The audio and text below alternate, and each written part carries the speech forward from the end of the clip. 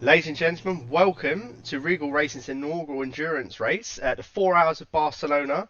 I'm joined in the commentary booth today by Alex Shahabi. Alex, beautiful setting, Barcelona, the cosmopolitan capital of Spain's Catalonia region. We're not interested in any of the architecture or anything like that today. It's all about the racing. Yeah. Yeah, 4 hours on the clock. What do you think? Yeah, really looking forward to this one. Regal's been extremely excited to get this one undergoing, with it being our first event on PC and ACC. So yeah, I'm looking forward to a good race here. 4 minutes remain until the session start. You join us just after qualifying has finished. We'll just have a quick look now at the starting order, as you can see on your screens at the moment. Um, we have got Sandberg in the Bentley in pole position. We were followed on the front row of the grid by Phillips in the Audi. Windigan brings up the second row of the grid in the car number 33, another Audi. Fourth place is best for Lexus today with Hall behind the wheel. Ivanusa in the Lamborghini in the 555 car. Sixth place is Higgins in the Bentley. He's joined on the road grid by Patterson in the Bentley, car number 104. Solberg in 8th place in the 102. Dowdy in another Lexus. Swab in another Lamborghini, car 34. Shalzecki in the Lexus, car number 19 in 11th place. 12th place, Adeli in the Bentley. Svensson in another Bentley, so quite a few Bentleys we've got out here today in the car 103. Anderson 14th place in the only Ferrari that's made it to the grid today. So yeah, he's gone against the flow of the tide. T Brown in the McLaren. Coates in an Aston Martin, again the only Aston Martin on the grid today. Chris Hallam is in the McLaren 17th place. Ashley in the Bentley number 9. We got a Porsche in 19th place, followed by Mercedes by Voratanak in car number 4. So just 2.5 minutes, just over 2.5 minutes until the green flag here. What would your predictions be for the race today, Alex? Um, well, by the looks of it, there should be a Bentley up there with the amount of them that are on the grid. But I'm surprised they weren't further up on the grid. To be fair, during qualifying, Sandberg managed to get it on pole though, so it's obviously quite a strong car here at Barcelona. Yeah, So you do. We was discussing just before we came on air that you do often see in a one-off race like this where drivers don't really have to think too much about the championship and the variety of tracks that they're locking themselves into when they pick a car. And Bentley definitely seems to be the choice of car today. Big heavy front engine car. Not really sure what it is that the track offers that favours that sort of type of car. Have you got any insight into that, perhaps? I'm not too sure really, because we do see we have a few Lexuses on the grid as well, and they're quite a similar sort of layout car, big heavy on front engine cars, a lot of power. So maybe something seems to gravitate towards this track, towards picking that sort of car. I mean, overall they are safer cars to go with, less twitchy, more predictable in the corners. So that could be a reason for those choices for a lot of the teams. Yeah, absolutely. Obviously, we've got 4 hours ahead of us of racing. The last thing you want is a car that's unpredictable, twitchy, could have you spinning out. Okay, in a Yeah, for short sure. 12, 15 lap sprint race, but you want a stable platform for such a long endurance race. Oh, So, definitely. so just a minute left now until we see the green flag. Track temperature is quite warm today. Don't have the actual figures with us, but we are expecting a fully dry race for the. So I've actually got the figures here. So track temperature at the moment does say 36 degrees on my timings. Not sure how accurate that is compared to the actual in-game. Not sure, but yeah, nice dry temperatures, dry weather for this duration of the 4 hours. It sounds quite toasty. I think I would rather be there today. Might have to be commentating from the roof of the gantry rather than sitting in cold London on a grey winter's day. Oh, definitely, for sure, for sure. The advantages of sim racing. I just Oh, hear some of the engines starting up now, so not long to go. 10 seconds remaining. Um, quite a nerve-wracking time, this, isn't it, for any driver? Sim racing, real racing, sitting on a grid contemplating what's about to happen can be quite a nerve-wracking experience. I know we've both had experience of that. Just want to tell the viewers what sort of checks or what you want to run through just before the start of a race. Yeah, so the main thing would be in the 5 minute period, waiting, setting up pitch strategies, making sure your pressures are all set right, things like that, and then now with the warm up lap, trying to get the brakes up to temperature, getting the tires up to temperature, that sort of thing. So that's the main thing you want to be focusing on, and then trying to get through the first lap cleanly. Yeah, absolutely. That temperatures is the most important thing. Getting down to turn one, that can set you up for the race. Really, obviously a 4-hour race, it's not absolutely critical that you remain ahead or in the position you started. There's a long way to go, but you don't want to get down to turn one and find out that your brakes don't quite work. So, Oh, for sure. and we've Definitely. all been there. We've all been there, haven't we? Some beautiful looking cars out there today. I can't really say which one is my favourite so far. I know you said that there is a couple of questionable choices of livery out there. Yeah, there is definitely a few out there. I'm not going to name them, but there is a few questionable ones, that's for sure. Answers on a postcard, guys. Lamborghinis, the green and black, I think they look really good. But these two Bentleys here, there's something about them. The yellow popping off of the blue car. I think that really is quite a good colour combination. Yeah, for sure. I think those are the turn one entries. So we've got 4 of those teams. So it's going to be a little bit tricky picking out each one individually during the 4 hours. So we'll have to keep our wits about us. Absolutely, I think you've actually touched on a really good point there. There are quite a few names here that we've experienced and we've raced with before. But there's also some absolute newcomers, some people we've never come across before. That does, obviously, in sim racing, it's quite a close-knit community a lot of the time. You get to learn a lot about other drivers' traits, where they're strong, where they're not so strong, their strengths and weaknesses. But that brings a new dynamic, doesn't it? When you've got a driver you've never even heard of before, it can blow you out of the water. I mean, qualifying is sometimes a true representation of that, but not always.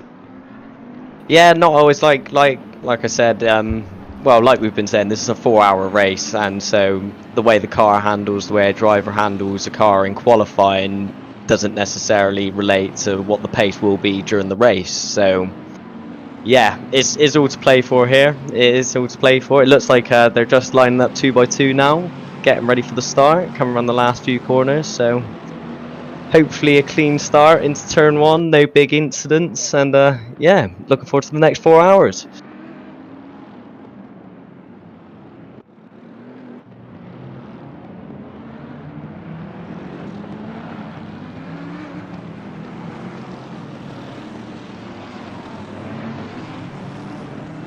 Here we go then. Intense.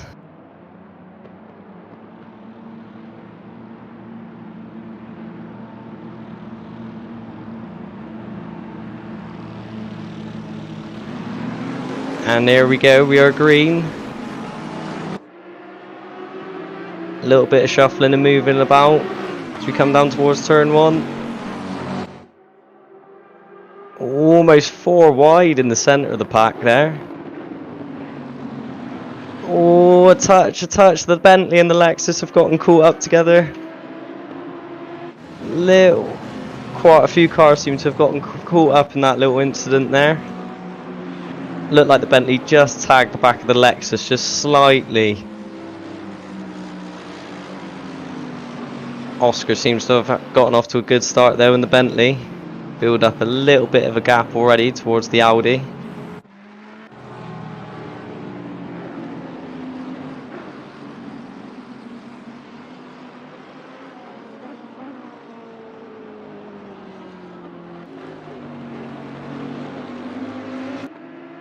Top 3 already built up a little bit of a gap to the rest of the field now.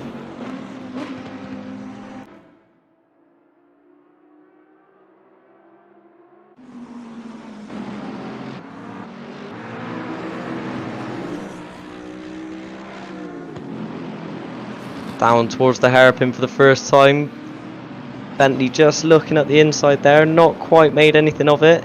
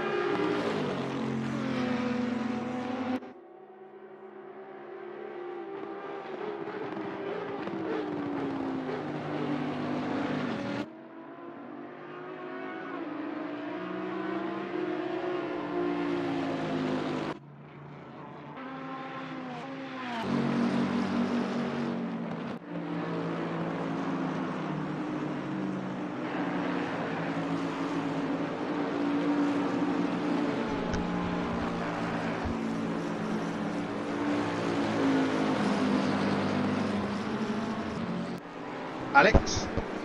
Hello. Hey, mate. I'd wondered what happened then. Oh, I'm not too sure what happened there, some technical issues.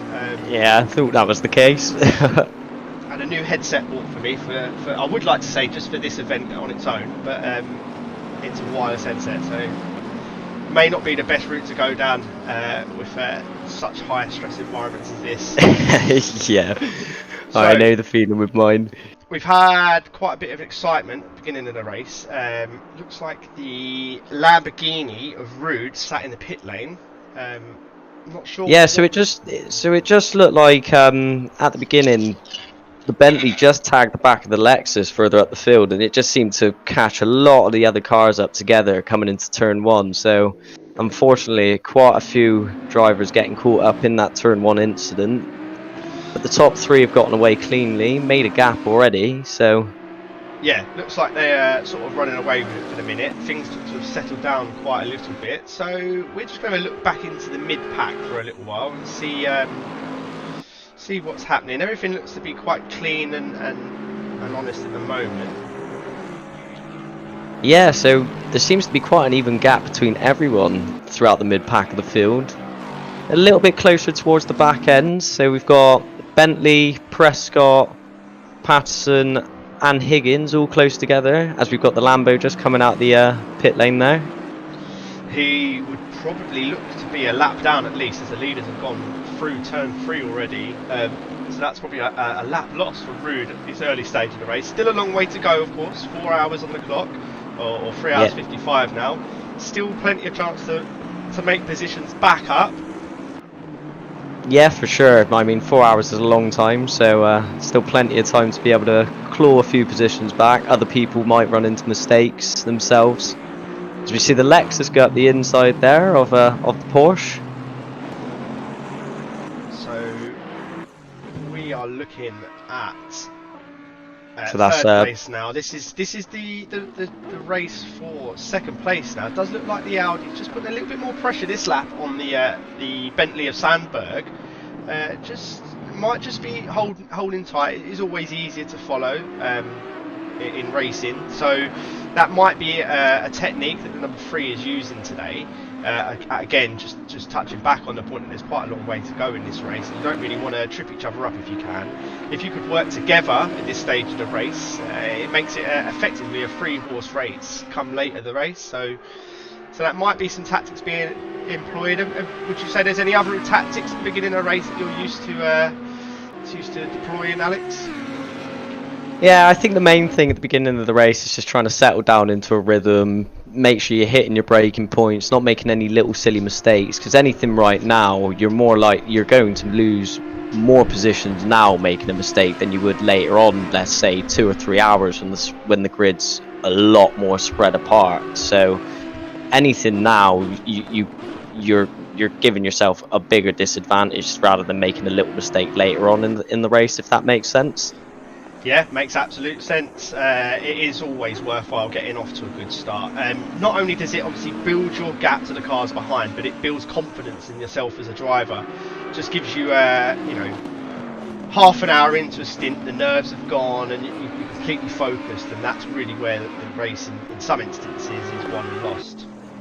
Oh yeah, for sure, for sure. I mean, letting nerves and pressure get. I know the feeling plenty of times of having a race pretty much there. You're catching up with the bloke in front, and then you let the nerves get to you, and all that time you've gained is just then lost. So keeping a cool head is definitely a big part of this.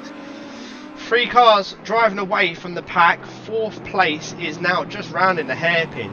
He is a good 4 or 5 seconds away from the leading pack. However, it does look like he's got 6 or 7 car lengths between himself and Solberg, the teammate of the race leader, just behind him.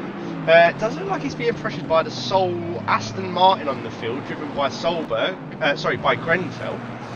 Yeah, this is definitely a tight little pack here. This is the race for 5th place you're watching now.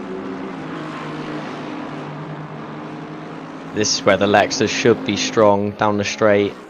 Aston Martin Bentley just moves to... over just to the right, just a little chink to the right, just to let him know that he knows that the Lexus of Dowdy is behind him and he is prepared to defend.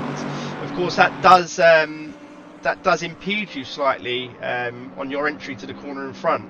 That's why drivers lose so much time when they're battling each other to the car in front. Yeah, I mean, sometimes it is better off to just not battle and work to get, like you said earlier, work together to try and either build a gap behind or not lose too much time to the cars in front, especially at this sort of stage in the race. Yeah, absolutely a key point there. Again, moving to the mid-pack, we've got this absolute deluge of Bentleys here, running 8th, 9th and 10th. I don't think they're part of the same team, I do apologise. That Ashley car, although it's a blue Bentley, I don't believe it's a part of the team. Could you just remind me of the team name again? So I believe the blue cars, these are the Turn 1 teams. We've got 4 of the Turn 1 entries, and then the purple Bentley behind is one of the owned teams. That is Johnny Ashley. I've actually raced with him before in the OTL series on Xbox. Very clean, very good racer. Shows good potential. Good calibre of driver as we see him just moving up into the inside there, but he's just dived a little bit too late into the hairpin. He still looks like he's managed to keep the position, however. The race is now falling into a little bit of a rhythm. Let's see the Lexus and the Aston Martin again, just having a little battle here. Yeah, it looks like the Aston just made a mistake there, went a little bit wide. The Lexus of Dowdy has taken full advantage of that, and that's another position gained. Sure, his team will be happy.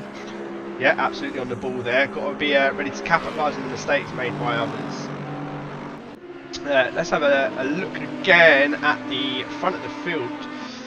Not a lot has changed. Solberg, Phillips and Windigan are all in a league of their own at the moment. Yeah, for sure. I mean, they're all, like you said, it looks like they're just working as a team to try and break away from the rest of the pack, build up that gap. Especially if you've got that sort of advantage of a gap from the rest of the field coming into the first cycle of pits. It really does help you out come towards the end of the race.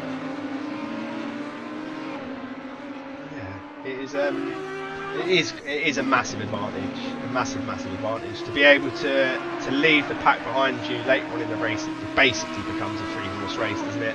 And that's when you see the gloves effectively come off and punches start being thrown and chains and chops for the lead. Let's have a look at some of our drivers down at the bottom of the field. I know we've not a true reflection of the pace that they've shown, but some incidents into turn 1, I think on both lap 1 and 2 I've seen spinners, and unfortunately the number 4 AMG Mercedes seems to have got caught up in both of them, and that sees him all the way down in 19th place. It's quite demoralising, isn't it, Alex, when sometimes you make a mistake, it's your fault, you understand, but sometimes you get caught up in someone else's accident and it's effectively ruins your day. It's very, very frustrating. I've been there many a time. Let's have a little look up at the field. Chris Hallam, one of the Regal resident drivers, very used to driving along with Chris. He's opted to drive the Mercedes ahead of the RCI Endurance Championship, which is starting soon. And he's just dived into the pits here, by the looks of it. So maybe potential damage that he's picked up earlier on in the stint. I would say definitely got something to do with damage, perhaps a flat tyre. Can't see a flat tyre, but it does look a little bit of scar damage on the front of that car. Definitely the front We've also bumper. had. Also looks like we've had someone else come into the pits there. Oh, the Porsche Sartsuk has also come into the pits. So potentially have picked up damage maybe from that turn 1 incident. Some of the guys thinking let's try and see if we can not lose too much time making an extra pit, but obviously not the case. What could have happened though? It could, you know, these cars. It could be a coincidence, but these two cars are looking quite close together on track. There may have been a little tangle between the two of them. Yeah, potentially something we've missed. Long stops for both cars, both still stationary in the pits in a minute. They will be hard pressed to not go a lap down here, as the cars in the lead pack are just coming around the last corner of the chicane now, around the last corner in fact. And this is going to be quite tight, Alex. Both cars still stationary. I think they're going to go a lap down. This is it. They are going a lap down. Unfortunately, this is not the way Hallam would have wanted to start this 4 hours. That's for sure. Absolutely not, no, and they're going to lose quite a few positions here. There's definitely heavy damage on both of them cars, and then pit stops for a fuel and tyres are about 30 seconds, but obviously it's not limited to that for damage to the cars. Alex, I think we've just seen Chris. The three at the front have closed right up. Sorry to interrupt, but they're all within 0.6 of each other now. This is it, this is the race for the lead. Bentley just parking it on the apex of the corner there. Good tactics, but he's left himself wide open as he defends the inside of the track. Audi has a little look at this contact. Oh, little touch. Oh, little Audi's touch. gone off heavy into the barriers on the right hand side at the bottom of the hairpin. He would definitely have picked up damage from that.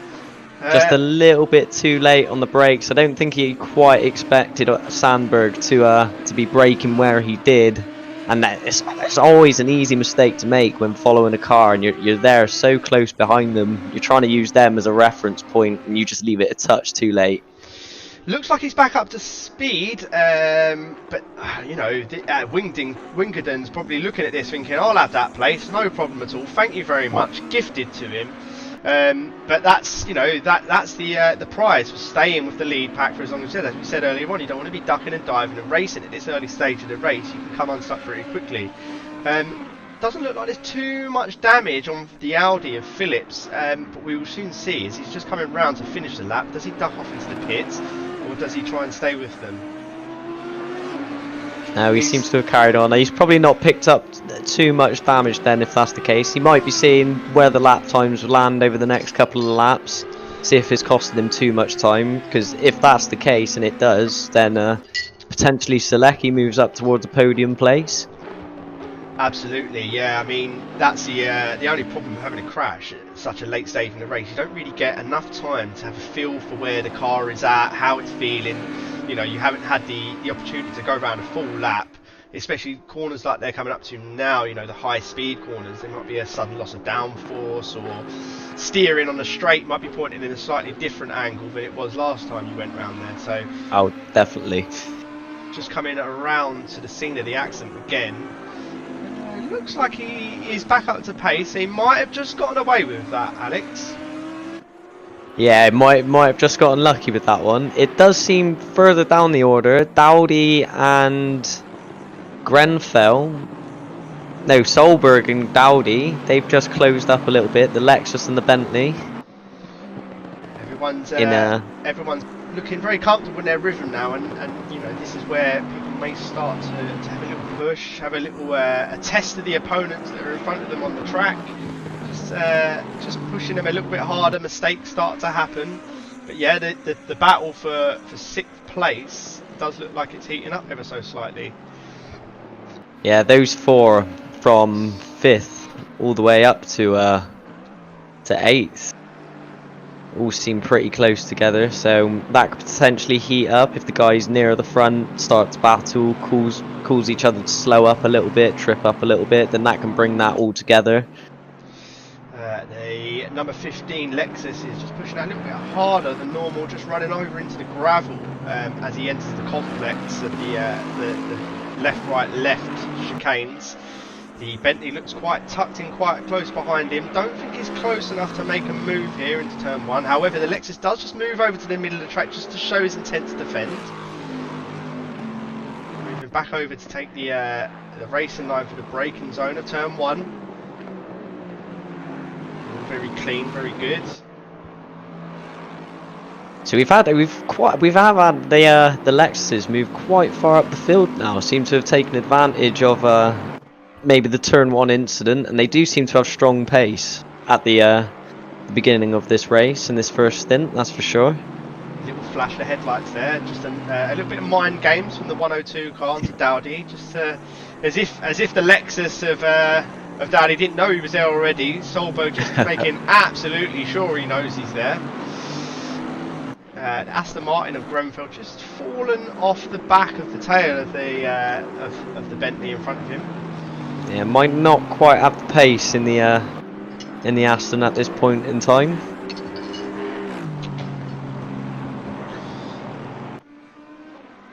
Let's we'll have a look back at the front of the field. Maybe we'll have a little onboard view. So we can sort of see from the driver's eye. You know, do you want to walk us around a lap with the Barcelona Catalunya circuit, Alex? I'm not actually watching the same screen as you at the moment, so unfortunately I'm not able to do that. I haven't got your stream up.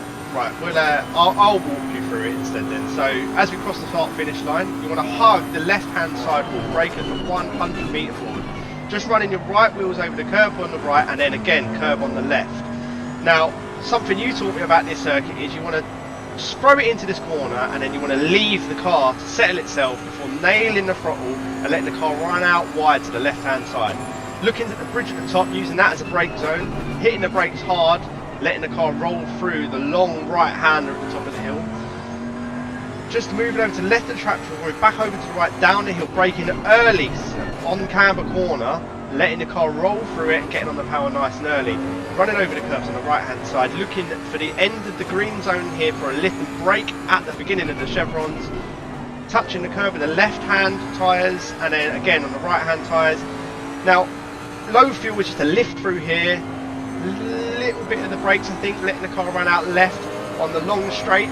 Holding the right hand side for the slowest corner on the track, the left hand hairpin. Hitting the brakes just before the 100 metre board.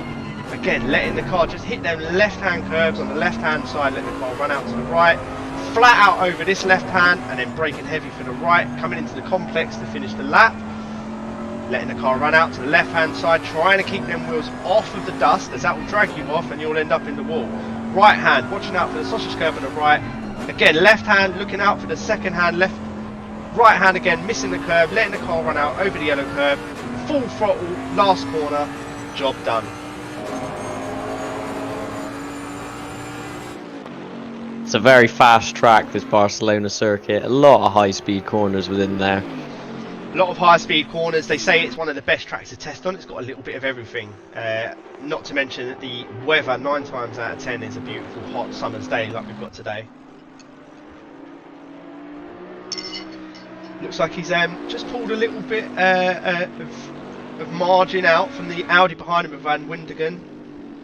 Yeah, so the top three kind of settled into their places after that little incident coming into the hairpin earlier. So they're all pretty evenly spaced. But like I said, it's as long as you're there within that last hour, that last half hour, as long as you're within striking distance. As we see a Merc off there, and that is the Mercedes of the number 4 Mercedes of Voratanak. He's been in the wars, hasn't he, Alex? He's been involved in 2 incidents, I believe, into turn 1, lap 1 and 2. I think he's been in the pits already, and yeah, it looks like he's off in the gravel again. He does seem to be having a bit of a nightmare of a first stint, unfortunately. Not the way to start a 4-hour for sure. No, absolutely not. We're going to drop back down the order a little bit, have a little bit look at the midfield again as we jump aboard the Bentley of Adeli. Again, a teammate of the race leader. Looks like he's being pressured a little bit, or at least being given the hurry on by the Aston Martin following him.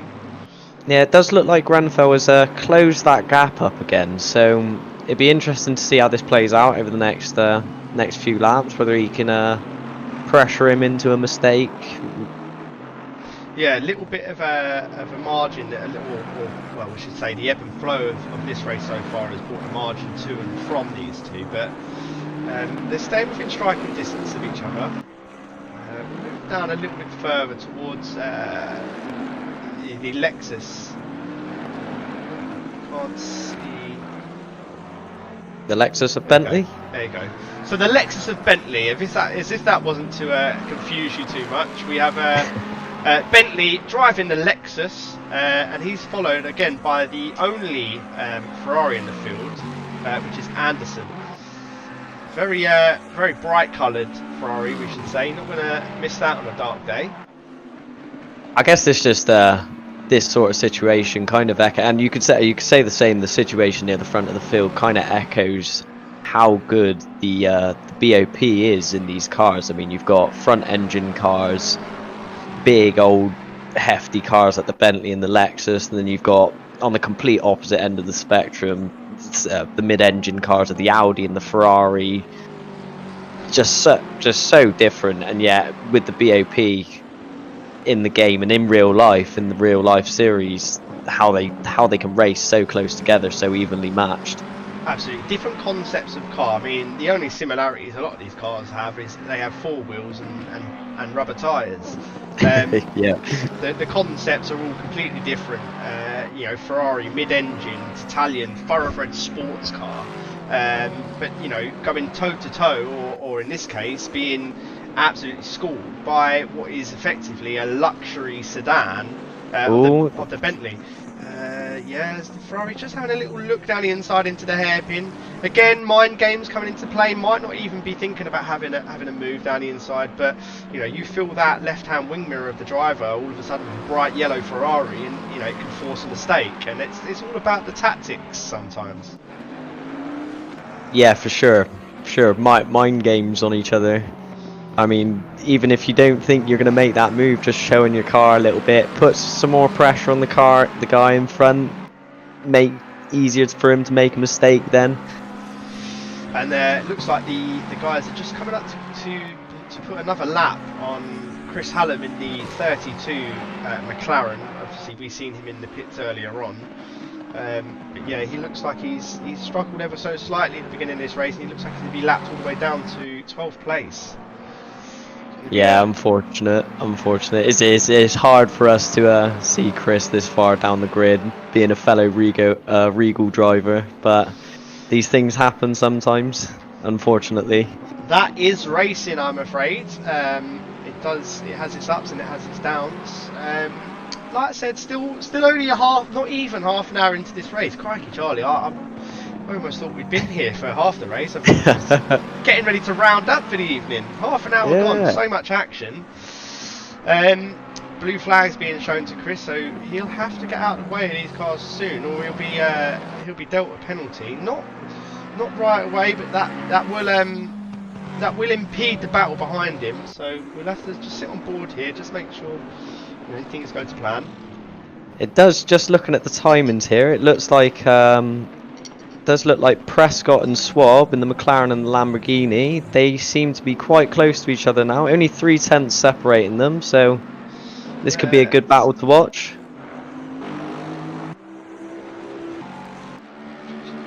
If I can find them. There you go. There we are. We've finally made it. Lamborghini just putting a little bit of pressure on the McLaren in front of him.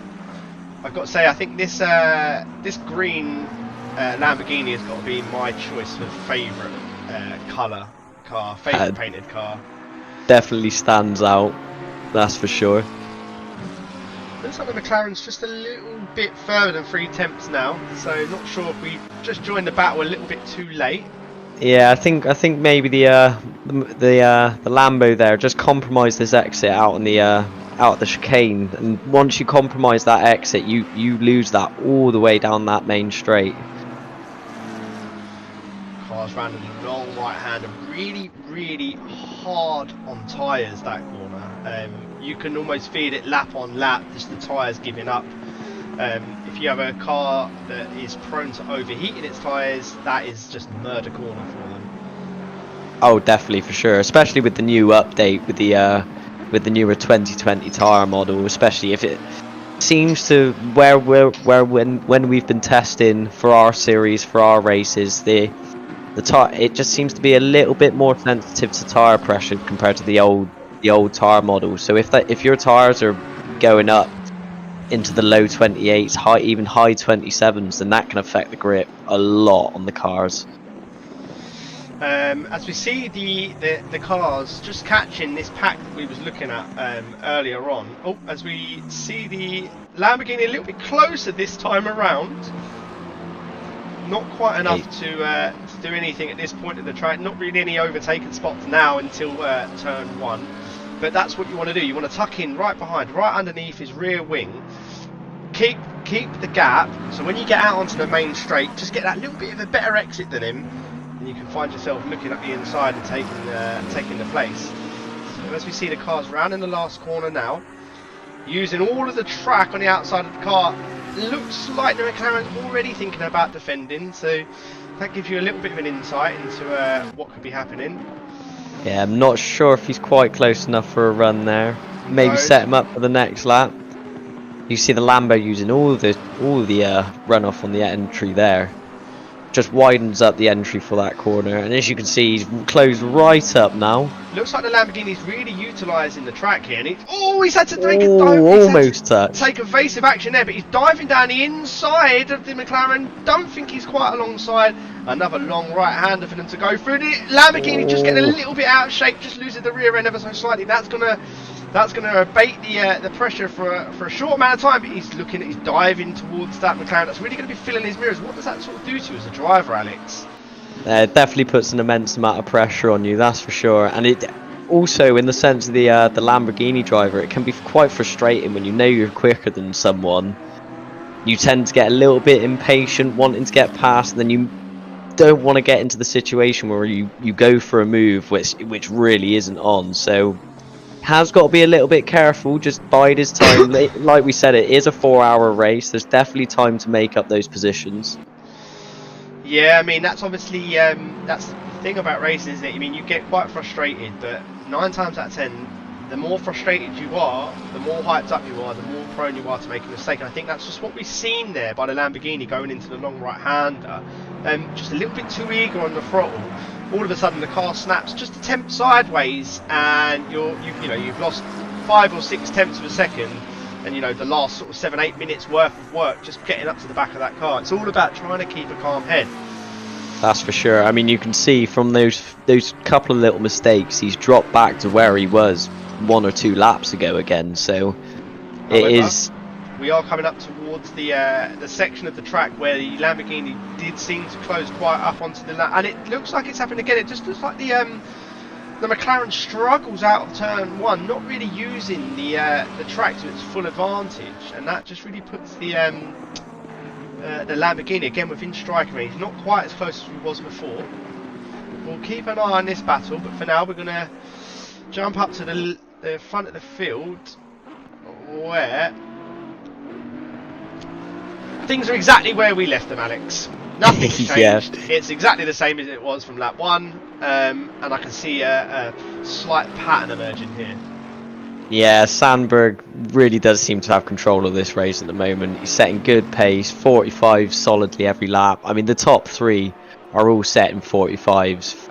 I mean, they're all within a tenth of each other on lap times, so I don't think we're going to see much change here unless a mistake's made. I mean, possibly even the pits might close it up, so you miss your pit box slightly and you've got to wait for the car to be then set back for then the pit stop to carry on, so that might bring them back closer, but up until then I can't see too much changing up here.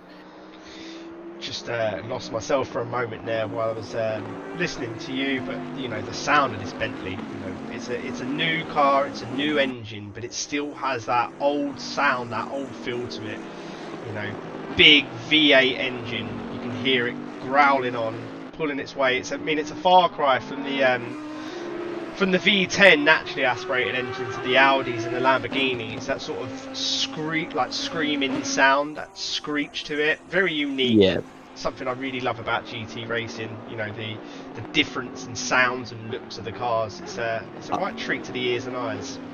I think that's what draws a lot of people into GT racing, whether it be GTE, GT3s. I mean, the IMSA series with the GTD cars, which are essentially GT3s. I mean, it is the variety, and they're all cars you recognise on the road. Like, so there's a relatability to it for people. So, Yeah. but just saying, fourth and fifth, both Lexuses seem to have closed up a little bit. There's only about half a second within them now for fourth and fifth. Yep, Shizeki and Dowdy, both in Lexus car number 19 and 15.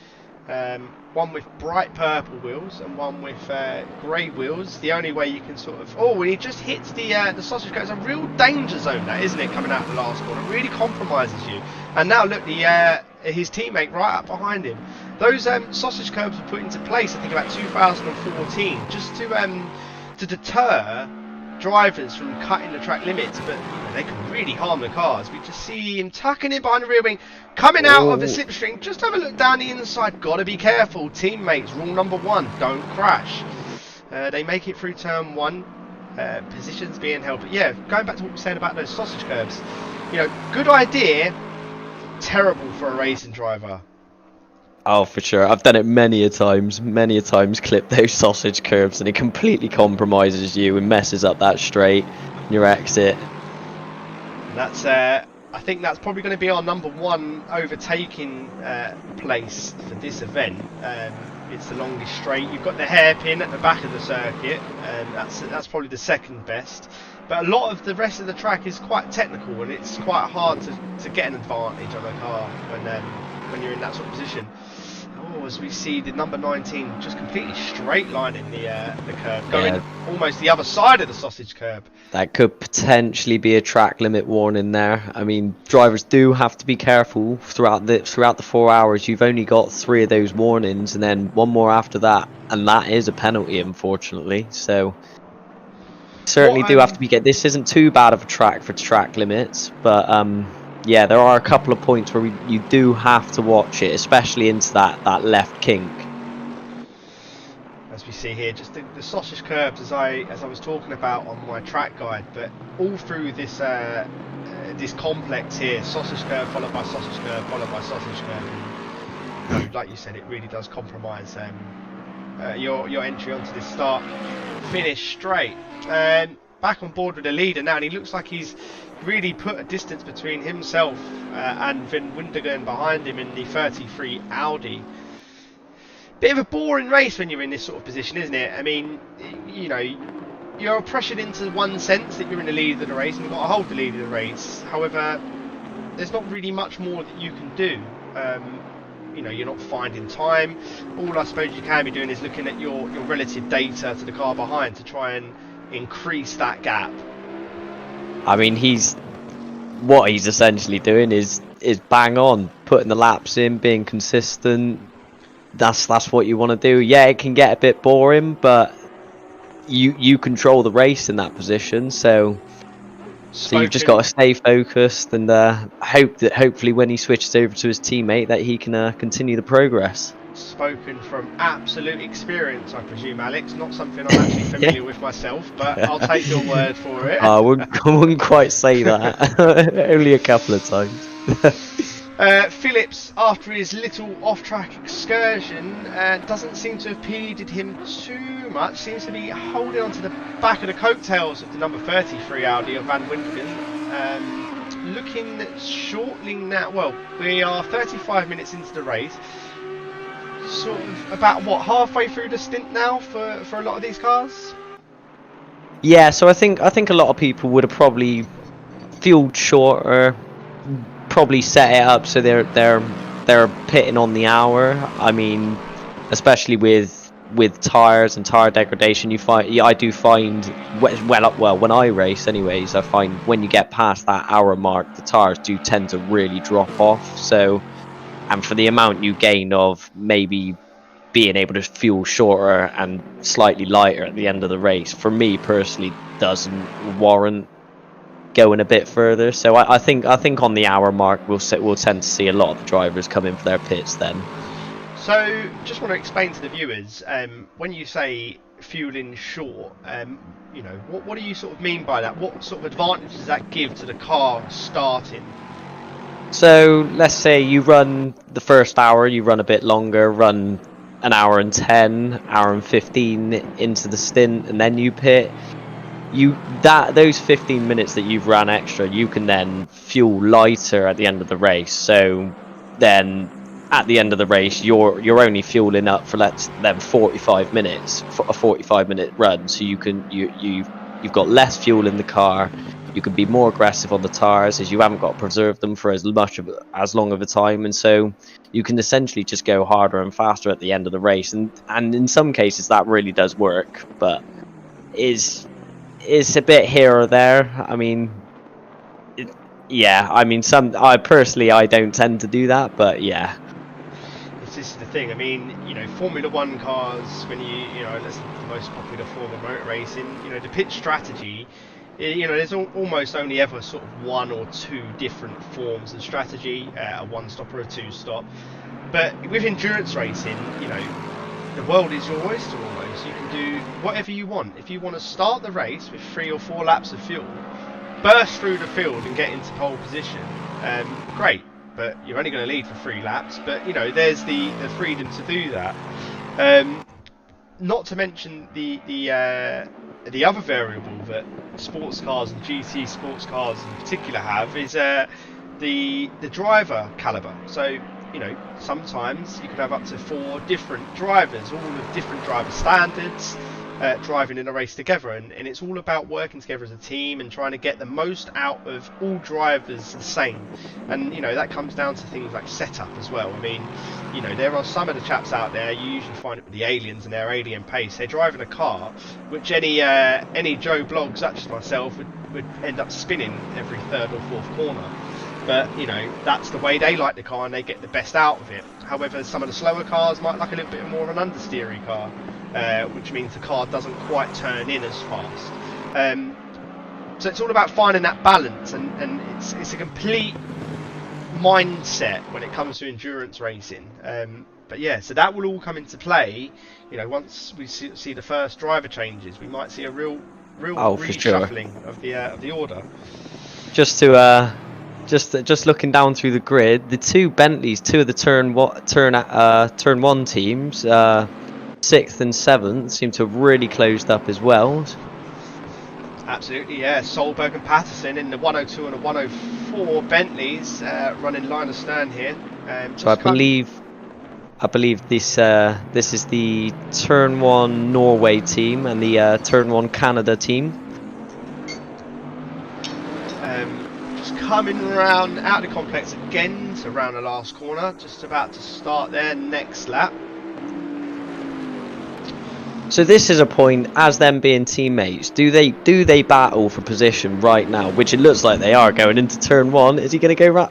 Has he looks like a bit of team tactics there, letting him through. He's probably seen one of his drivers is quicker. Maybe giving him a chance to try and catch up with the Lexuses in front. What do you reckon? I think absolutely. Moving over to the inside of the circuit, it looks like it's a little bit of a lift off of the right-hand pedal for Solberg there, just to let his teammate through. Like we said earlier on, it's a team sport and it's a team game.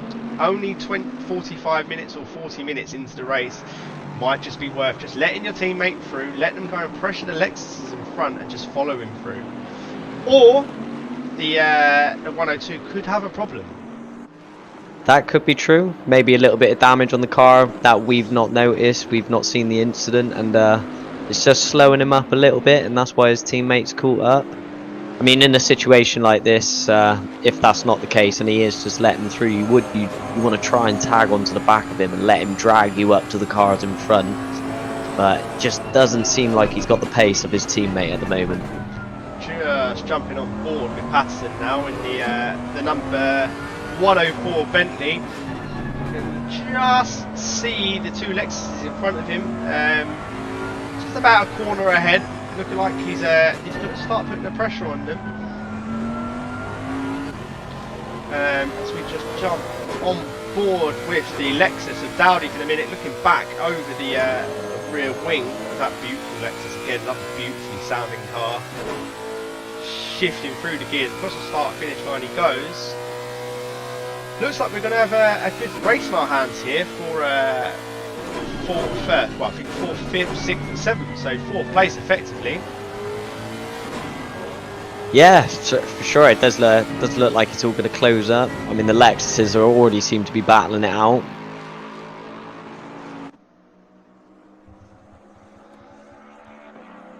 Maybe settling into a bit of a rhythm here.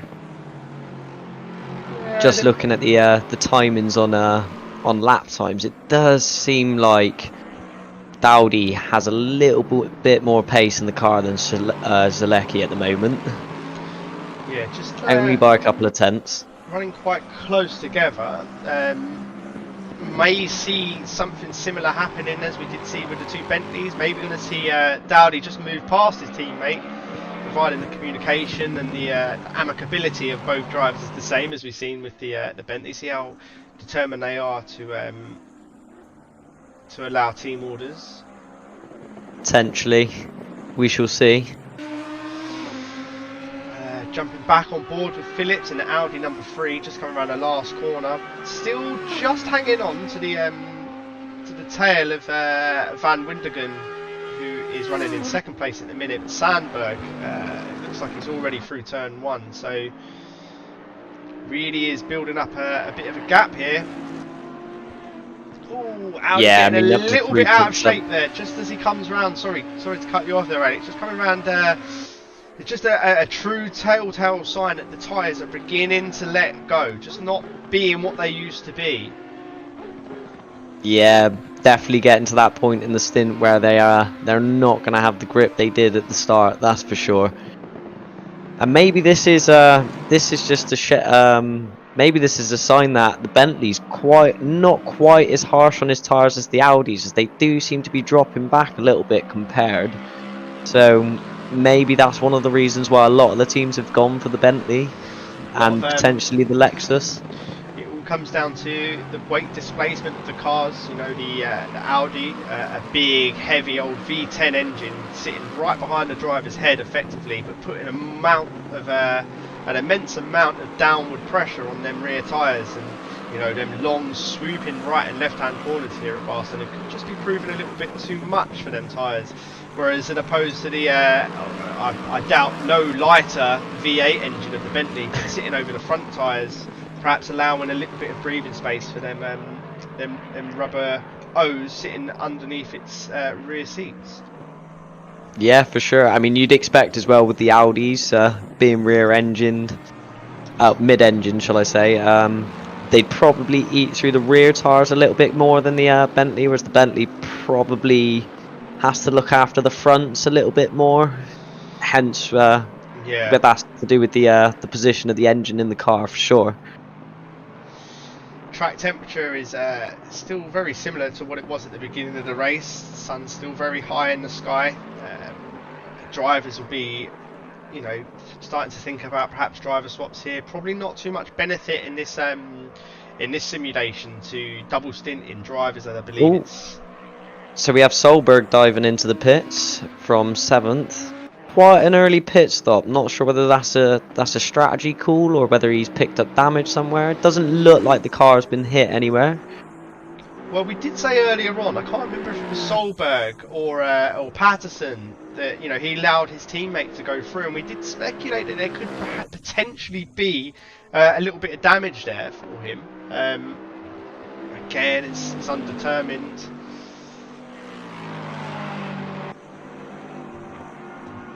Means a couple of the guys that have gained a position from that, they'll be happy to hear about. As we just jump on board the beautifully prepared McLaren from Prescott, Greg Prescott from Onid Racing. Purple and black, never a bad colour combination. Just chasing down one of those immaculate. Oh, so the battle with the Lamborghini and the McLaren we were watching earlier, and it seems the Of course. Lamborghini has finally gotten through. Yeah, of course. Yeah, I don't know why I didn't quite pick up on that, but yeah, we just missed that change of position. It did look like it was going to be inevitable down the end. It did look like the Lamborghini had quite a lot of pace. I believe the Lamborghini was one of the cars that got caught up in the melee at the beginning. Yeah, I do believe so. As we jump on board the Ferrari, the other Italian, Mark, taking part in this race, and he does look like he's putting a little bit of pressure on the Lexus driven by Bentley. Oh, and he just has to just get out of that ever so slightly. It looks like really early brakes on the Lexus there. Yeah, did the smart decision though, dived to the right, took the compromise on time rather than the trying to make it into the corner and taking damage potentially from a contact. So it's good to see. So good clean racing. So he looks like he's going to put a little bit more pressure on him here as they're rounding the last corner again. Another car just moving into the pit lane there. It does look like the other Bentleys, so it does look like these Bentleys may have fueled ever so shortly because they've pitted within a lap of each other. And that's both turn one squads, so maybe a bit of share of strategy between the teams, the teammate teams.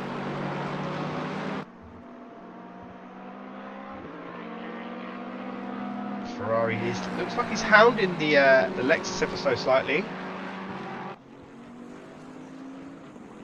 Yeah, it does seem to be putting up a little bit of pressure on him there.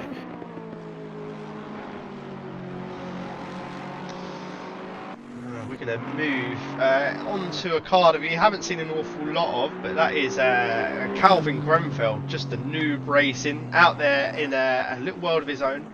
He's got a big old gap between him and the car behind, and you can see the Bentley of Adeli in front of him.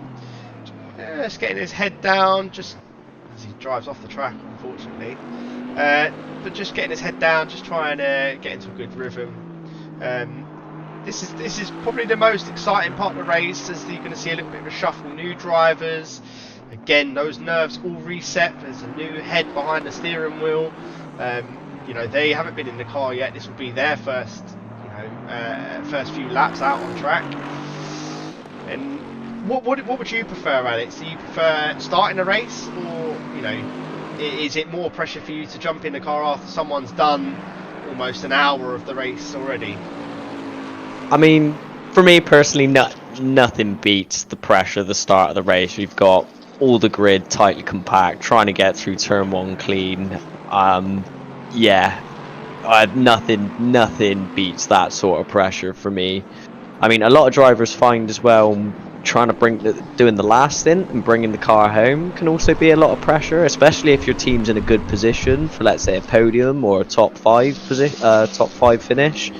You've got the pressure of the rest of the team, or my teammates brought me this far and I've got to finish it. So that can also be quite daunting, but yeah. Yeah, I mean, even in the professional world, I mean, for those of you familiar with Le Mans, I mean, Laurens Vanthoor, famous factory Porsche driver, came on board to fill the seat for Le Mans for Kevin Estre, and his teammate, can't quite remember who it was, but quite famously turned around and said, last 5-6 hours of the race, I don't want any more part of this. This is not my, I'm here to fill for you guys, and I am not putting myself in a position where I can lose this race for you guys. And quite famously said, no, it's down to you guys. I'm out. I'm getting my scooter and I'm off. Sorry to interrupt, but Dowdy and Patterson in 5th and 6th are now closed up. So that Bentley that was let past by his teammate does seem to have the pace to catch up with these Lexuses. The Lexus goes very defensive down the main straight. Just without, just out of striking range, I believe, a little bit too far back to really have a go down the inside there. So probably the best thing to do is just to follow him through, just tuck up, like we said before, behind him, underneath the rear wing, get through this long sweeping right-hander, get the throttle down just a tenth of a second earlier, and next thing you know is a really heavy braking zone for the right-hander. Still looks like he's just a little bit too far back. Both cars using all the track on the outside of the circuit. hard to overtake now, isn't it, Alex? Until sort of the last corner, and you know, or the hairpin towards the last bit of the corner. Next 4 or 5 corners is pretty much Oh, impossible. Lexus has gone very deep there, very deep. It's closed right up.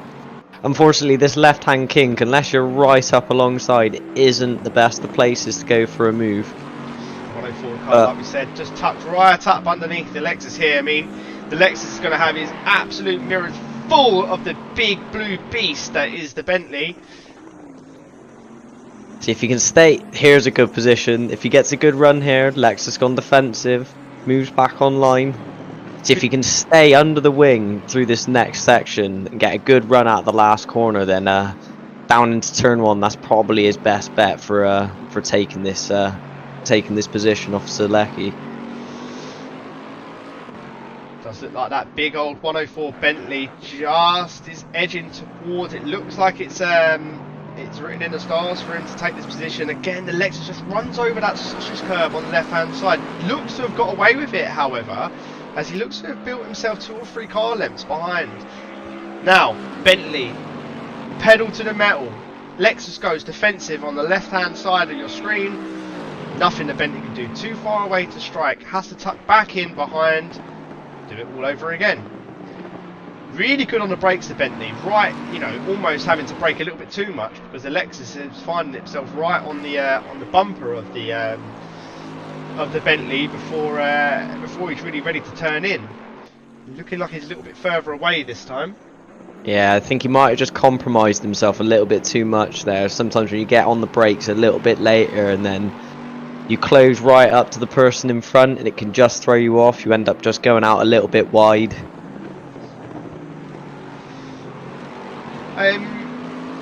Just jog my memory if you can, Alex. Did this Bentley pit already?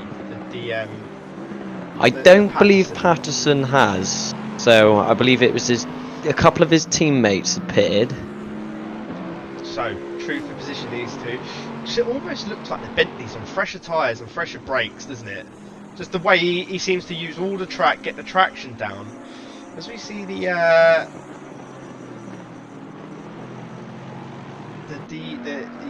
Lexus of Suzuki in the 19 car, just dropping back into the grips of these two. Not sure if they're coming towards the end of their stint as well. Be surprised to see this car dive into the pits anytime soon.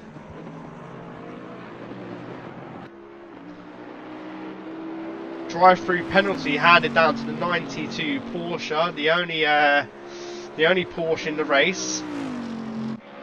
Not really that's sure. not good news for their team. Really struggling this race, aren't they? The number 4, the AMG, number 4 of Votagnac, really struggling this race. Finds himself down in 20th place now. Had a torrid afternoon thus far.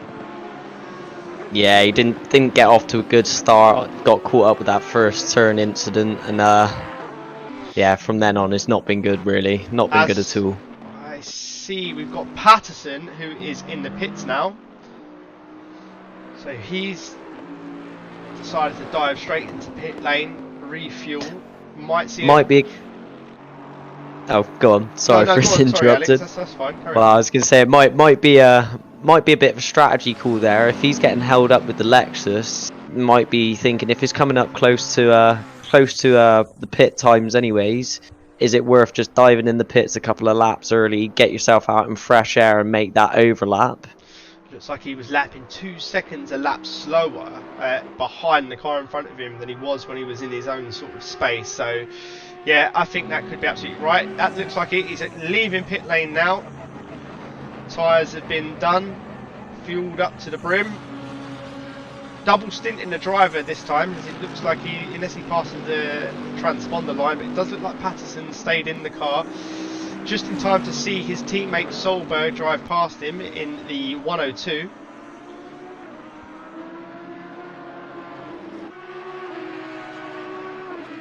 So almost an hour of the race coming up. Been some good action so far, isn't there? Yeah, it's been very action-packed. I think I don't really know where to look, to be honest. There's a yellow flag out. There's a car off the track. just cycle through, see if we can find out what's happened there. But it might just have been a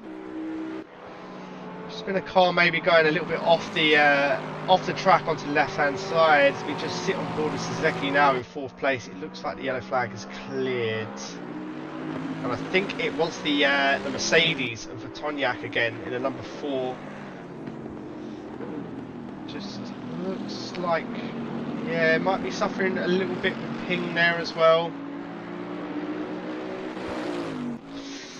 At the front of the field, jumping on board with Sandberg again in the 100 Bentley. You know, he's so far up the grid. I wouldn't be surprised if he's got a bit of a nosebleed under that crash helmet. He's absolutely masterclass to this point of the race, isn't he, Alex? Yeah, he has just dominated this, especially this first hour. Be interesting to see whether whether they do a driver swap, or whether, because he's in the rhythm, doing such a good job, whether he just double stints and carries on when he pits. Yeah, really, you know, that is the sort of thing you want from a racing driver. Sim, real world, wherever it is, just a little bit of consistency. Dealt with the pressure of the first few laps of the race, didn't crumble, just let people get on with what they was getting on behind him. But man, it doesn't look like he's put a foot wrong so far. I mean, you know, that's the real test of endurance, isn't it? To be able to do lap after lap after lap after lap without putting a wheel on the grass or... Yeah, credit to him. Fair play. Wow, that is endurance racing, that's for sure. Being consistent. Just jumping back on board with the number 32 McLaren, who, again, as we mentioned earlier on, Regal Racing a resident. Just had a bit of trouble. I think he got caught up in the start issues with the first corner incidents.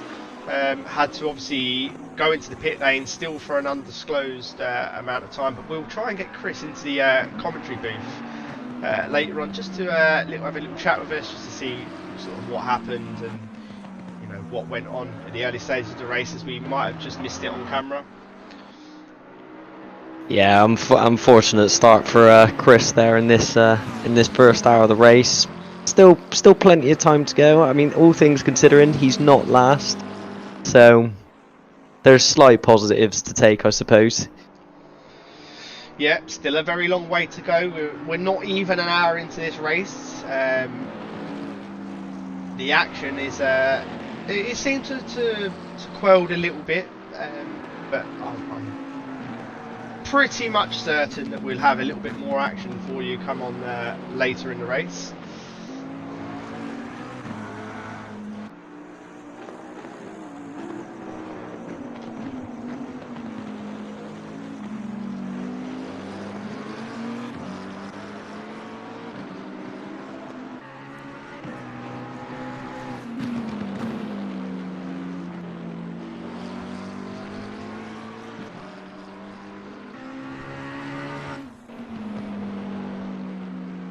So it looks like Dowdy's now in the pits as well. Van Wintergarden from thirds in the pits. Adeli's in the pits. Swab in the Lambo's also in the pits. So like I said, on this hour mark, a lot of people deciding to go. It seems like they're going with the strategy I called at the beginning of the race.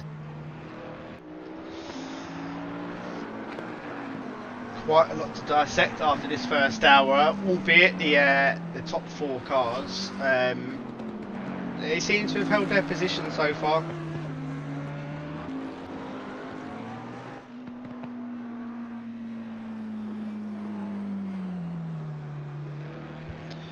As we just see Prescott in the McLaren just diving into pit lane.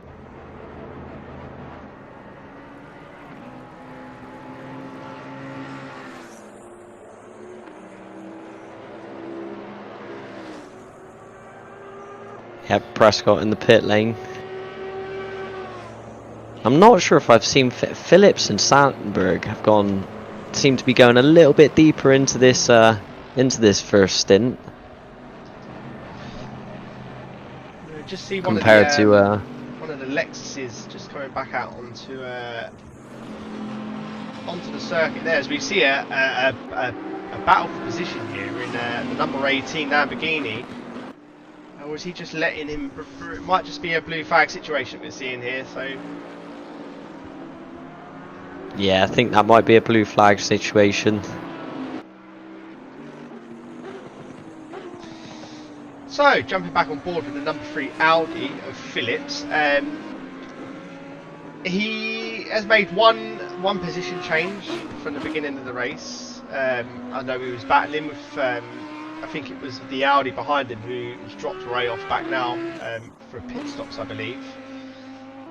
It'd be interesting to see where these two at the front come out in relation to the other Audi. I think they've done a driver swap, so now it's Lichtenberg rather than Van Vindegaard in the number 33. So it'd be interesting to see whether he's able to pull back that gap that was created from the front too.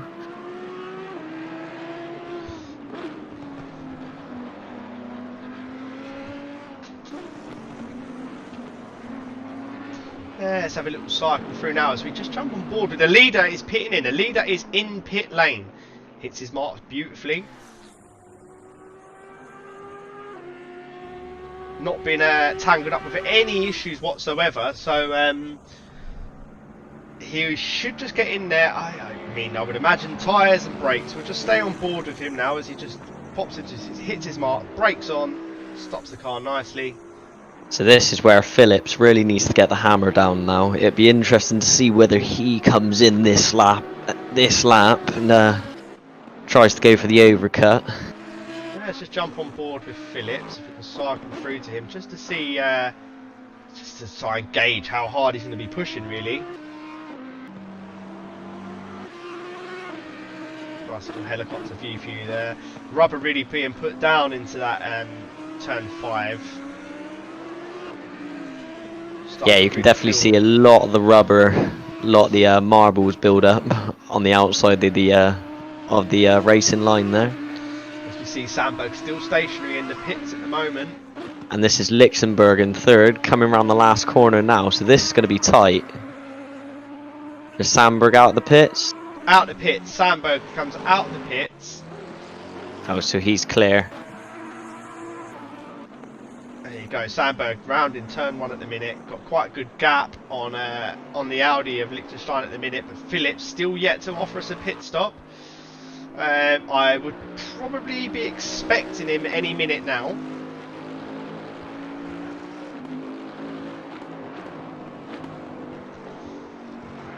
Beautiful camera angles. No, here. and he's gone for another lap, so still yet to pit. Different strategies, different horses for different courses, as we're seeing. And what does that do to you as a driver? You know, you work out your pit strategy, you run hard into your stint, you do everything right. You do your pit stop when you're scheduled to do your pit stop, and the guy who was in second place behind you somehow manages to run them couple of laps extra.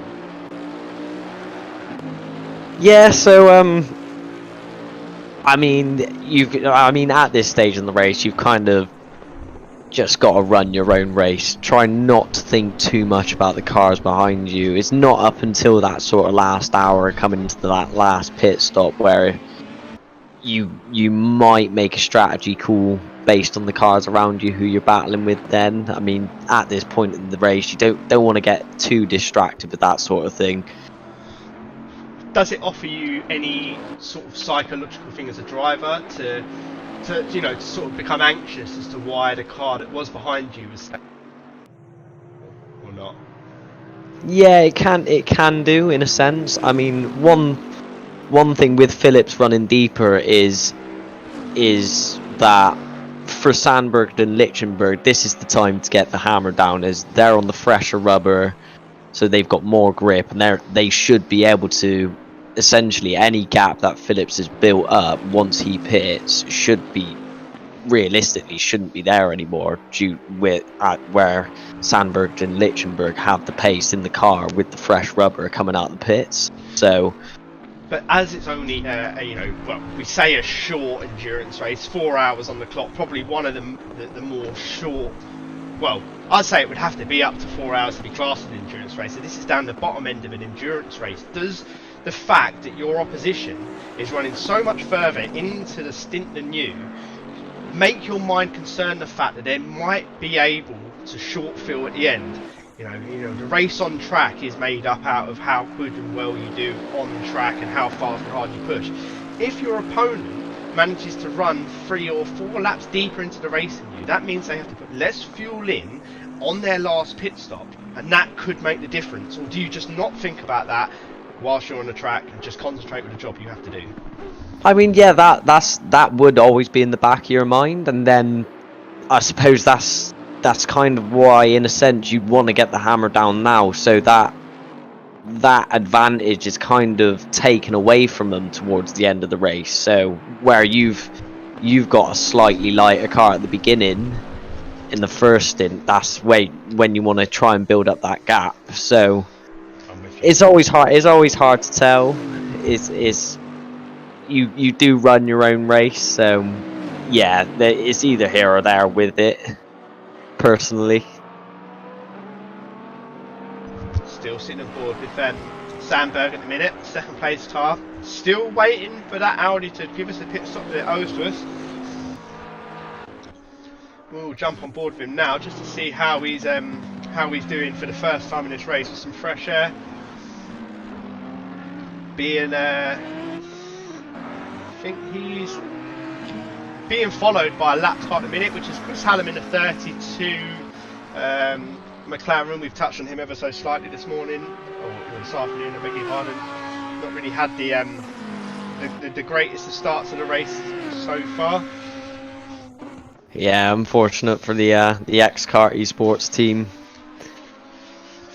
Indigo Lime Racing, the name given to Alex Phillips' car. Not a name I'm familiar with, but you know, given his performance so far, not a name we'll forget too quickly. Have you managed to think about your predictions for the race yet, Alex? I can see potentially a 3-car showdown in the last half hour between Sandberg, Phillips, and Lichtenberg. The 33, the 100, and the 3. So an Audi Bentley showdown for the win. That's probably my predictions at the moment. Interesting. They definitely, those 3 cars seem to have the pace over the rest of the field. The consistency's there, especially with Sandberg. He's ran a flawless race from the get-go so far. So have you as ever long heard as of keep that up. a little thing called the curse of the commentator, Mr. Sharp? Yes, I have. Something I have you're all indeed. too familiar with. Well, it almost feels to me like you've just given him the black mark on his forehead. So Oh goodness. I'm sure everything will be absolutely fine. Let's move a little bit further down the order in a minute. Another beautifully prepared Bentley, the number 5 of John Higgins in the Onid racing car. Got the shades of the Union Jack down the right hand side in the black and grey, followed by the pink accents. Again, another beautifully looking car. Yeah, beautiful looking car. It seems to have closed up on all just getting past. I believe those are both Onid racing cars, the one in the McLaren as well, so might just let him pass. Bit of a team friendliness there. Yeah, it just looked like that was a little bit too easy. Running in 14th and 15th place. I think they started quite close to these positions. Can't unfortunately tell you whether they are plus or minus qualifying positions, because I forgot to write them down after qualifying. So I take full ownership of that. Unfortunately, that's also my bad as well. I should have done the same.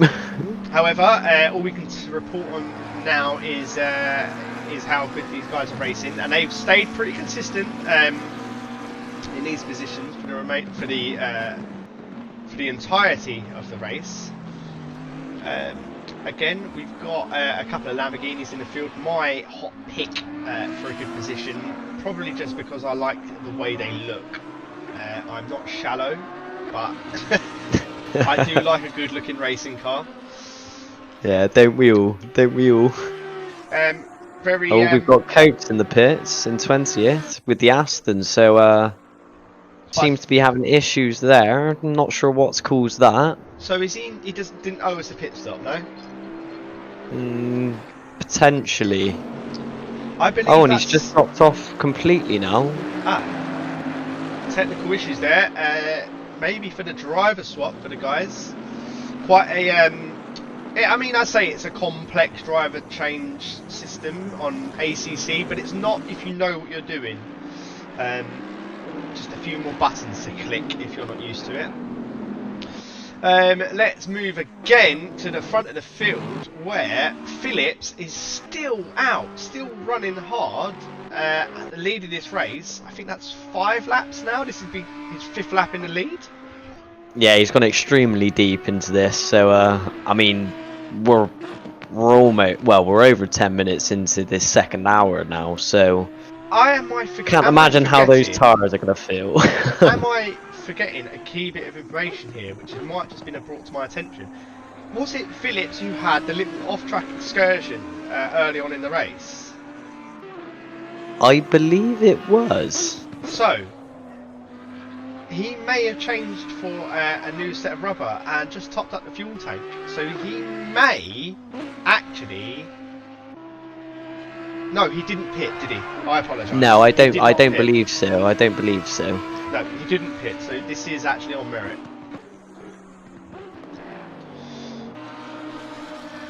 Swab jumped on board with him. Number 34 Lamborghini, 1 of 2. Again, running quite strong. Crossing the start-finish line to start another lap. 2:20 PM in the game time.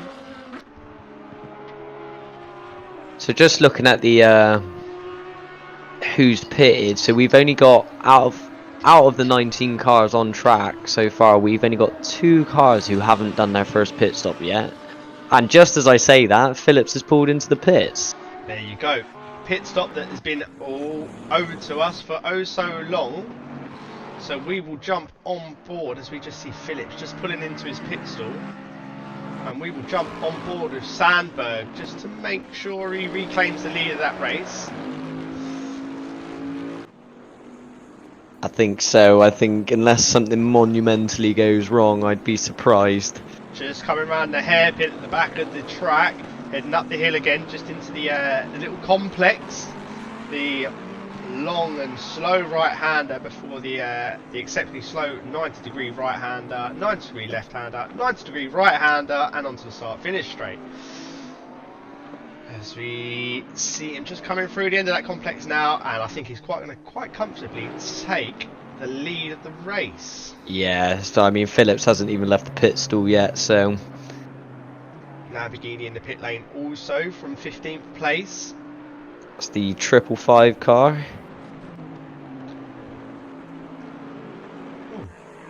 Oh, and Phillips seems to have dropped off. We have lost a driver. Down to 18 cars. That's massive. That's second place. We've lost second place. Glitched out of the lobby. That is very unfortunate. So like another team struggling to do a driver swap. That's very unfortunate indeed. They were running so well as well in that first hour. Apart from that little mistake into the hairpin, they were doing so well. So unfortunate. But I presume for the number 33 Audi, that's happy days in a sense. Up to second place now. Second place due to the retirement of the Audi. Really upsetting. Yeah, hopefully they'll be able to get back into the server, pick up from where they left off. I mean, we had a similar issue when we ran the RCI Bathurst 12 hours in the last stint. Had a disconnect, so we're able to get back into the server.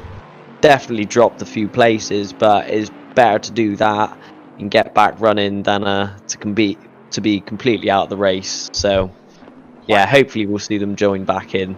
Quite naturally. I mean, Someone once said to me once, you can't really be too upset with glitches or crashes or things like that of that nature in a sim racing world, where in the real life you can drop a piston or blow a spark plug ring or a wheel bearing or a tyre blowout, and these are the equivalents, so to speak, of technical issues suffered by real race cars at Le Mans 24 Hour and etc., but in a more digital format. And I think that's pretty much spot on. You've got to look at it as an issue like that. Oh yeah, for sure, for sure. If you see them as mechanical failures or something like that, then yeah. And just as we say that, we see Phillips join back in the server, so he is back in. Albeit 19th. Yeah, that is unfortunate.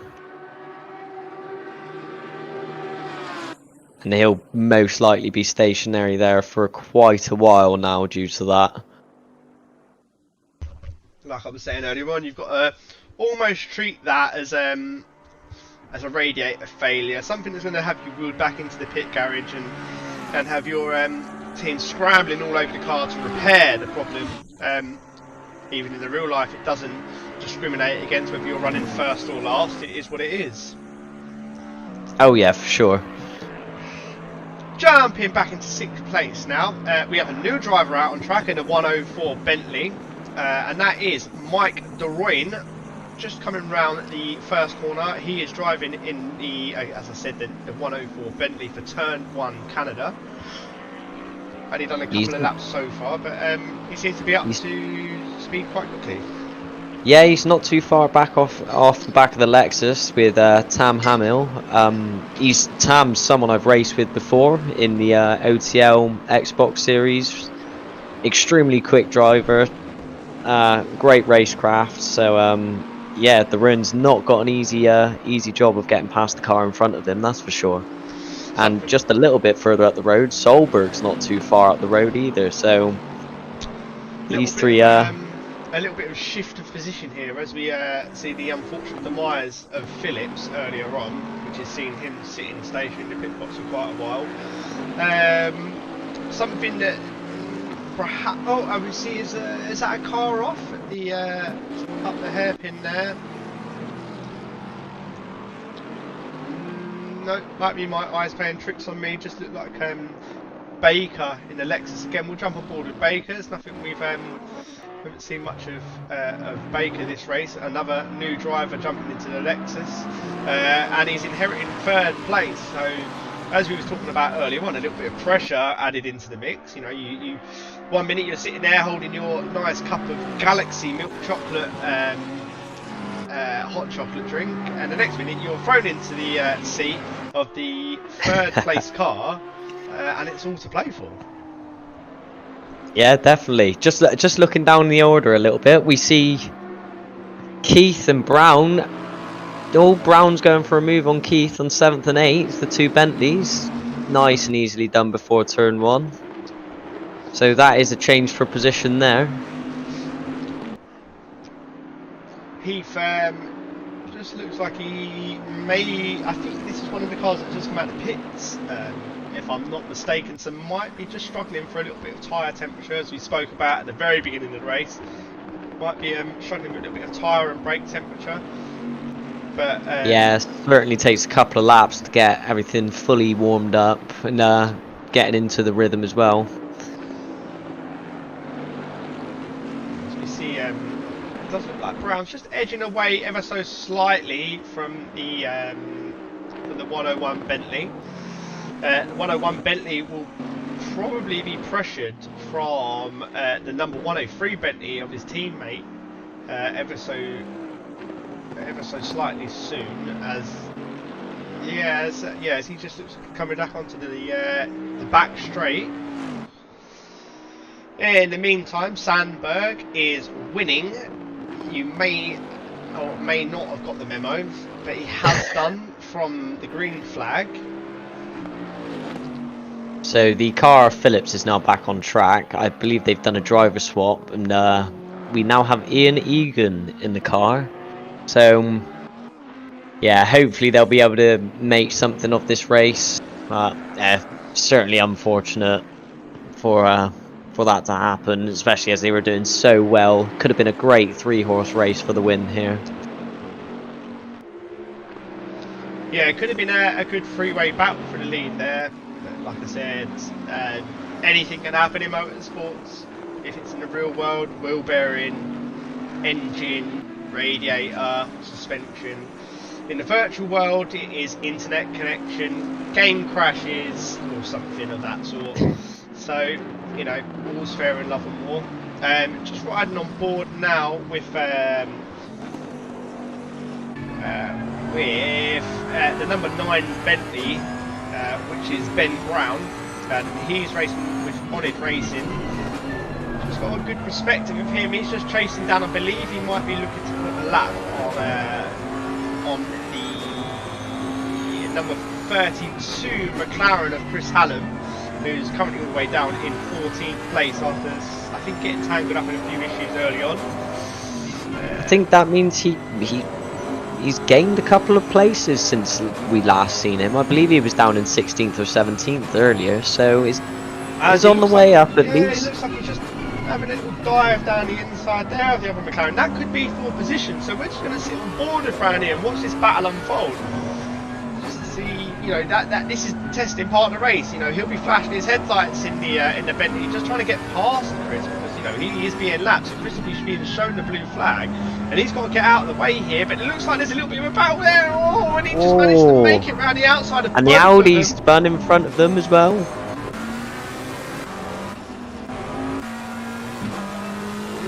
Good racing to keep it clean from everyone there. And see Chris Hallam just shooting across the start and finish line, but he looks like he's being hassled a little bit by the Bentley from behind. Again, smothered in blue flags, does the good thing there. Just, well, I was going to say pulls over to the right hand side, lifts off the front a little bit easier. Just to allow the Bentley this is the beauty of endurance racing. You've got one battle happening as Chris looks at the inside. Oh, both cars just rubbing door handles, just managed to keep out of each other's pockets, but now it switches over to the outside, and while these two are battling for position, there's a Bentley of the 101 looking up the inside going, come on guys, get out of my way, and there's big collision! Oh, there's cars off everywhere, and there's a... Chris has looked like he's just got a little bit too tasty, and McLaren's coming through the outside. The 101 Bentley looks like he's hit them really hard, and I'd be really surprised if he manages to get away with that. All the meanwhile, unfortunate. All the meanwhile, Kirk Heath looks like he's carrying some damage. I don't know, Alex, but that Mercedes is all over the back of him, and that's a lapped back marker. Yeah, he did seem to hit the wall quite heavy there. It was unfortunate. He just got caught up with the battle that was happening in front of him. So, went to take avoiding action, and it looked like the Audi might have tagged him, of Egan. Just might have tagged him, so... Possibly. I mean, we don't actually have a replay feature here, but that is definitely something we'd like to have a look back at. But the stewards will be dealing with it. We've got a live stewarding team here at Regal Racing who'll be looking at the incidents, looking at the complaints of the drivers, and be issuing penalties as and when they feel necessary.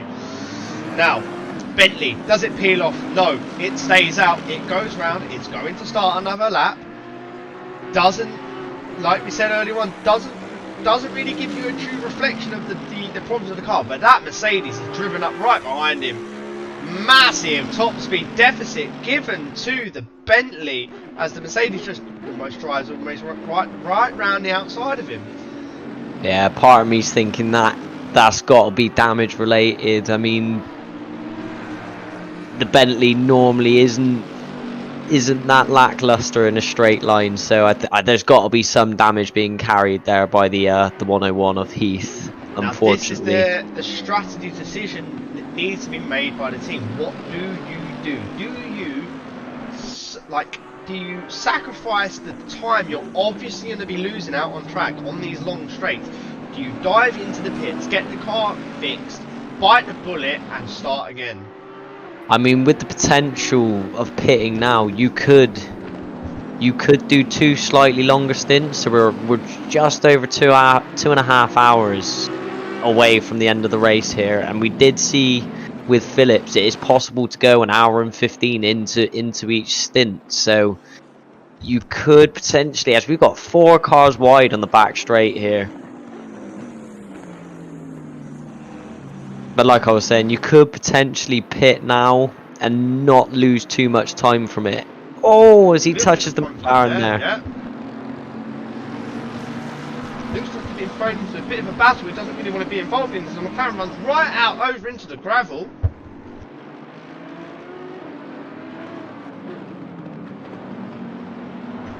Holding our breath to see whether the Bentley pits and decides not to pit, and you're gonna see it get absolutely mugged down the straight of the Barcelona Catalunya circuit by the Audi. Yeah, there's definitely a pace disadvantage now down the straights. That is for sure.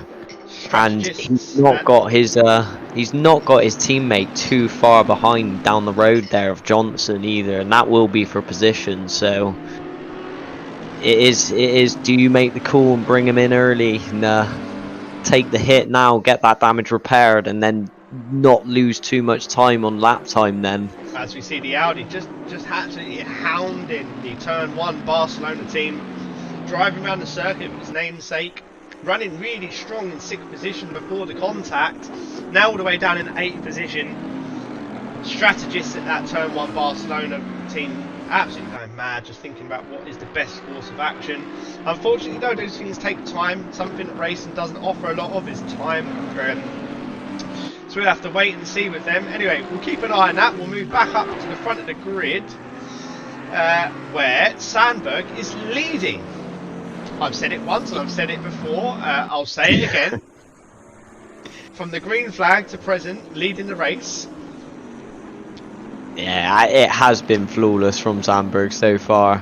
With the 27-second gap to the number 33 Audi, just seeing the McLaren getting out of shape there into the hairpin down the back straight, looking up to rejoin, and honestly, Code Brown moment for the 100 car there of Sandberg, who's been absolutely flawless. Oh, and he's about... Oh, the McLaren, T. Brown and Chris Hallam. That is a fight for position right there, just behind Sandberg. So these two have closed back up. As we see the black and purple McLaren bang over them sausage curves. Looks like he's ever so slightly compromised, because that McLaren of Chris Hallam is looking very racy. Lights flashing, letting him know he's there, ducking down the inside, showing his face, flashing the lights again, tucking in behind him, letting the McLaren go defensive. Made the mistake ever so slightly, but he's covered the inside line. Car off on the inside of turn 1. Audi. Chris doesn't look too compromised by that. Chris is going to run up right behind the McLaren here. Looks like he's got the faster car here, Alex. And he's going to tuck in behind him. Again, the McLaren of Brown goes defensive. Chris is just going to bide his time here, tuck himself. This is where they had the contact the other lap. Not looking to make the same mistake. Running nose to tail. Chris is looking down the inside again. Just tucking it behind him. Just got to bide his time. Looks like he gets a throttle down a little bit earlier. Just needs to stay in there. This is choo-choo train or a motor race. Car's nose to tail again. This is another good point to overtake. Chris has got his nose up the inside of him. Oh yes, that's a good corner, but he sends they both go wide. The McLaren of Brown goes way off the circuit, out onto the left-hand side, allows Chris Hallam through. Great move, position gained. 13th place for Chris Hallam. Unlucky for some.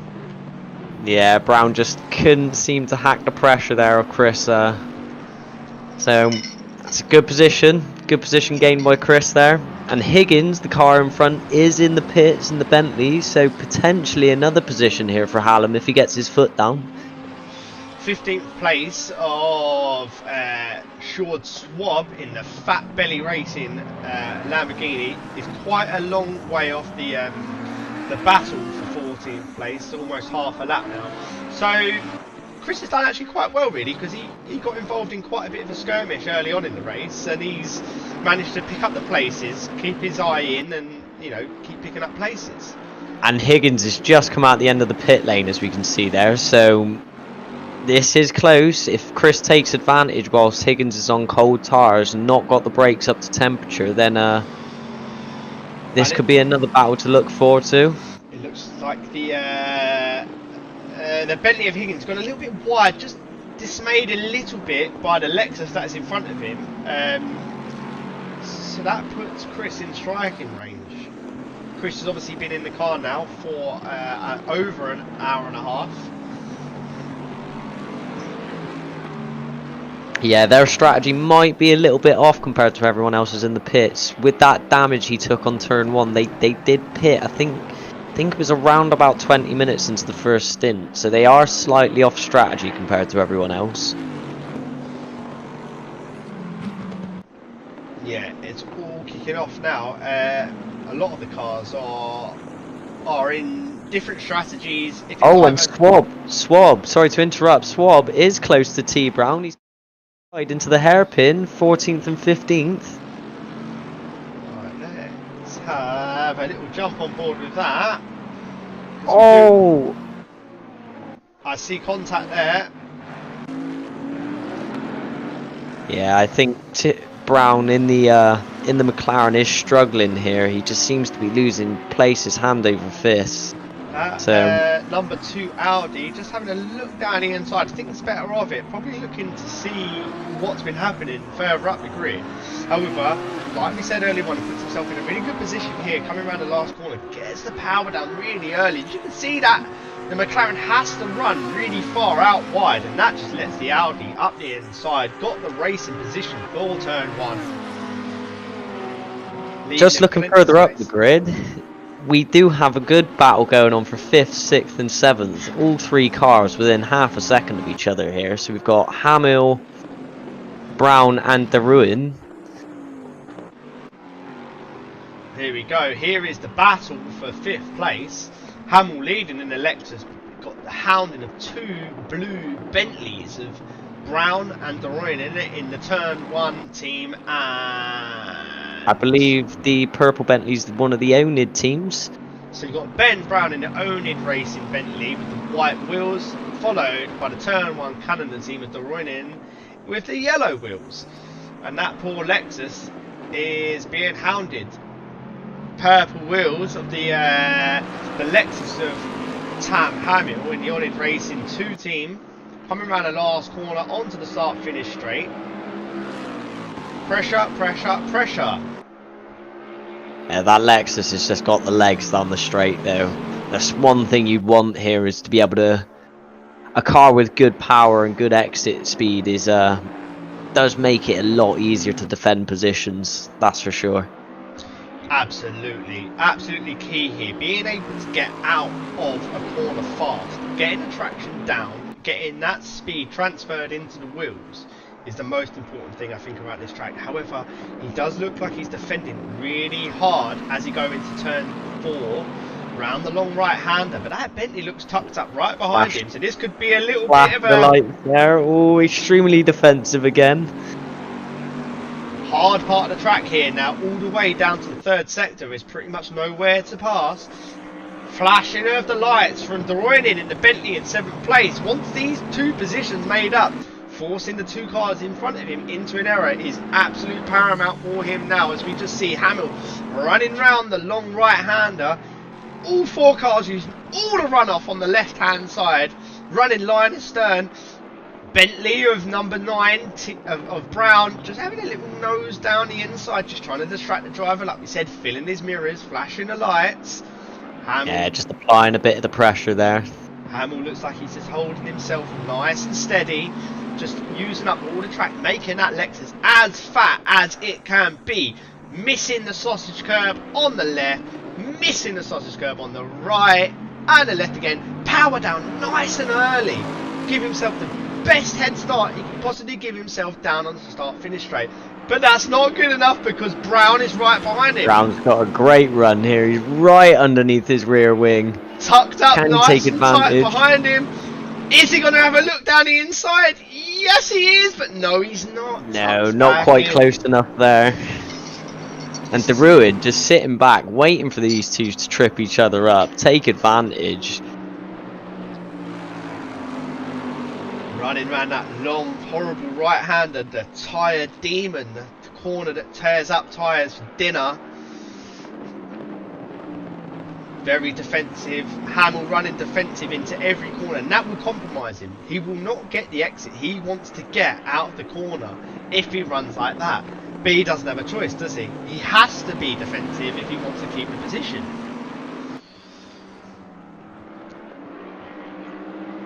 I mean, these three tripping each other up constantly. This is good news for Heath. He might be 20 odd seconds behind, but the more and more this happens, the more and more time he gains, and that's something that can play into later in the race. As we see, Brown got a great run on Hamill here, looking up the inside for the hairpin. Job done. Nice, easily done. But Hamill's looking back for the cutback. Can he get the power on early enough? No, unfortunately not. Great move. Managed to get the Great job race done. in there. Run a little bit deep into the corner. Very respectful driving, but Hamill just running out into the dust a little bit, and that leaves him a little bit open. We've spoke so many times about how absolutely critical this part of the track is. No matter how slow it is, this can make or break your position.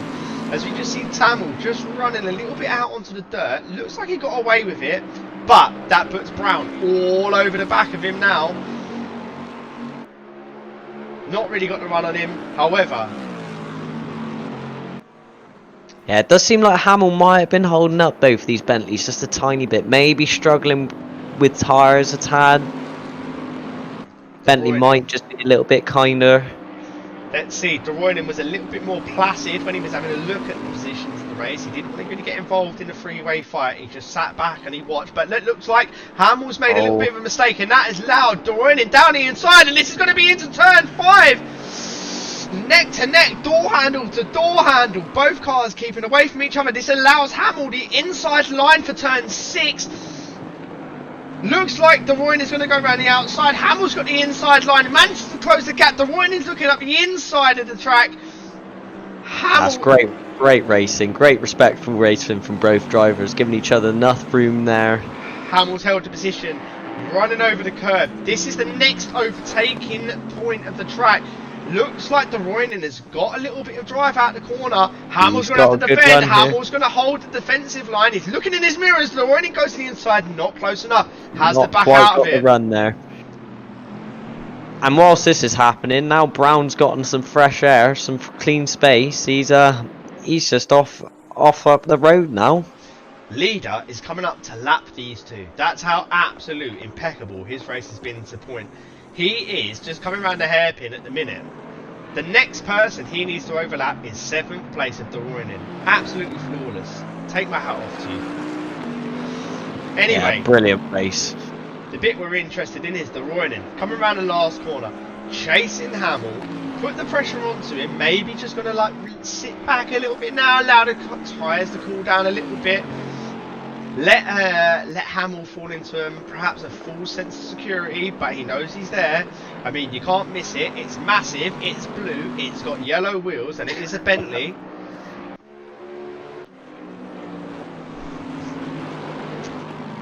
We will keep an eye on this in this race. We will jump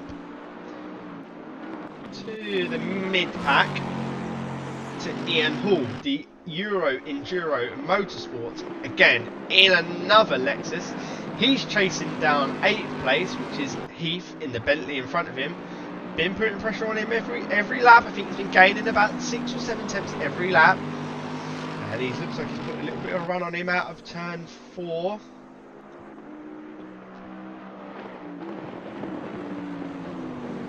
That higher mid pack just dominated by Bentleys and Lexuses, and poor old Lichtenberg in the Audi in second just seems like the odd one out here. As we see Ian Hall looking up the inside of Heath here. Oh, easily done down towards the kink in the second sector. Not really a common overtaking place, is it? If he goes a little bit deep in there, but he looks like he's got the pace to make that secure. Not really a common overtaking place there, is it, Alex? No, unless you've got that run definitely on coming out of the left-hand hairpin before, it's not somewhere you'd like to risk a move. Oh, as the Mercedes behind these two goes extremely deep there. Really struggling, that Mercedes, all race long.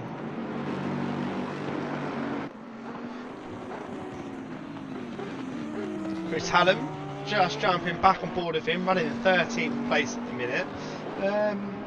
Probably lost a position since we last seen him. I tell you what I do really like, Alex, is the look of a dirty race car. You see the marbles running up the inside. If you just jump on board here and we just see the absolute state of the car, especially when they're white, I think it really shows up. Really, really dirty race car. Makes it look like well. As he dives into the pit lane, is this on strategy? Is there another problem? We did just say he just lost the position from 12th. He dropped down to 13th place. Hits the pit lane speed limiter line.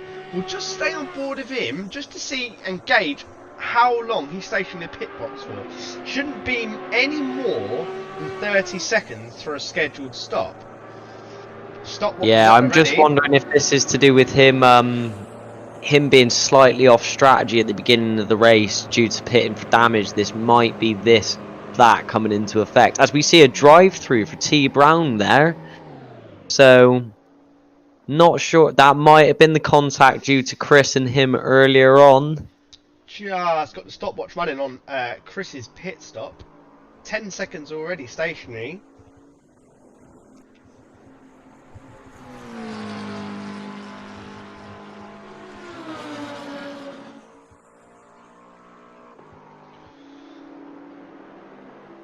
Still stationary in the pit box, already 28 seconds.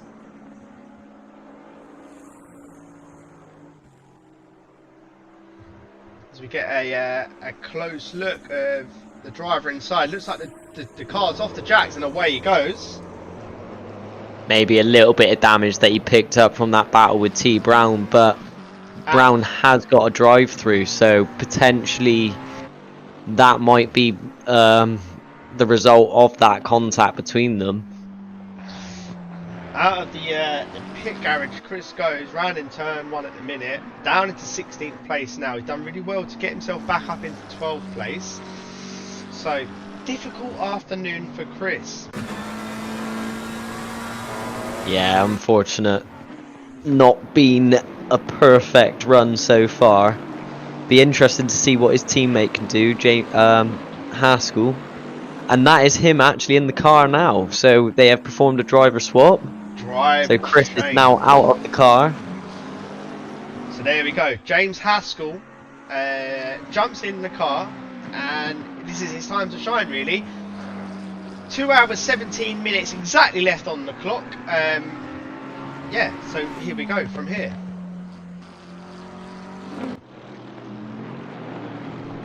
Looking at the styrofoam on the outside of that fast right-hander, and it's absolutely obliterated. No arrows left for the drivers to negotiate. Well, that's what they sometimes do say. Try and pick your brake markers as something that can't be destroyed by your car hitting it, don't they?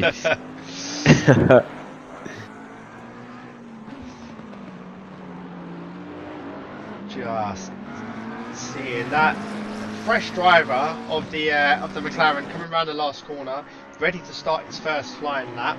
Bit of a baptism of fire for him, really, isn't it, James Haskell? It sure is. It sure is. I guess in a situation like that, there's not as much pressure.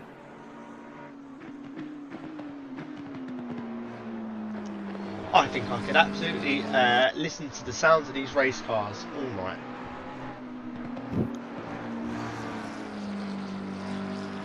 Hello? Hello? Hello, sorry about that. My my headset just turned off halfway through speaking. Probably done us all a favour, Alex. Yeah. Cheers there. Jumping back on board with the leader, and guess what? He's leading. Has done from the start. No surprise there. The race. All jokes aside, Sandberg has led an absolute masterclass. Yeah, he's been a really flawless race from him so far. Absolutely brilliant run. We are going to try and jump back on board with some of the cars that we haven't seen much of for this race. And I think we should have a look at the Ferrari. So Gareth Calvert of TF Racing, fresh into the car, probably I would hazard a guess is the brightest coloured car on the track. Bright green / yellow hood and roof with an orange tail and yellow wheels. Reminds me of an African sunset. Definitely, for sure. Just looking at the table now, though, we seem to have another drive-through for the Lamborghini of Swab.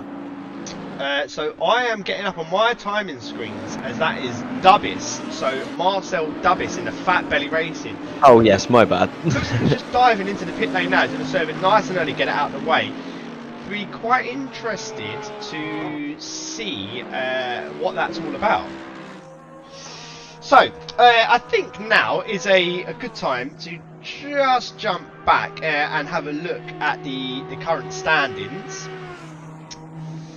So, do you want to run down the order for us, Alex? Yeah, so in first place we have Sandberg, no change there, been leading from lap 1. Second we have Lichtenberg in the Audi, number 33. In third place we have Solberg in the Bentley, 102. Fourth is Baker in the number 15 Lexus. Fifth is Brown in the number 9 Bentley. Sixth is Tam Hamill in the Lexus of the number 19. Seventh place is De Ruin in the Bentley 104. Ian Hall in 8th place in the Lexus of the 87. Heath in the Bentley number 101 is in 9th place. Calvert in number 10 is in 10th place in the Ferrari in the 73. Seem to be having a good run this race. Johnson in 11th in the 103 Bentley. McGregor in 12th in the number 5 Bentley. Ivanusa is 13th in the Huracan GT3, the 555 car. Haskell in 14th in the McLaren number 32. 15th is Brown in the McLaren also in the number 23. Calerai, sorry I butchered that, is 16th in the Mercedes in number 4. In 17th we have the number 92 Porsche 911 GT3.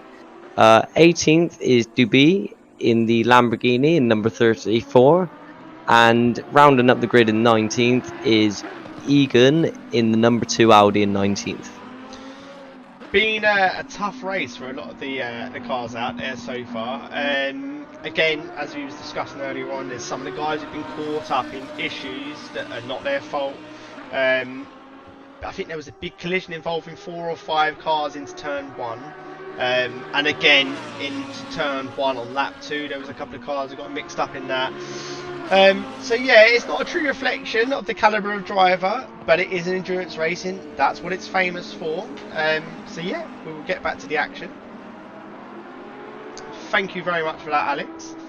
So we rejoin the action and we are on board with the Lamborghini of Debis in the number 34 car. Again, as we said earlier on, it's a baptism of fire, really, isn't it? All these cars have been driving around for almost 2 hours now, and all of a sudden you're thrown into the mix. Number 55 of Nathaniel of Ivanusa in the Donkey Grinch Lamborghini. Oh, I must say, Alex, that's another very good-looking Lamborghini. Slightly different green, sexy nonetheless.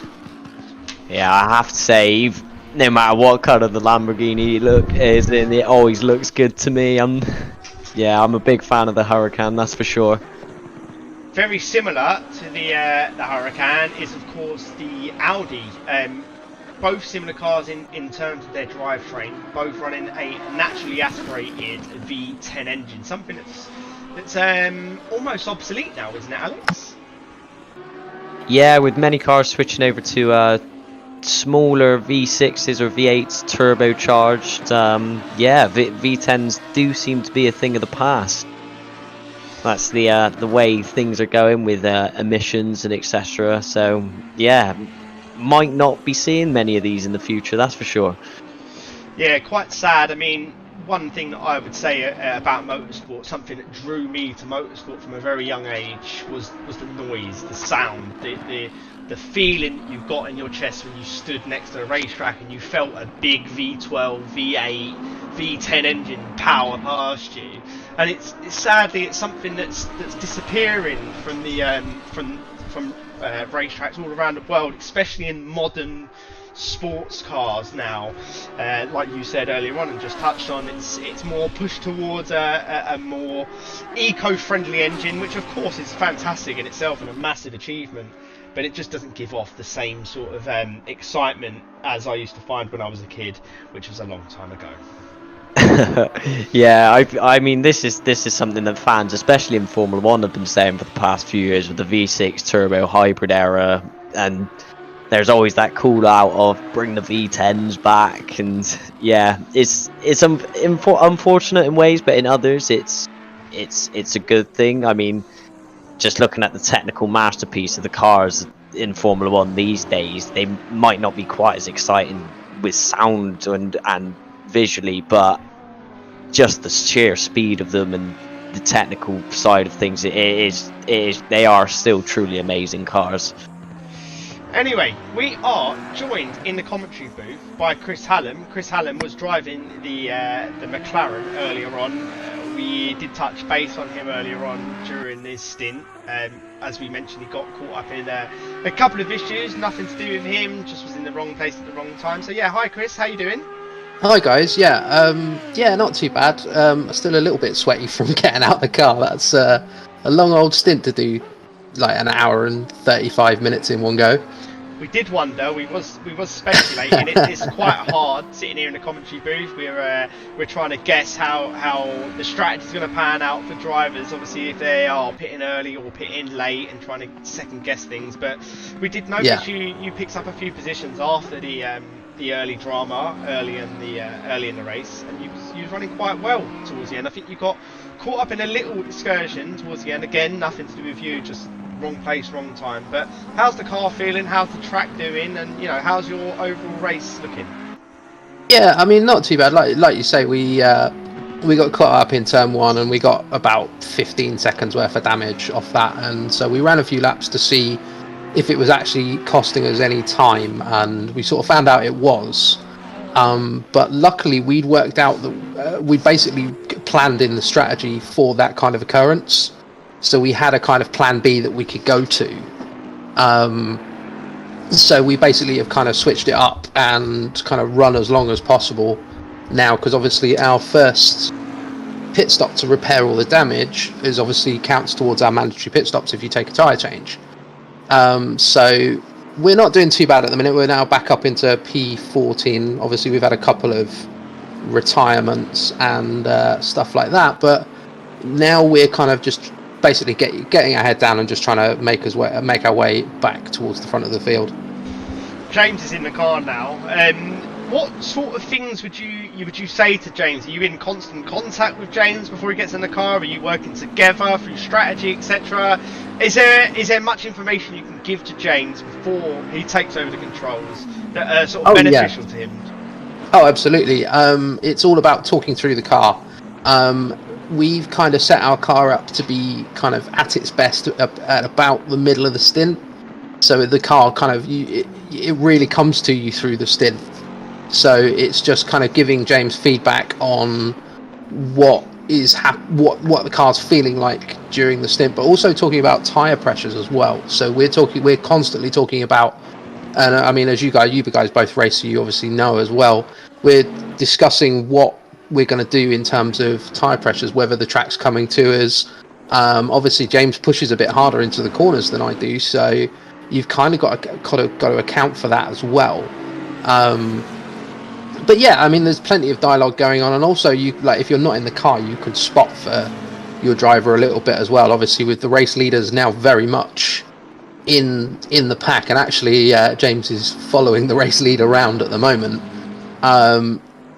It's very much kind of just a case of just giving them a quick heads up every now and then, just making sure they know where they're at, whether they're racing for position or whether they need to let the guy past. obviously it becomes a bit of a tricky situation if you've got somebody who's a lap down, but obviously like quicker than you. For example, I had it a couple of times where I just let them go because there's no point in racing in that situation. Yeah, I mean it's a long race. I mean it's probably one of the shorter of the endurance races, but nonetheless it is 4 hours of action. It's only a short track. It's not Le Mans. It's not a Nürburgring. So you're gonna cross paths quite often. Yeah. How is the McLaren responding? Because we were speaking earlier on in the stream. You know, this is a one-off race, and there's a lot of teams that will be looking to find the best car suited to the track for the event. And that seems to be the Bentley today. Obviously, you guys have made the decision to the McLaren. What was your mindset before you decided upon that decision? It's a combination of what car you're kind of comfortable in, what car you think you can extract the most amount of performance out of, and what suits the track. So obviously with the McLaren, it's really good at getting out of the corners. So obviously with Barcelona, there's a lot of long straights, or obviously there's the really long straight, and then you've got kind of like the back straight as well. And the real strength for the McLaren is picking itself up out of that last chicane and firing itself out onto the straight. And obviously the faster you can exit the last corner, the faster you're going to be into turn one. And that's the real big kind of overtaking opportunity on this track. Absolutely. I mean, obviously, we're no strangers to one another. We've teamed up. We've run in together in a series already, and we're about to embark on an endurance series in this McLaren, and that'll be over a year. Did that have any impact towards the choice of car? Did you look at the fact that this is a one-off race? There's nothing really to gain from it, and you're about to embark on a campaign inside this car for 12 months. Was that any way sway you as well? I mean, it's not necessarily kind of the be-all and end-all decision maker, but it's definitely a factor. It's definitely a case of if you know that you can use this event to learn something about the car that you're going to spend the next year in, then it's definitely an advantage, mate. But I mean, obviously we're kind of flying the X-Kart banner in this race, so it's slightly different. And I've just seen a load of notifications pop up on the screen of various drive-throughs and things, mate. Great. Okay. Well, I think I mean, it looks like it's panning out quite well for you. You've had a little bit of trouble at the beginning, but I think you guys look like you're powering through it. James is in the car now, very talented driver, X-Kart Esports for the win. Yeah. I mean, I will always say that we can win this from here, but sometimes you've got to be realistic. But I mean, X-Kart, all the guys that are watching should definitely go and check out X-Kart. It's a karting series that's run out of Manchester, and X-Kart are actually a karting team who have kind of branched out into esports. So we've actually on this team got a couple of the guys who are very quick in the karting series and have branched out into sim racing, who are going to be joining the X-Kart team for some of the races that we're going to be doing. So it's definitely something that your viewers and you guys should kind of check out as well. Well, Chris, and have a look at. Let's let our viewers know just before we let you go. Just let our viewers know the Discord link or the website address for that, and hopefully you gain. Yeah, what I'll do is I'll pop the X-Kart link in the chat. It's probably the easiest way for people to get hold of it. Blinding, Chris. Great to have you on board, mate. Good luck for the rest of the race. We'll be keeping a close eye on you, and enjoy it more than anything. Thanks, buddy. See you guys later. Cheers, Chris. Bye, mate. Chris Hallam there, a driver for the number 32 X-Kart Esports team, running in 14th place at the minute. Got a really talented driver on board at the minute, hasn't he, Alex? Someone we're quite familiar with, someone who's got very, very acute speed, and all throughout the interview has been putting the pressure on the lead car.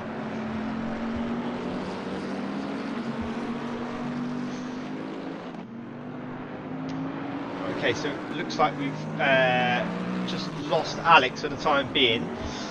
So we will jump on board with the leaders, as we just managed to jump on board with Ben Brown in the Onid Racing, running 5th in place, number 9 car, entering pit lane. Looks like this could be scheduled.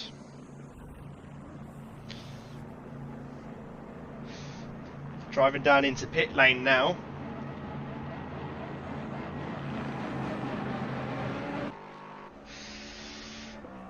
Ian Hall, Euro Enduro Motorsports, number 87 car, just crossing the line, 6th place. Had quite a good race up until this point, to be honest with you. See just the dirt and the grime and the scuff marks up on the right hand side of that car. I can assure you, not part of the paint scheme. Drive through, handed down to the number 92 Porsche car. Again, another car that's been like in the wars, I would say. Found it really hard to find himself in this race. Been involved in a few incidents.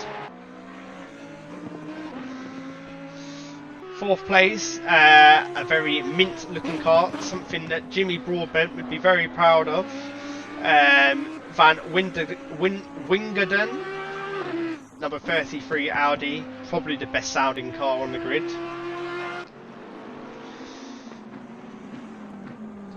Just running down the back straight with him now. 10 past 3 PM is the local time. Just under 2 hours remaining of the race, so we are just over halfway through now.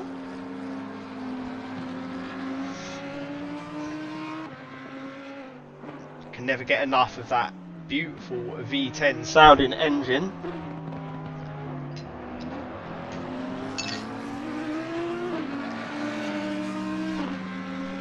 As we see the number 23 Tim Brown, Honoured Racing, diving into the pit lane. This would be their 3rd pit stop of the race, if I'm not mistaken. Be interested to see whether Brown finally gets out the car. Been in the car for quite a while, I believe.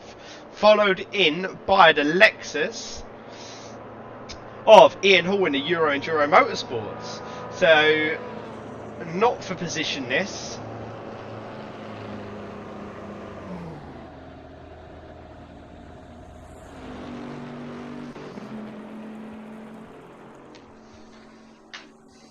Stationary for an awful long time. 30 seconds in any normal person's life is not a long time, but when you're sitting still in a pit carriage getting fuel and tyres, the time seems to tick by ever so slowly.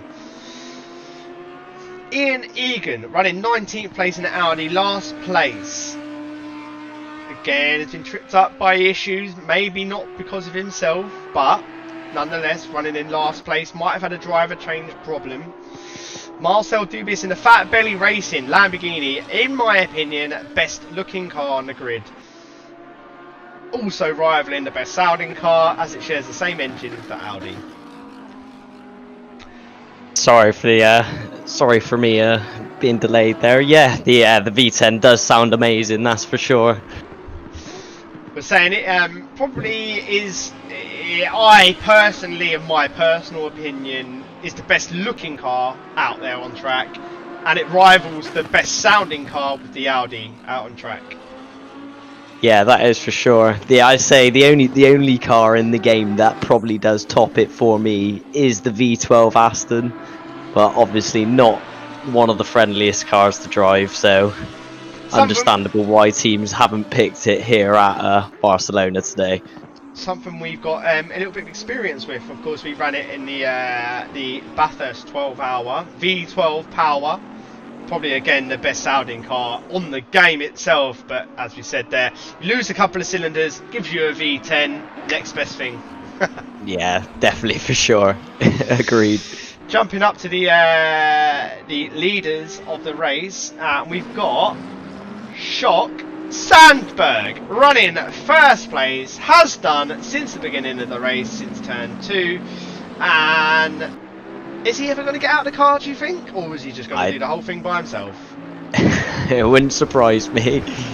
If you were his teammate, you would be thinking that. We do have a little bit of a battle going on here between 5th and 6th, Calvert and Ashley. Ashley just getting a run on Calvert going into turn 1. Yes, and then we've also got and Dowdy's part of that as well. Just having looked down the inside, this looks to have dismayed the Ferrari ever so slightly. And he's lost 2 positions there. 2 positions. What is the car behind him? The 73 Ferrari lost massive positions here.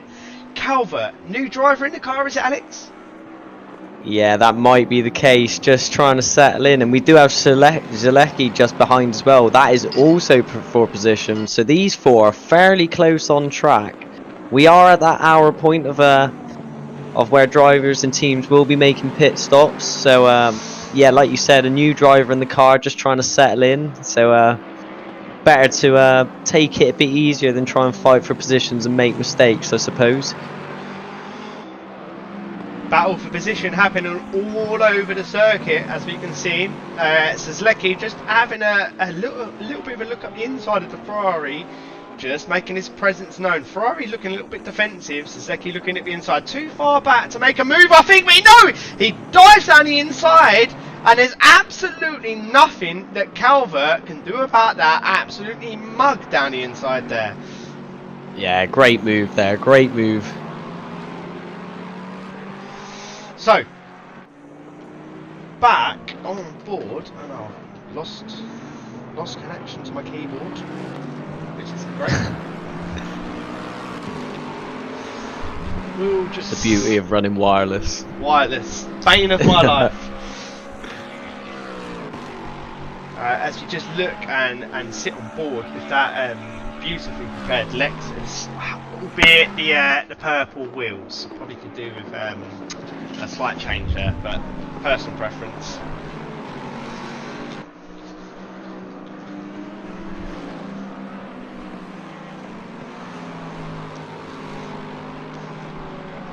So, only a couple of hours to go now, Alex. My, time flies when you're having fun and all that. Yeah, past the halfway point now is all downhill and easy from here. 3:15 game time. So, track temperature is what? So we are looking at track temperature is 36 degrees. Only dropped a couple of the degrees there, so not too much change on that sort of end. What does track temperature do to the car as a driver? What do you feel? Do you feel the difference in track temperature? I mean, I'm obviously asking this is a layman's question, but you know, what difference does a hot track compared to a cold track yield in terms of feeling for a driver? So, with a hotter track, you'll tend to wear through the tires quicker.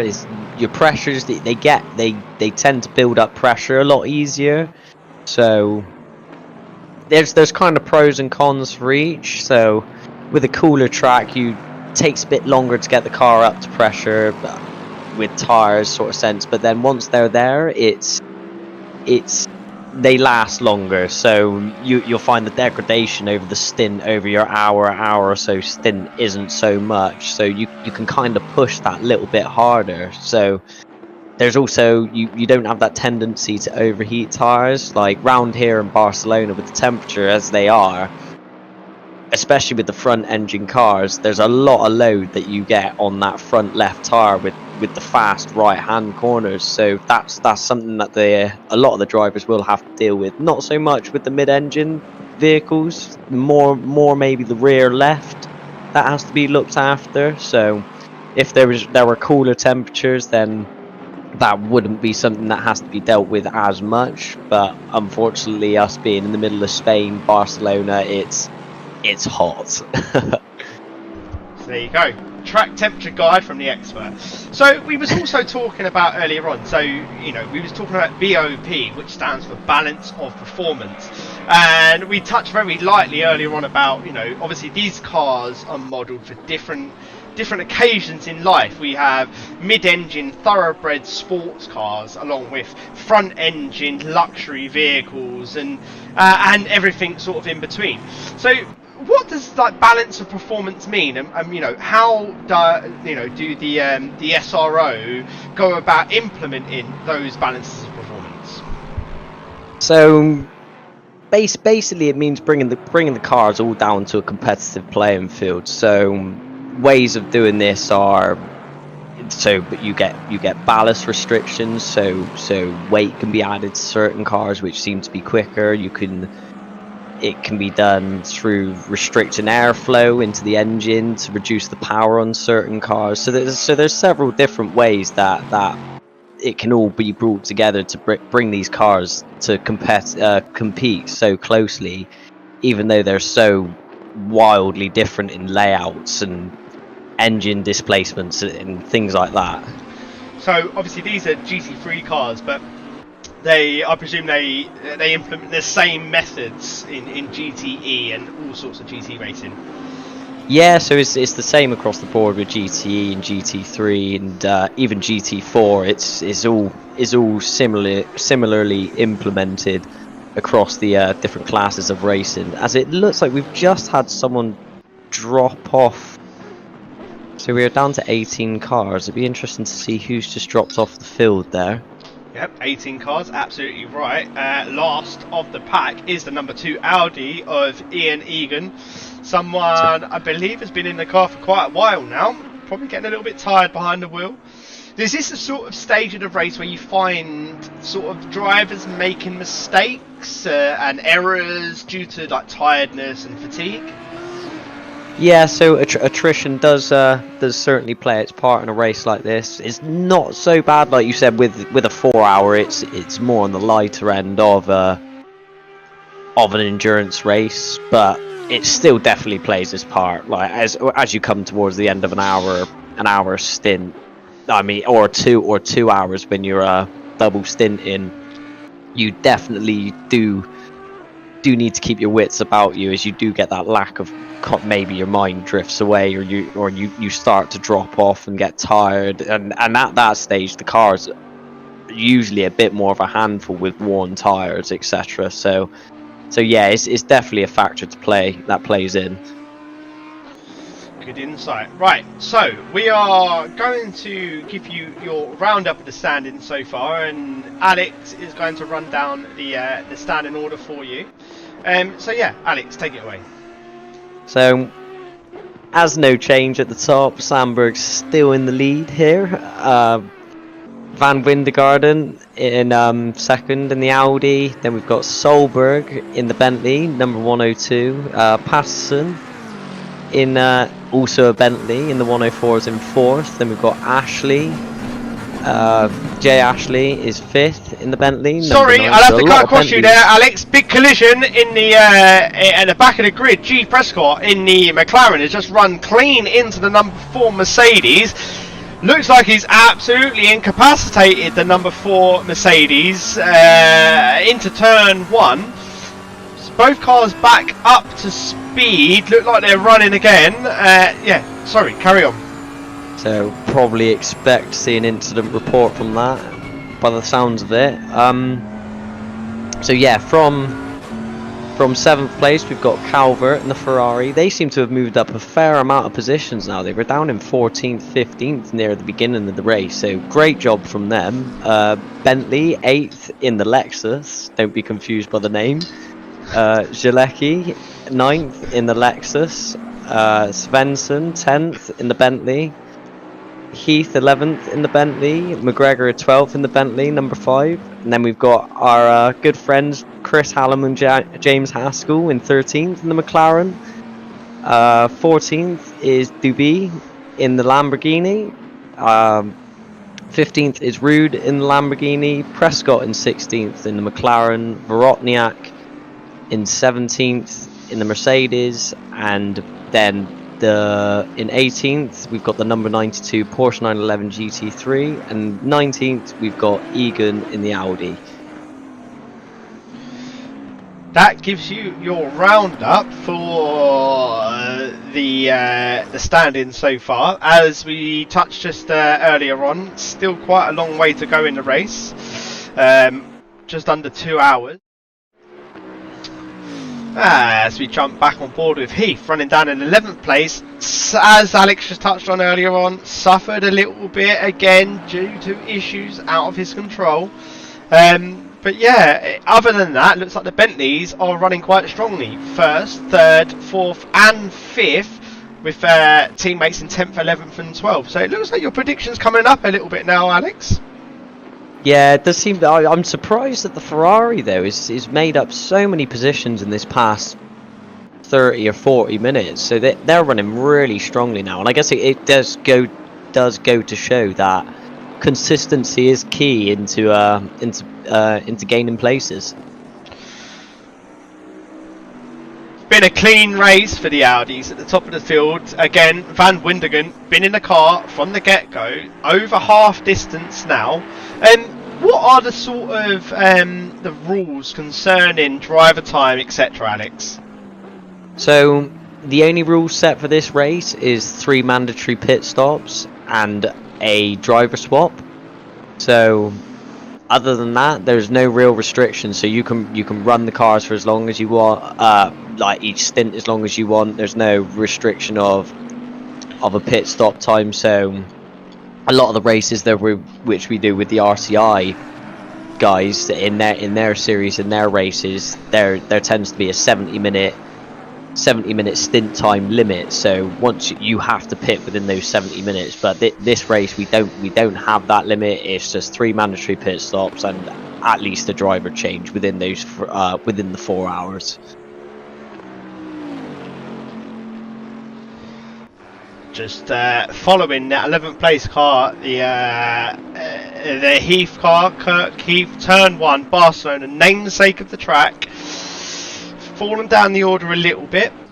We are going to jump back up to 3rd place, and that will be Trude Solberg, turn 1, Norway. Apologies, don't know how I mixed that up. However, coming around the last corner, out onto the start finish straight. The gap between him and 2nd place is not a million miles away. As we see the leader in the pit stop, just leaving the pit lane, just missed that.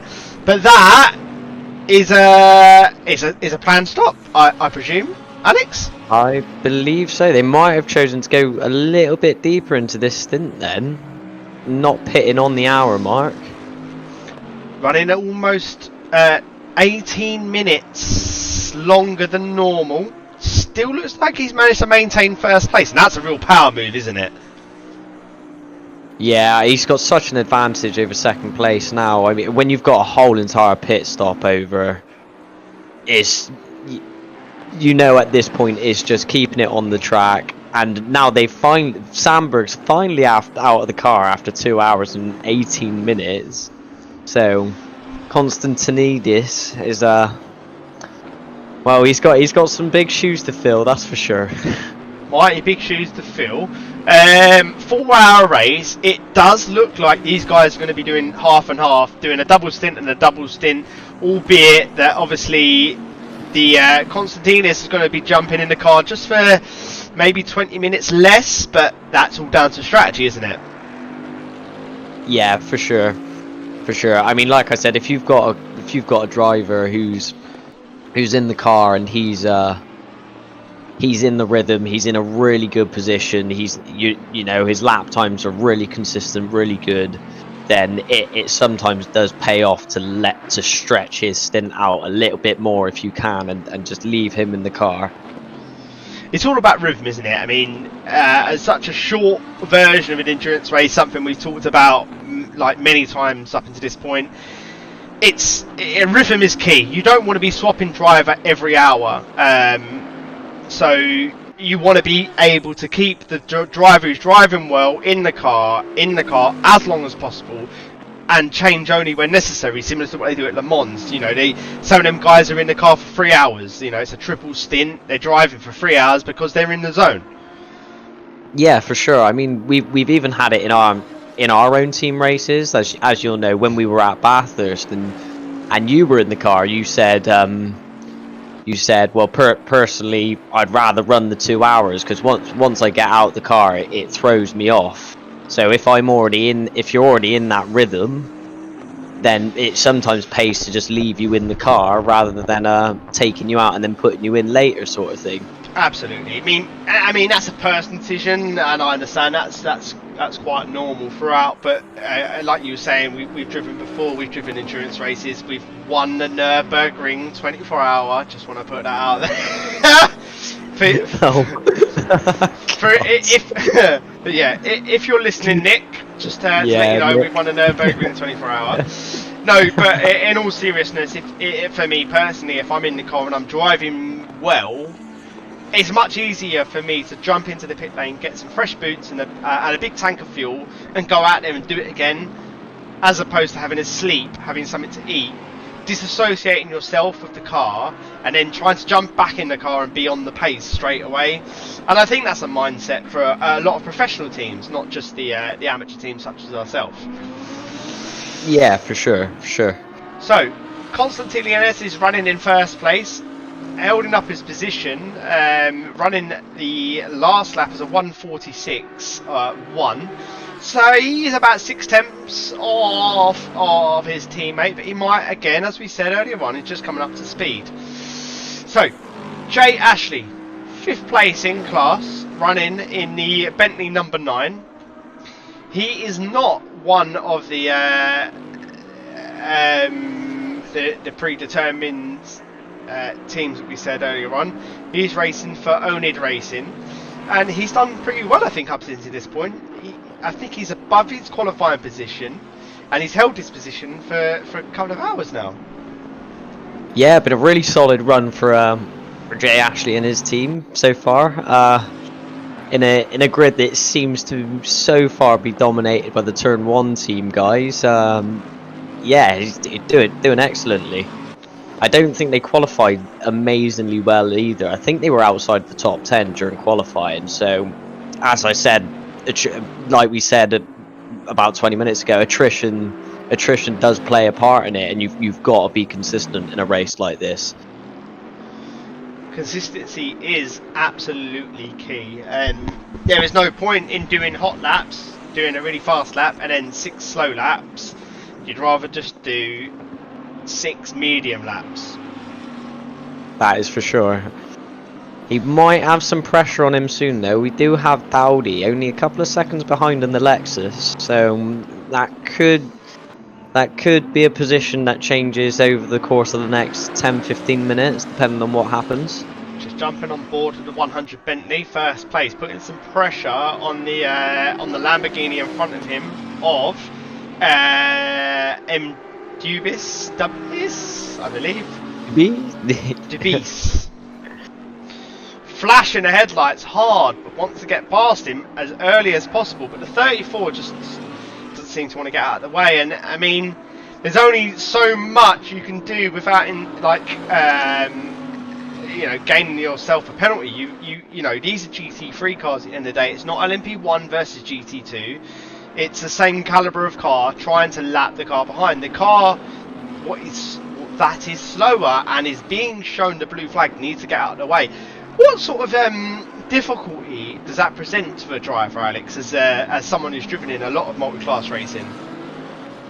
So, it can be quite difficult. I mean, there's got to be a bit of respect between both drivers. I mean, especially if you're coming up to lap someone and it's someone who's not actually that much slower than you. Like if you're coming up to lap someone who's only a few tenths slower than you, it can be very difficult to actually find a good place to just overtake.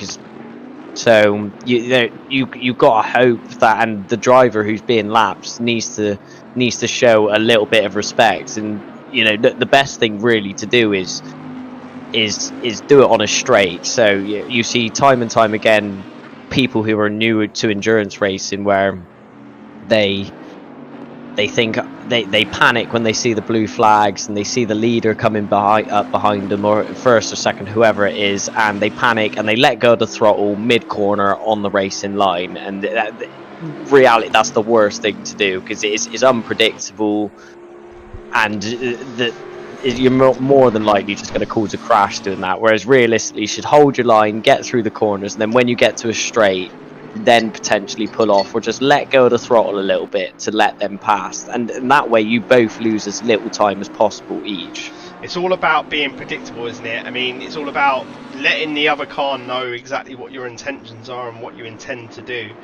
But like you said earlier on, it's all about making, letting yourself be known to the car behind. And there's certain corners on the track. I mean, a lot of good racing leagues such as ourselves, will have a good driver briefing where situations will be explained to the drivers, so it's a common knowledge, so to speak. And I think that's probably the most important thing about multicast racing. Anyway, as we join the action back live, we see that Solberg, the third place car, has been given a drive-through penalty. An infraction we're not absolutely sure of, as we see Prescott in 16th place has also been given a drive-through penalty. So what is the procedure would be, as you can see now, 104, having a look up the inside of the of his teammate in the 102. Yeah, you'd think maybe as teammates he'd pull off to do his drive through as soon as possible, get out of the way, and that's exactly what he does. Ooh, hitting the pit wall as he does so. Make sure he gets under the pit lane speed limiter line, hits the pit lane speed limiter button on his steering wheel. But this is and that releases Patterson into some clear air now. So this is hopefully decisive. he makes some endways. This is a decisive error made by the 102 squadron in that Bentley. Really interested to find out exactly what has happened there.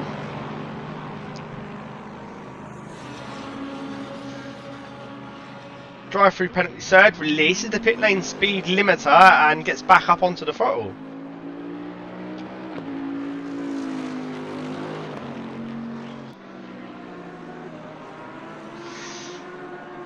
The mind boggles as to why that that penalty has come about. Nonetheless, back underway. Yeah. Down into 6th place now. Got quite a bit of distance to find.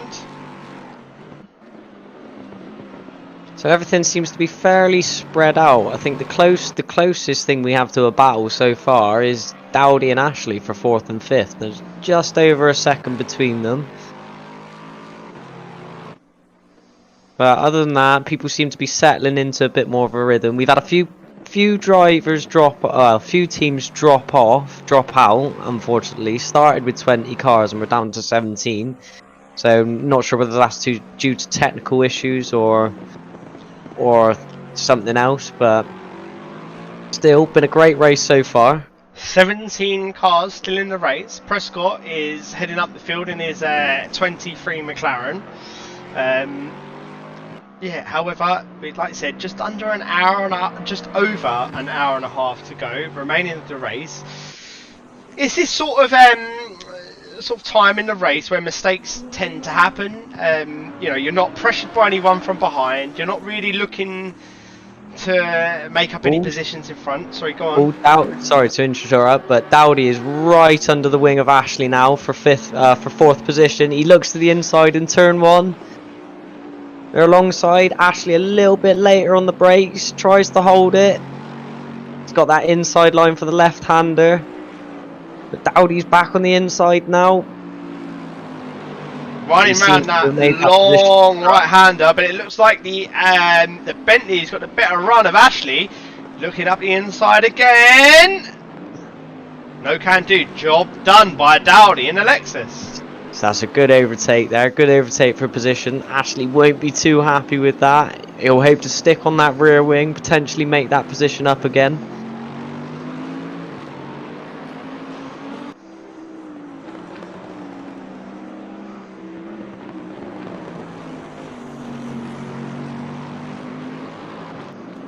And there's quite a gap now up to 3rd position from these two, so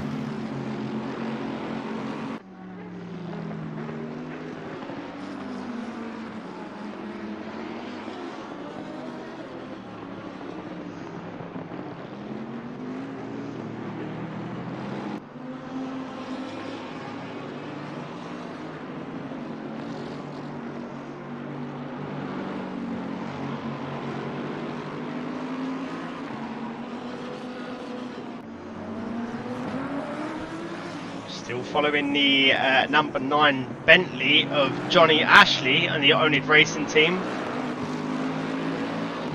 Something about those white painted wheels, Alex, that make them look really small. One of them massive wheel arches.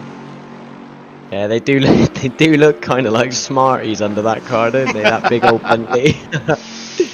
Seems to have been able to keep up with Dowdy for now, though. So hopefully he can stay on the back of him, put a bit of pressure, and make him have a mistake instead.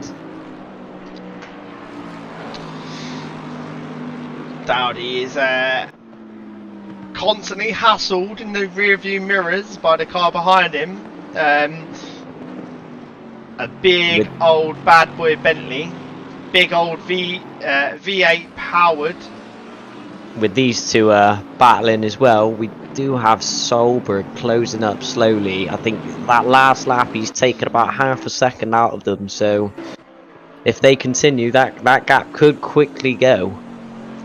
Solberg, the 102 Bentley, running in 6th place at the minute, has suffered a little bit at the hands of pit strategy and etc., but has been holding it together all up until now. As we sit on board with the gloriously sounded V10 engine of Cohen Rude, the Donkey Grinch Racing Lamborghini team.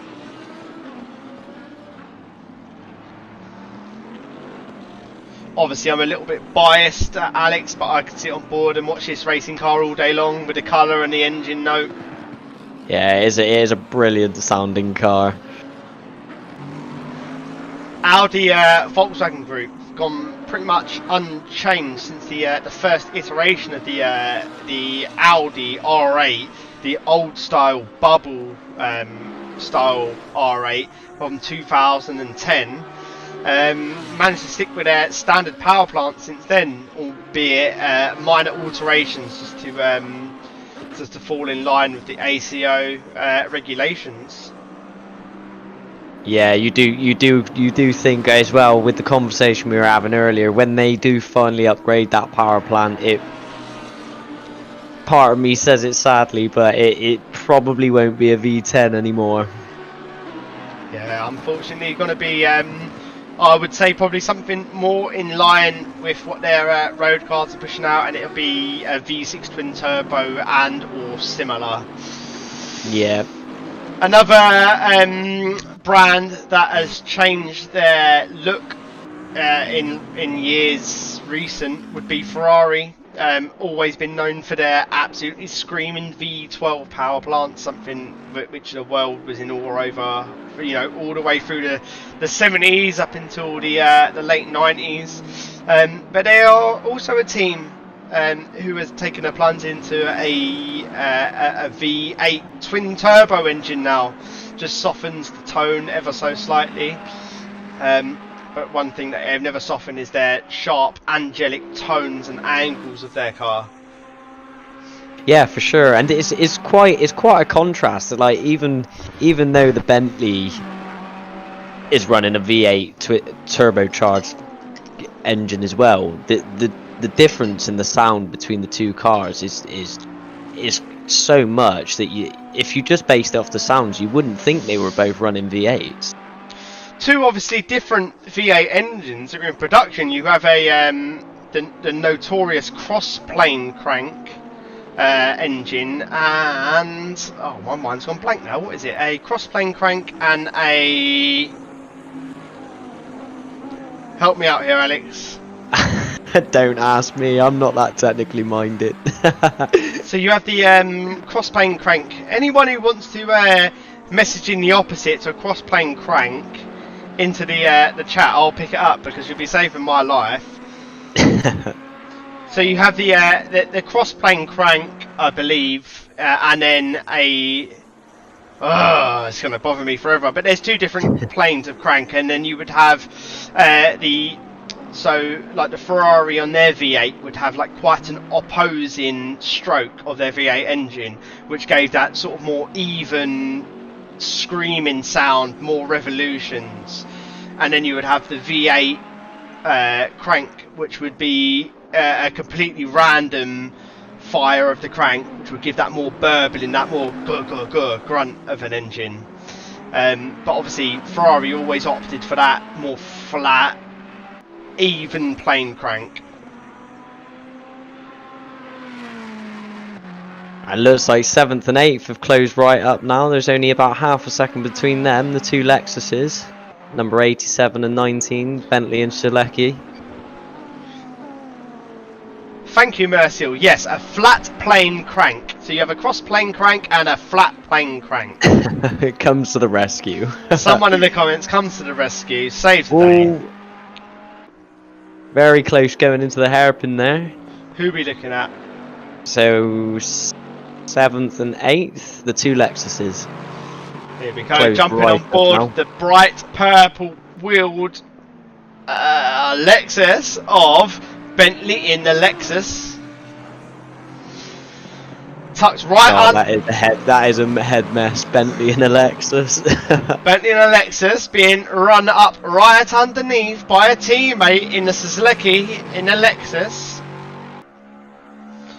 It's not close enough, I would feel, to make the move. However, Suzuki's gonna and Bentley are gonna have to give up that car to someone soon. It's a long period of time. Both of these drivers actually have been in the car for.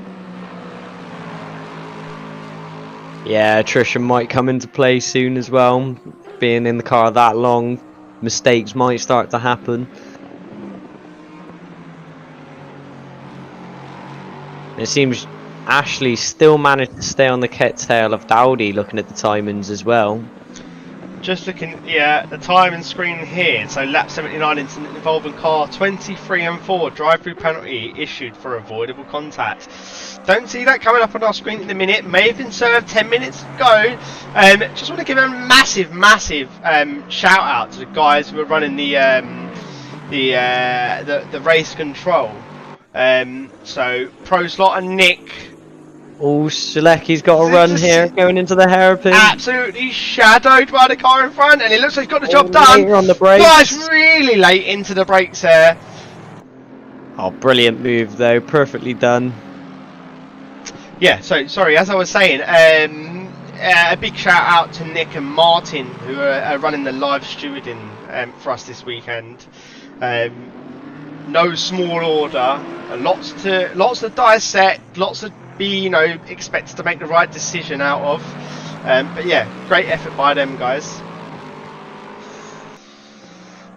Bentley looks like he's dropped off the back of Suzuki in front of him. Looks like that was a move that was destined to happen. Yeah, maybe just holding Zaleki up a tiny bit there, and now with the clear air, he's able to pull a little bit of a gap on him, almost up to a second already. So yeah, definitely a bit of a pace deficit there. But looking at 4th and 5th, Ashley is still half a second on Dowdy, so these two must be really close on lap times. Dowdy overtaking Ashley probably about 5-6 laps ago now, but not able to pull a gap on him, so that'll be interesting to keep an eye on.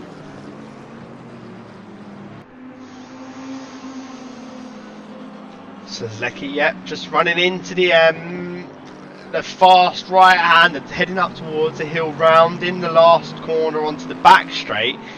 Coming into the complex now. Hardest corners on the track here. I mean, you get your mind set to take some of these corners flat out. Just a little lift, just a little dab of the brakes, and you come into this complex with a right, left, right, and it's almost a shock to the system every single time you get there. Yeah, it's such a contrast from the rest of the track. I mean, a lot of this circuit they're very fast flowing corners, especially the first sector, all the way up until the tight left hairpin. I mean, the whole track is very fast.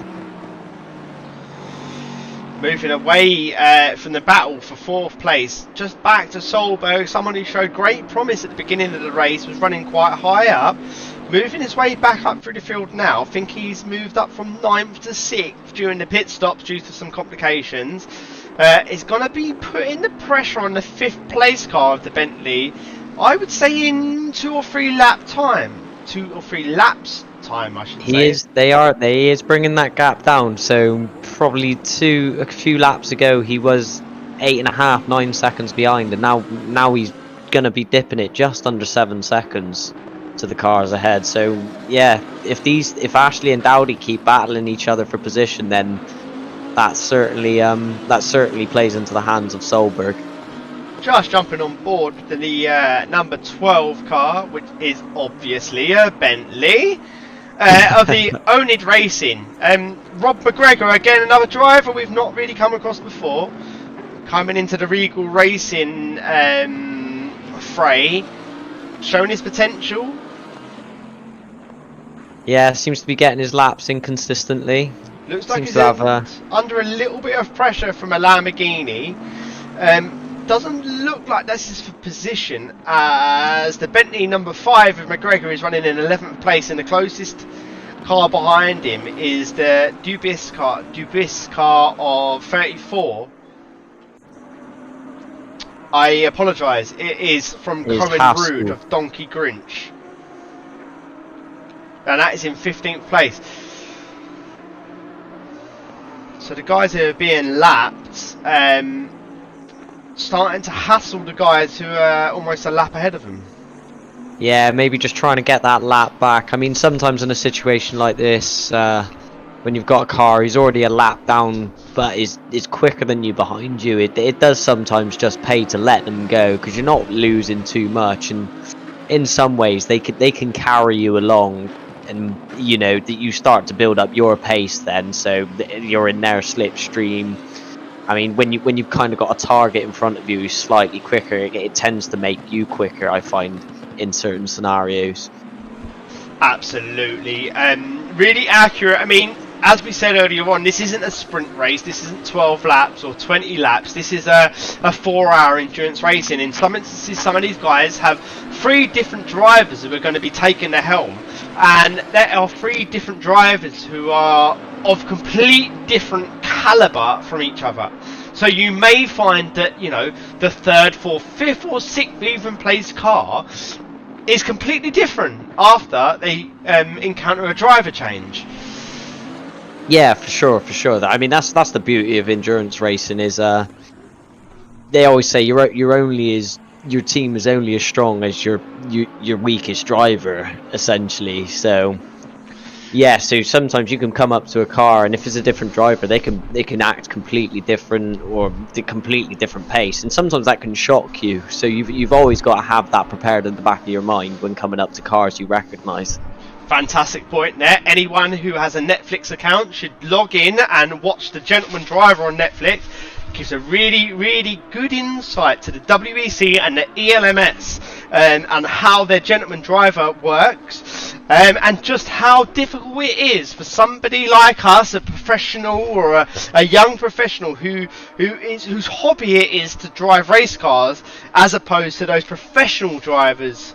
So yeah, really good point there. If you've got nothing to do the rest of the weekend, I would highly recommend. So just looking at that gap from Solberg to Ashley now, that's really come down. Only 3.5 seconds now. So, like you said, over the next few laps, I'd expect this to close down, and we'll have another good battle on our hands. As Alex said, the gap is coming down now. We just sit on board and watch Solberg. Trulis Solberg, Turn 1 Norway. Turn 1 had a really good turnout this race. And he is charging down. It looks like he's got a Bentley in his way. Looks like they're going to be lapped. Oh no, that is Ashley. So Ashley's made a mistake somewhere there.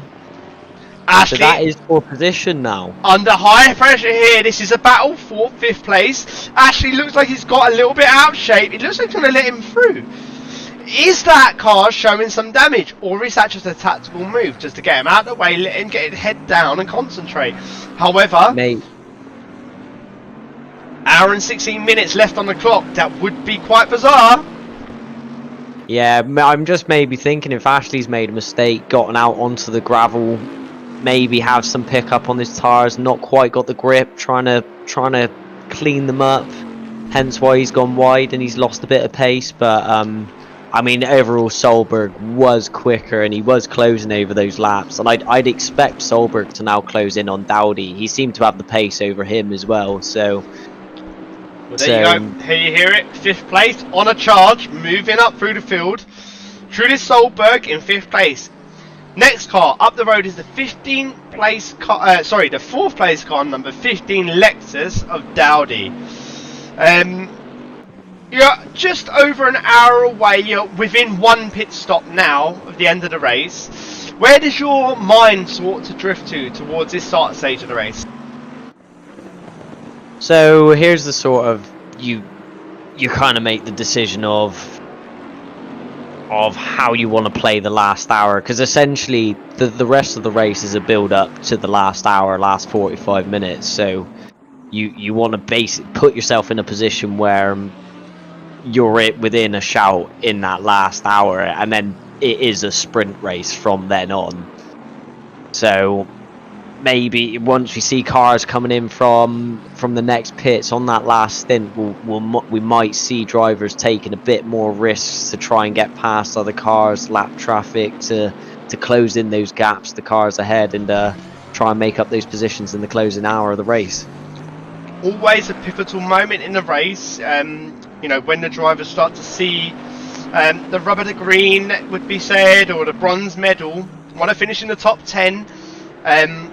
Some mistakes may happen. A lot of concentration is peaked at this point in the race, but mechanical failures or off tracks can happen. So be prepared.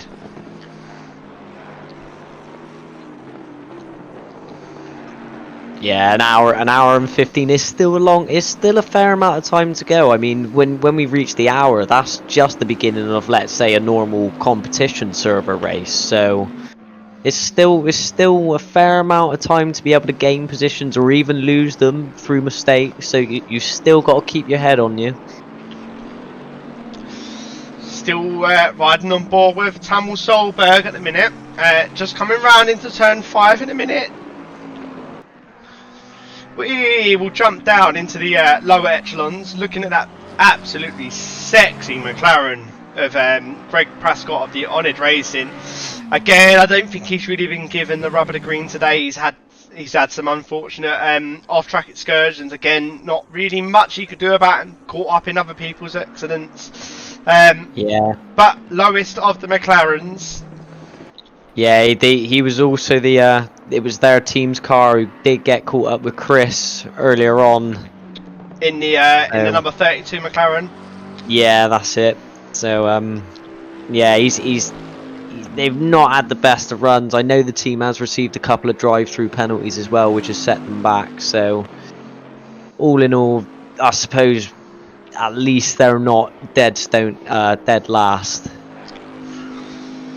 Sitting on board again now with the number 5 Bentley, one of, what was it? 7 Bentleys, I think, 6 or 7 Bentleys. Yeah, I believe there was 6 or 7 around that. John Higgins, the sister car to that McLaren in the Honoured Racing. But he's been pushing hard. He's been doing quite well along with his teammate, fresh into the car. Yep, and Jay, they are one of the teams who've actually performed all their mandatory pits, so not sure if that was quite recent, because if that's the case, they could potentially go to the end of the race. And one of the big advantages of the Bentley we found is he just dips off the track a little bit there. But one of the big advantages of the Bentley we found is it has pretty much the largest fuel tank out of all the cars. So it has I believe it's 130 litre fuel tank, and so if they've pitted fairly recently, it could potentially go to the end of the race here, and with others still needing to make their pit, that could be positions gained by Jay Higgins there. Actually surprises me that you say that they've only got that amount of fuel capacity, because you know that car is precisely the same size as the P&O ferry that crosses from Dover to Calais. So, yeah, so if not bigger. It is quite surprising. That being said, John Higgins doing an absolutely grand job for Honoured Racing, running in 12th place in a minute and following up. That McLaren of Heskell and Hallam, which has been in the wars but have done really well to get up, be a really good result for that McLaren to get up into the top 10. To be honest with you, I think with the run they've had, they'd be pretty over the moon to get up into the top 10. To be honest, like they've they've not had the best of luck. And when Chris went for that move on, I believe it was the number 23 McLaren, just a little bit of contact. I don't personally think it was his fault. So yeah, it would be nice to see the X-Kart Esports team get up into the top 10. Moving away from that, we are riding on board with another turn 1. This is the Barcelona car driven by Kirk Heath, the 101 car. He is in the top 10. He's running quite consistently. Last lap was a 147, but the best of the session so far is a 145. These guys they've had a little bit of luck and a little bit of unluck. Unluck, I don't know if that's a word, but a little bit of bad luck. Bad luck is the word I'm looking for, Alex. That's the one. But yeah, these guys have fallen a little bit astray due to some issues that they've had. But that being said, running in 8th place, and it looks pretty solid for them. They've got quite a big gap to the car behind.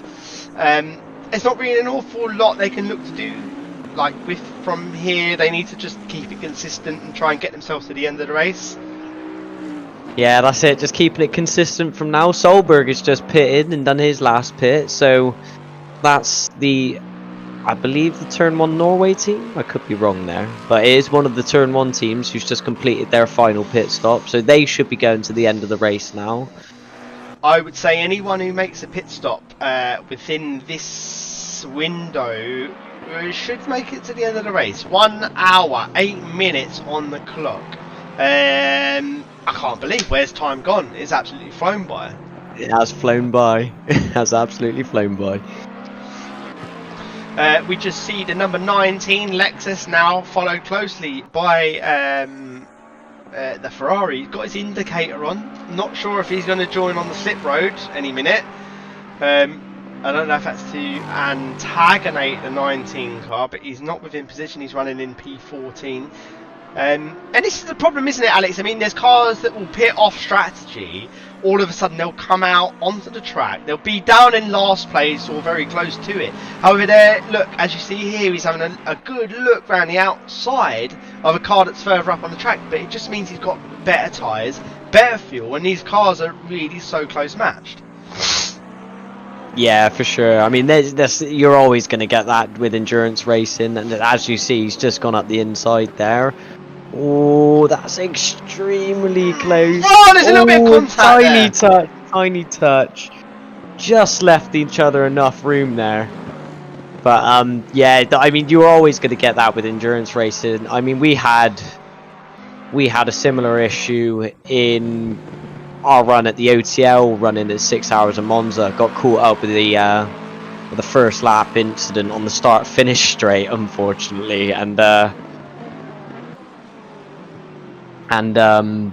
we had that issue of coming out of the pits, and we came out just in front of 5th and 6th, but we were pretty much the same pace as them, but had to let them go. So you do get that within endurance racing.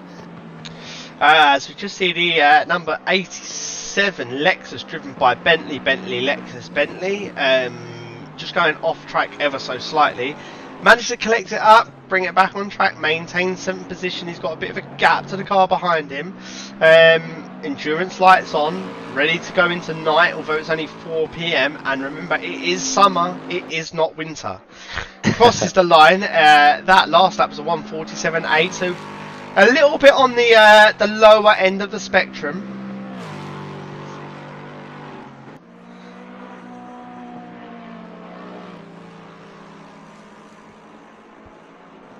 Beautiful car. I think it's got its angled in the right place.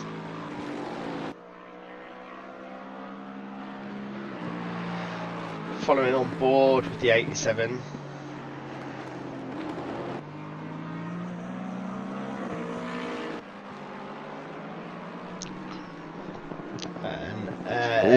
Almost 100 laps completed by the leader now. Been a solid race. Again, by the 100 car. They might be upset to hear, but there's not really been an awful lot to report on. It's just like the lead of a Formula 1 race, you know, Lewis Hamilton dusts off into the lead after the third corner, and you don't really hear from him again. But that being said, you exchange that for a victory, albeit touch wood. Don't want to curse at the commentator. I would say that they've been the absolute class of the field, both drivers today. Yeah, for sure. They've had such a good run. I mean, Sandberg put them in such a good position at the beginning of the race. Kept his head cool when he had the pressure of the two Audis behind him, and ever since then he built up a gap and basically handed over a perfect situation over to Konstantinidis, which from here on out has also done a great job of just keeping his nose clean and keeping it going. That's I mean, I think that's that's something the endurance racing does differently to a spec series or a sprint series. I mean, there's a lot of drivers, as we touched on earlier, who are absolutely phenomenal over 3 laps, but they tend to drop it on the 4th and the 8th and the 10th and 16th lap. They just can't do consecutive laps altogether. But this sort of racing, be it that this is a small 4-hour race, there's some people who just cannot do that. Yeah, for sure. For sure, there's that. I mean, some people do let the pressure get to them, especially if you know your teammate has done already a great job, and then you've got to try and keep that going. It can be easy to let that get to you, for sure. As we see on board with the 104 car of Patterson, done well. Just kept his head down, kept his nose in the dirt, just pounded away the laps, and he's worked his way all the way up into a podium position. And that that gives the Turn 1 team a massive shouting point. First and third at the minute. But that doesn't displace the number 2 car of Van Windegen in the V10 Grasmeyer racing team. Interloping into what is obviously a really big team effort, a team grind. It almost reminds me of the Ricci Competizione effort. They're a small team, privateer, and they go out to Le Mans every year with a good chance of winning.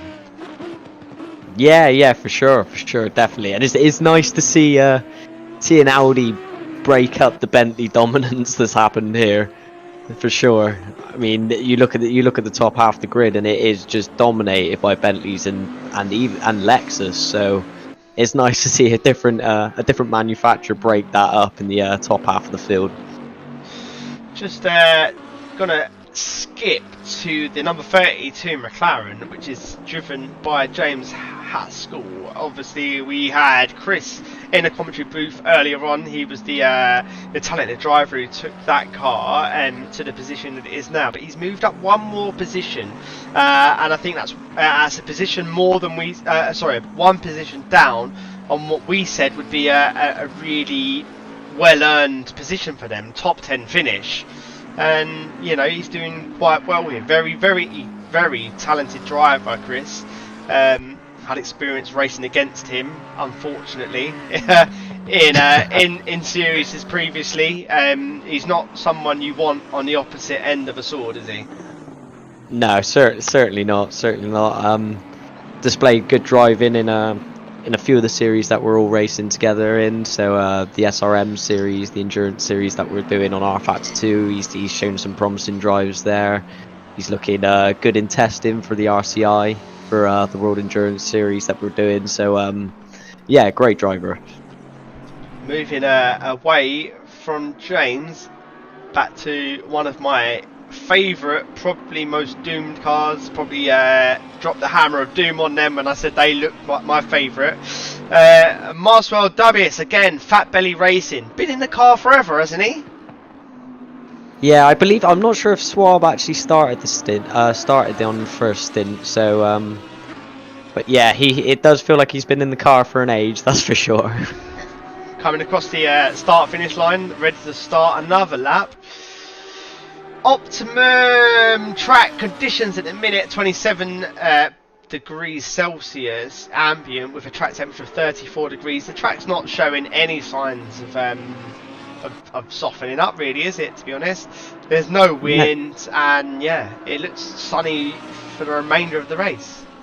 Yeah, just the only change, maybe a couple of degrees, so not too much of a difference. So I guess one positive it makes is you're not constantly having to change tire pressures between pit stops.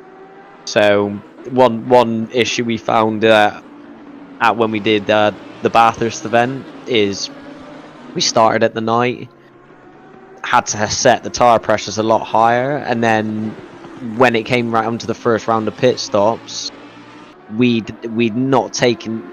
It was one of our first events. We'd not taken into the accountability of the change of temperature with the sun rising, and that completely caught us out in the second stint. So, I guess that's one thing the drivers haven't had to deal with today, which in a way is a bit of a blessing for them. Blessing indeed. I mean, we've all been there. We've done 24-hour races before. We've experienced the full brunt of Mother Nature. I think I remember a particular time when I was running the Le Mans 24-hour, and I was sitting next to a big pane of glass on my left-hand side, facing west, to which the sun decided to poke its head above the buildings. Burned me to a crisp on my left-hand side, but being stuck in a car, exposed to the elements with no curtains. Sorry to interrupt, but it looks like we've just had a car drop out, so we're down to 16 now. It'll be interesting to see what's happened there, whether that's a disconnect or a driver swap issue. 2 cars in the pit lane at the minute. We have got the number 87 Bentley / Lexus flashing its headlights.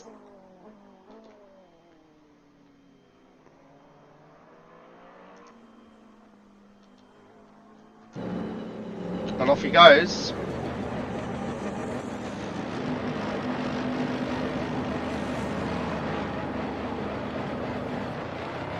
Back out onto the circuit he goes. Should be his last pit stop now. I would say within a 57 minutes would see you to the end of the race, Alex.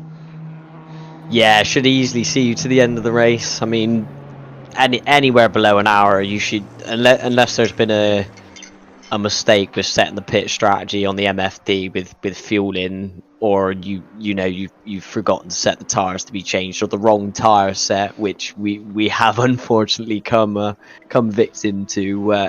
It should easily be seen to the end of the race now. Dirty cars that we see on screen at the minute. The Lamborghini covered in absolute muck and gore from all the track after 3 hours of racing. Not something you really notice from a driver's point of view, is it? No, it's definitely not, being sat in the cockpit of the car. I mean, the only thing you might notice is a bit of dirt coming onto the windscreen. But yeah, other than that, you don't tend to notice that sort of things. I mean, in real endurance racing, you see when cars come into the pits, you see the crew dragging all the marbles out of each of the vents, trying to clear the air ducts out to prevent the car from overheating, which is something in the sim is not what we have to deal with.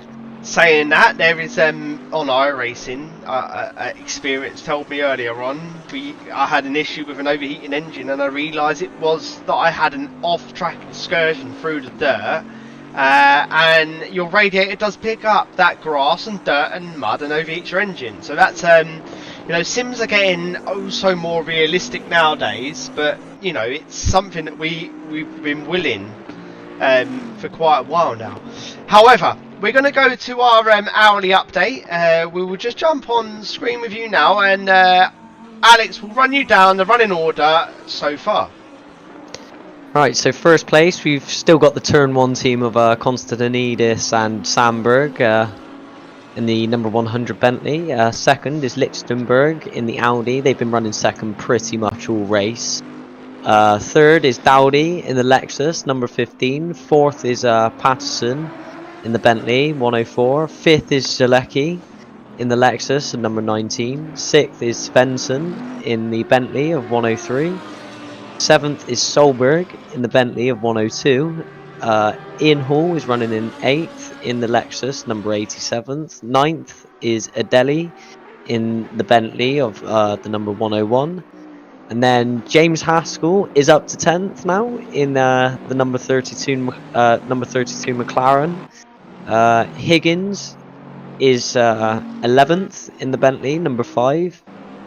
12th is Anderson in the Ferrari in the number 73. Duby is running in 13th in the Lamborghini, 34. 14th is Brown in the Bentley, number 9. 15th is Ivanusa in the 555 Huracan. 16th is Prescott in the McLaren 720S in the number 23. And 17th we have Vorotniak in the Mercedes. Great roundup for the positions as it is at the moment.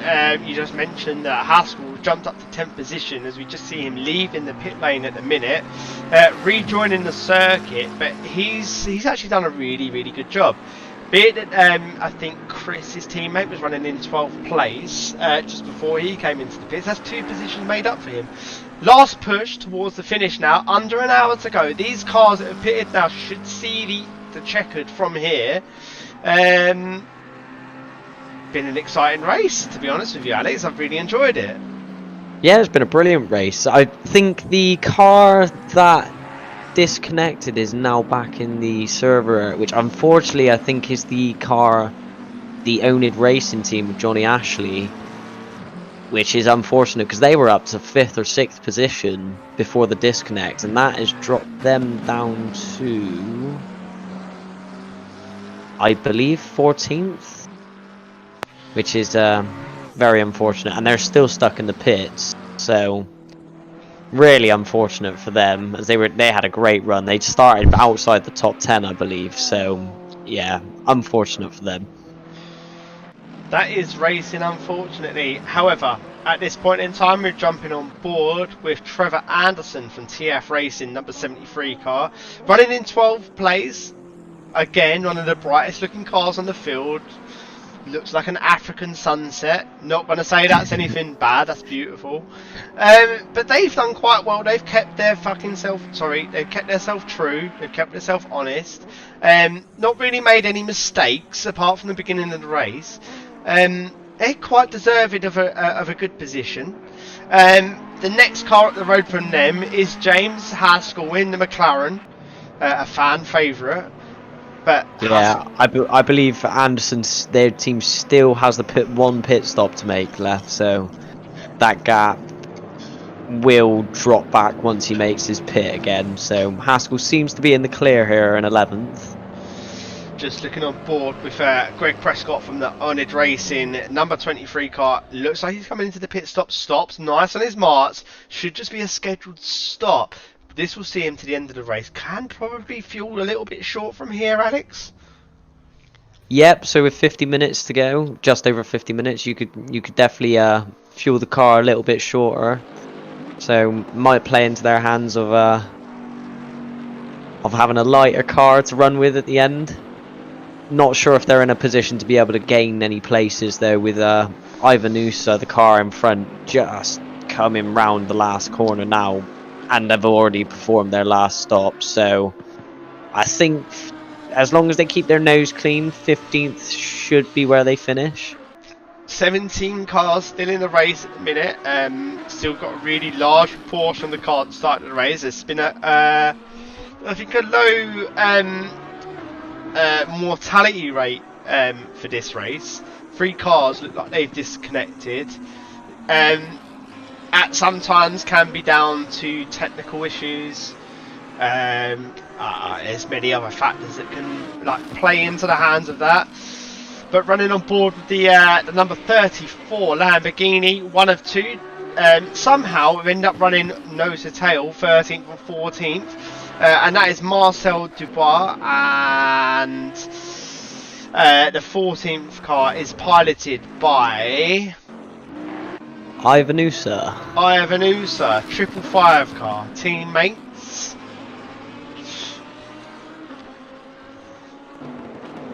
Moving on board with John Higgins in the Honoured Racing Bentley, 10th place. He's done really well to get up to 10th place. Yeah, slowly making up his positions.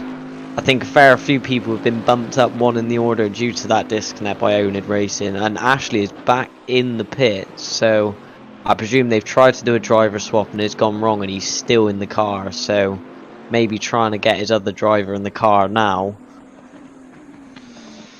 Dowdy is also in the pits from 4th, just leaving his pit stall now, so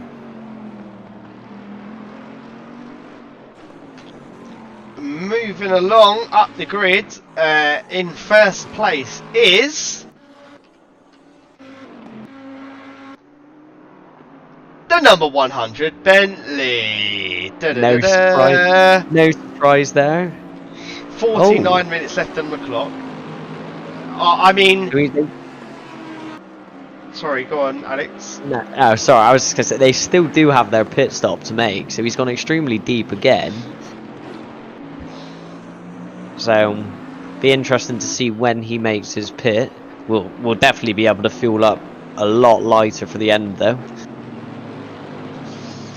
Done an absolute master stint from him, really, but he's being kept honest by Lichtenberg in the Audi, number 33. They're not too far away, still lapping in the 46s.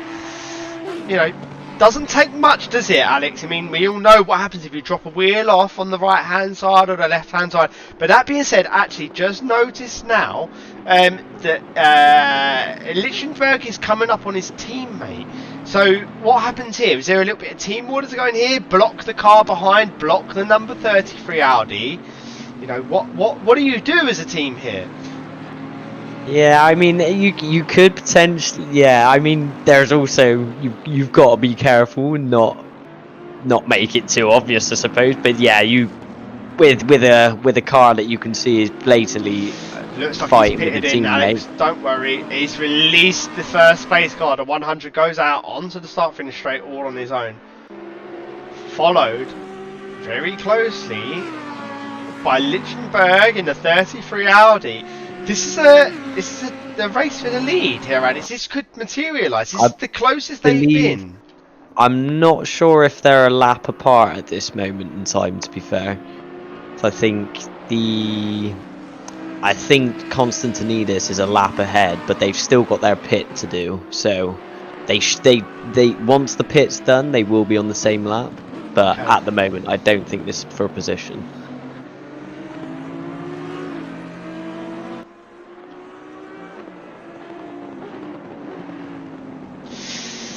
Still following on board with the 33 at the minute. We're going to have a little look at the number, the 15 car. Again,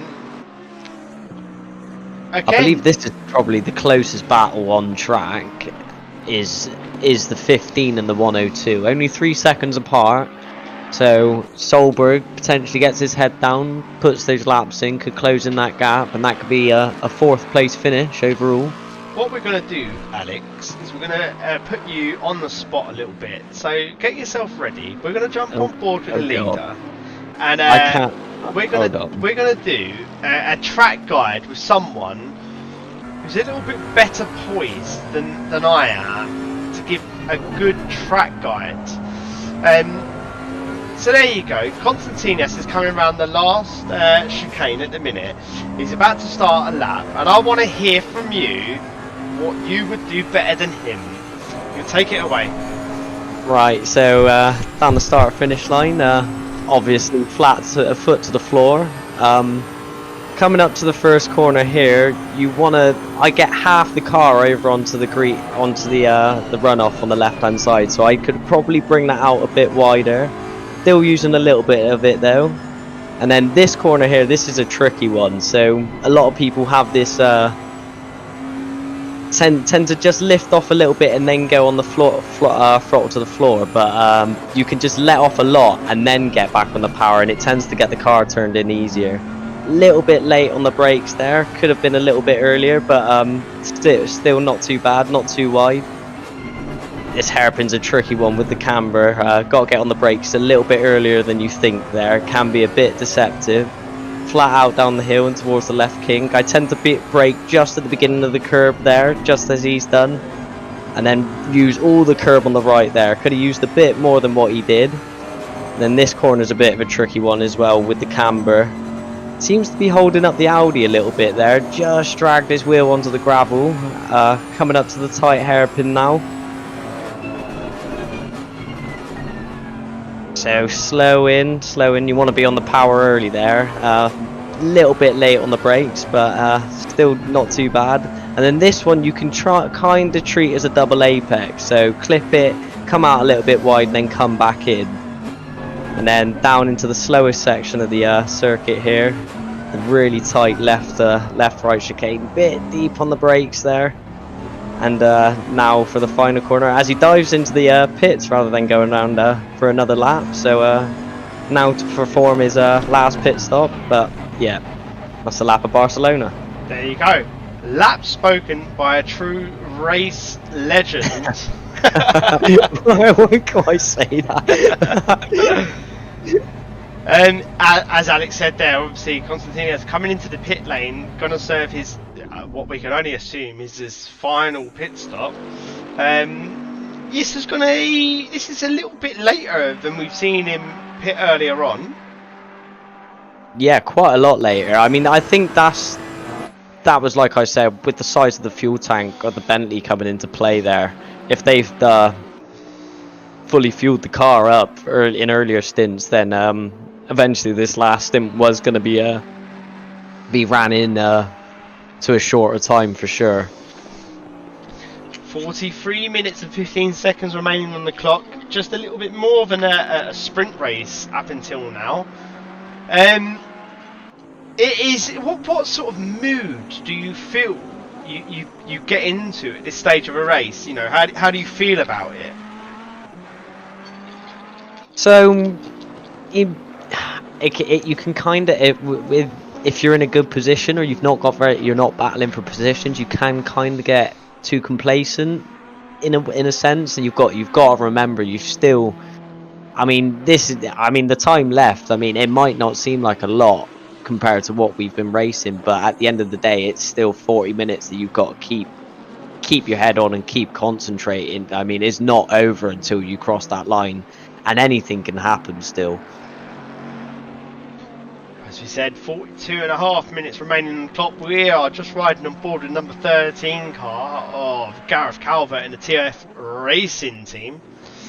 But we're going to move away to the last of the top 10 drivers, John Higgins on it racing in his beautifully prepared Bentley Continental GT, one of the new breed of racing GT3 cars.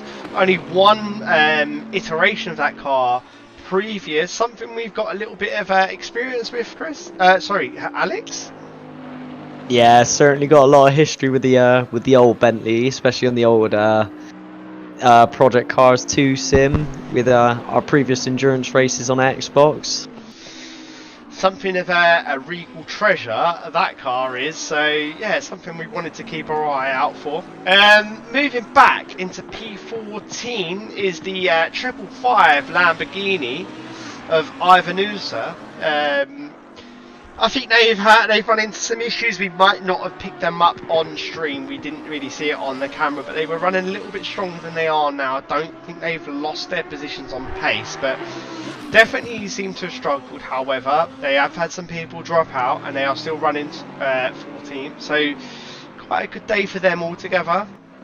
Yeah, I think overall the looking at how the grid's kind of the grid order is looking at the moment. The mid-engine cars, apart from the Audi, just seem to have struggled a little bit here today at Barcelona. So, like we said at the beginning of the race, maybe this is a track which suits that front engine sort of layout of car.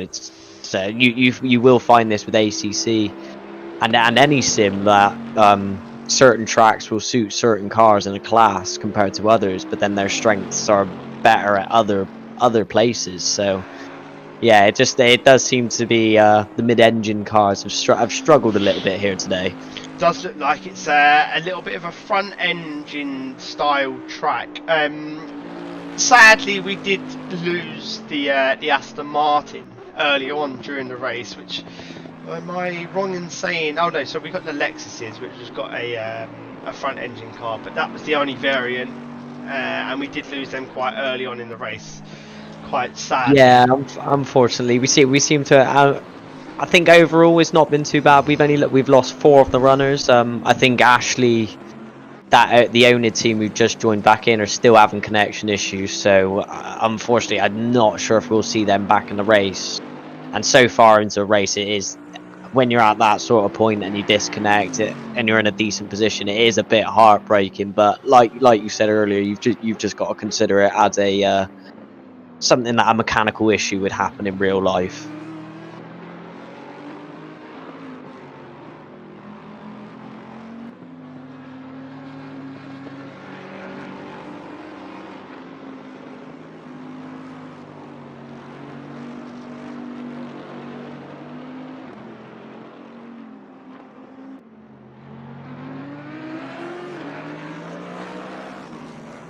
So the field fairly spread out at the moment.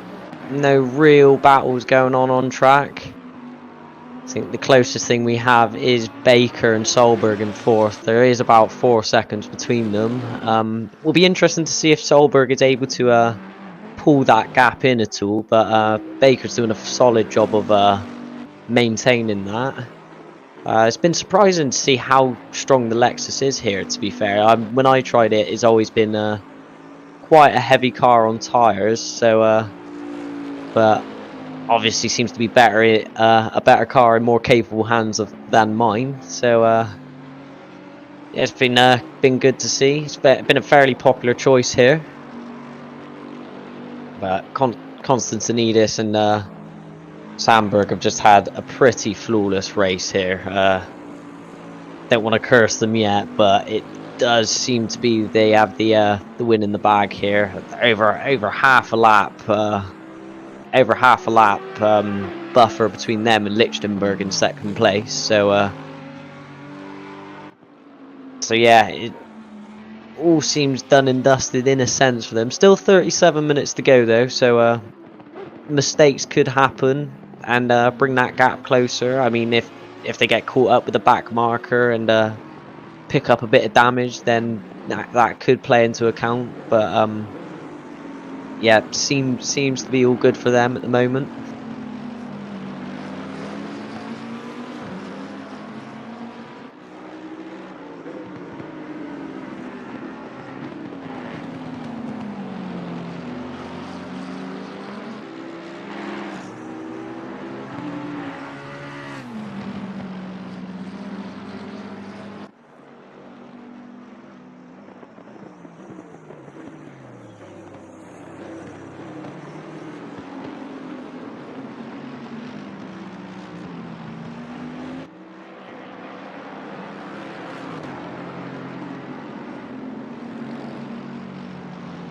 Yeah, and Patterson in 3rd place has a nice healthy gap over Baker as well, so doesn't seem like any issues of him coming into troubles and losing a podium position for his team. The Turn 1 teams have seem to have done very well here, so we've got them in 1st, 3rd, 5th and 7th. Just as I say that, the 7th place car, Adeli, has just picked up a drive-through.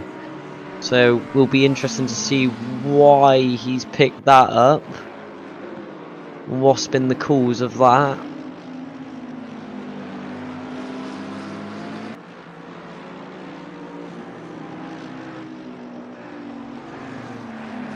Most likely we'll come in and get that sorted straight away. But this will most likely play into the hands of his teammate Johnson. who's just rounding turn 3. So that drive-through will bring them two extremely close, I believe. Not something you want to pick up this late in the race at all.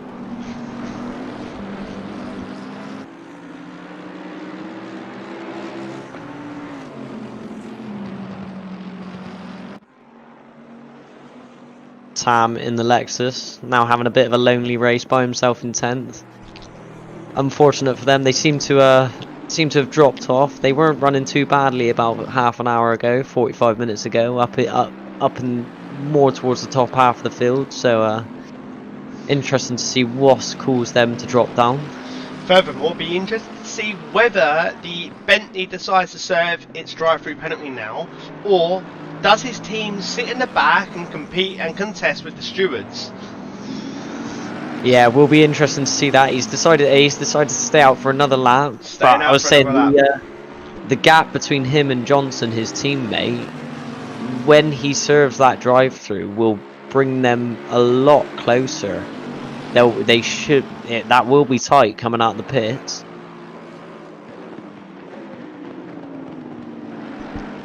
So have a look into the inside there.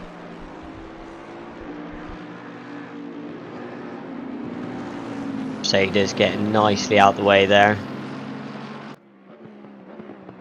Mercedes doing the right thing, just getting out of the way of a battle.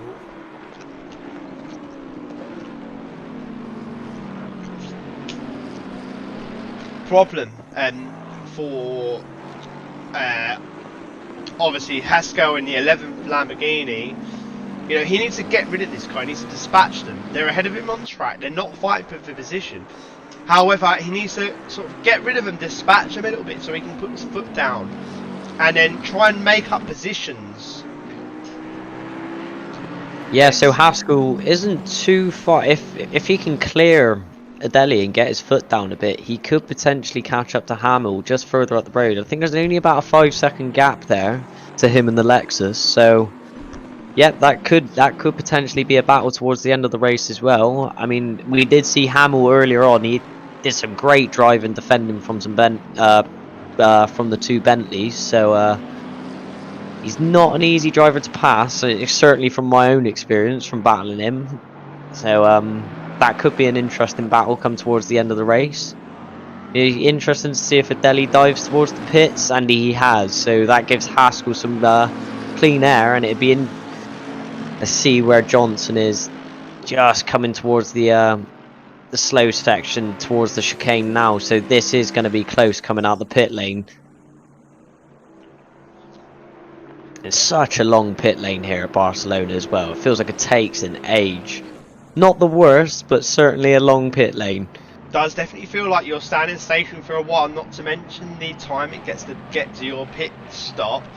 And here comes Johnson, just a drive through, about to hit the pit lane speed limit. He can't wait to hit that button to get back up to racing speed. Back up to racing speed he goes, banging through the gears, getting on down the straight, unopposed, down into turn 1, no traffic in sight. Still manages to maintain P7. I'm not sure if that's updated yet. Johnson has just passed him, so might have dropped a position. And there we go, it's just updated. So unfortunately he has lost the position to his teammate there. Unfortunate, but absolutely necessary, and that's what our live stewards are doing at the minute. You can't cut tracks in the P to get away with it. So yeah, great job by Martin and the crew. Is it just Martin and Nick doing the stewarding? For this event, yeah, it's just the two stewards we have. They've been here for the whole duration of the event. So great job by Martin and Nick, just running the stewarding team there and getting them penalties applied as and when necessary.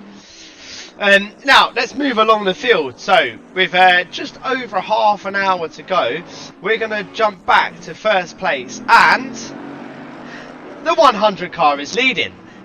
The Bentley of Stravos Konstantinas of Turn 1 Barcelona, leading the race, has done for 3.5 hours, and he's followed very closely in situ by the third place car, which is Jalini Patterson of Turn 1 Canada. Now, first place and third place are separated by the second place car of Lichtenberg. So that would indicate to me that Patterson in third place is a lap down. Yeah, certainly does. That is quite a feat to be a lap up from all the way up to third place. They've had such a good race, these guys. Looks like they've Been so consistent, kept their nose out of trouble. So yeah, been a good race for these guys. And for the Turn 1 guys overall, I mean, we've got them, 2 of them on the podium here. been a solid event for them.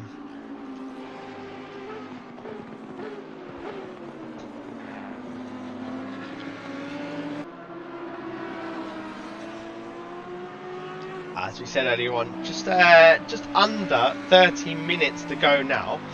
We will shortly give you a standings update.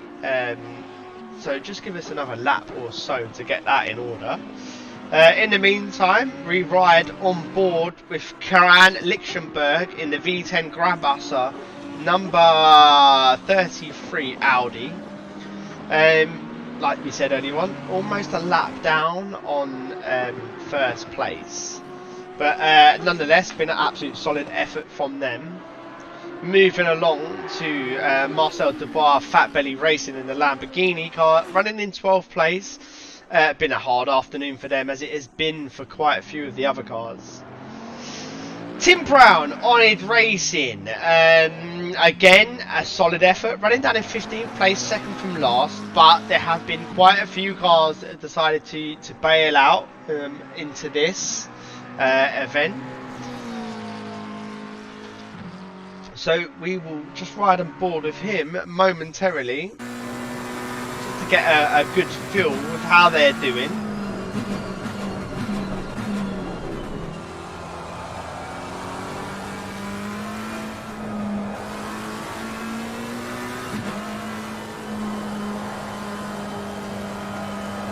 Rounding turn 3, that long sweeping left-hander.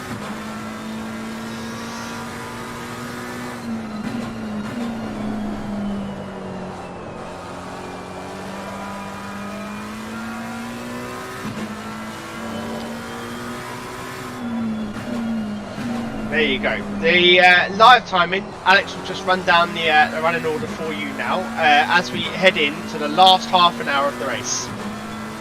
Yep, so with 27 minutes to go, we in first place. We still have the Turn 1 team of Sandberg and Constanidis in the Bentley GT3 number 100. Second is still Lichtenberg in the Audi number 33. Third place, Patterson in the Bentley GT3 in the number 104.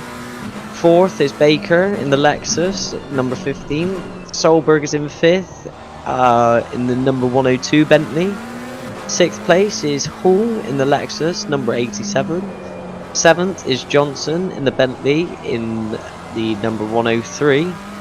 Adeli is eighth in another Bentley in the 101, and then another Bentley in ninth of Higgins in the number 5, and then Tam Hamill in the number 19 Lexus is in 10th. Haskell in 11th in the McLaren. 12th is Duby in the Huracan number 34. 13th is Calvert in the Ferrari. 14th Ivanusa in the Huracan.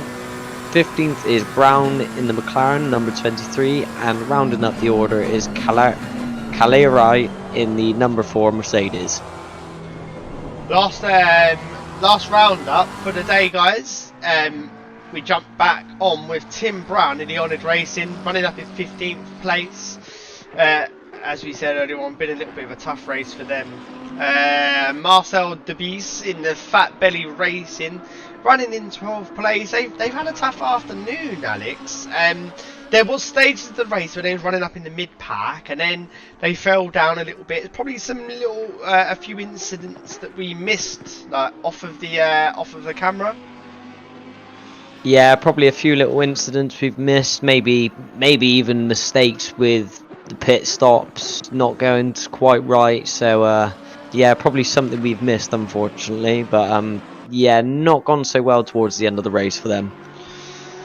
Moving along up the grid order, Patterson. I mean, in the Bentley, yeah, and the Turn 1 Canada guys, they've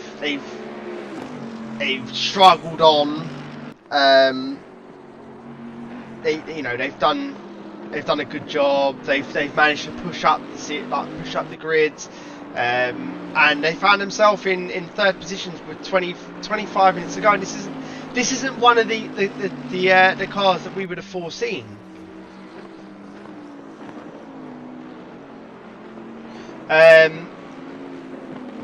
So I think we'll just follow on board with them for a little while, or we will move to the leader. A car of a very similar look, the 100 car. I mean, Alex touched on this earlier on. A car, it doesn't seem to have put a foot wrong for 3.5 hours. Over 3.5 hours now. They've just gone flat out, like pedal to the metal, and they fully deserve the position they're in right now. Patterson third place, running line astern. Curve Kalani, Sim Solution Design. They struggled at the beginning. They had a few incidents that set them back throughout the race, but they've done well to keep it on the track. They've made their pit stops and their driver changes. They've made no real big issues of it. Been off track a few times, but sometimes you find that you're in that sort of position and you're fighting against the elements, so to speak. You're racing against an issue you've had previously, and you're just trying to make the best of a worse situation. But they've done really well to keep going. 16th place, but by no means is a reflection of actually where they're finishing. We had 25 plus starters in the race, and yeah, they've continued on. So full credit to them. To finish a race of any length is a massive achievement. So yeah, we just jumping on board now with Max Johnson, and that's the Bentley T1 team. Again, this is the third car out of the team. They're running 7th, so they've got 3 cars up in the top 7. Massive achievement for them. It looks like they've come along and dominated, Alex. What's your impression of their attack or their assault on this series? It definitely has been a pretty dominant first race from the Turn 1 squad, from all the teams. And just looking at the order now, Lichtenberg's just picked up a drive-through penalty. Is this going to cause any issues for him in his second place? Very interesting. Where is Patterson on track? Patterson is just coming into the last complex now, so this could be interesting for the last 20 minutes of the race. It's not a time when you want to pick up a drive-through. I wonder what's happened there. Very interesting. I mean, all I can think of is either potentially track limits being breached, or if he's had a Russell with a back marker he's trying to get past, maybe just a little bit impatient, something like that. Other than that, it's hard to see what could cause that. Absolutely possible, but that is the exact issue that they found themselves in. So be interesting to see if he dives into the pits this lap. We will try jump to get that over with them now, and there we go. Could be make or break for this team. Drive-through penalty. The only car that is separating a 1, 2, 3 for the Bentley team. So you see a Lamborghini off the circuit there. They may be challenging this. They may be, as we said earlier on, we have got 2 live stewards who are looking at all the problems and the complaints. This might be an auto-generated car. As he jumps into the pit lane, this is massive implications for the race, Alex. This is the P2 car jumping into the pit lane for a... Let's see where Patterson is. He's just on the back straight, coming up to the tight left-hander. This is I'm close. not sure where he's going to come out here. It is a fairly long pit lane, but I'm not sure if it's quite that long. I'm pretty All saying confident that. Liechtenstein should come out just in front, but it's going to be tight. This is going to be a race for the lead with 20 minutes to go on the clock. As we see... No, he's coming out at the end now. So he's just getting off the pit limiter and Patterson's just coming into the last chicane. So it's definitely closed the gap up a bit. Any more mistakes from Lichtenberg and that could cost him a second. This could be it. This could be the race for the lead, or for second place especially. Constantiliani has in the 100 car and the Bentley. Looks like he's got a clear track now to the end. 19 minutes remaining on the clock. I'd say the battle to the end now is most likely Solberg and Baker. Only a second and a bit between them two for 4th and 5th. So could get interesting in the last. This is where you start to take the risks and want to push. The last 20 minutes, this becomes a sprint race now to the end. We're going to dive down, probably for the last time. We're going to run up from the back of the field. The number 4 car, massive respect for that Mercedes. This Mercedes has been outclassed this whole race. It's probably not too much to do with the drivers, but it's a selection of car, and it's you know, it's not been its most favourable track, but it's stuck with it. It's been tangled up in a few incidents at the first turn 1 for the first couple of laps. I've seen that car sideways, probably to do with no fault of their own, but they've stuck with it and they've kept going, and you know, they've pushed on. 16th place. Oh, another drive-through's just been issued. Sorry to interrupt, but for the 555 Lamborghini. 14th place is the Ivan Usa 555 Lamborghini drive-through. Not sure what that was issued for, but that could have big implications. Running down in 14th place, closest car towards him is the Brown car of the McLaren car of Brown.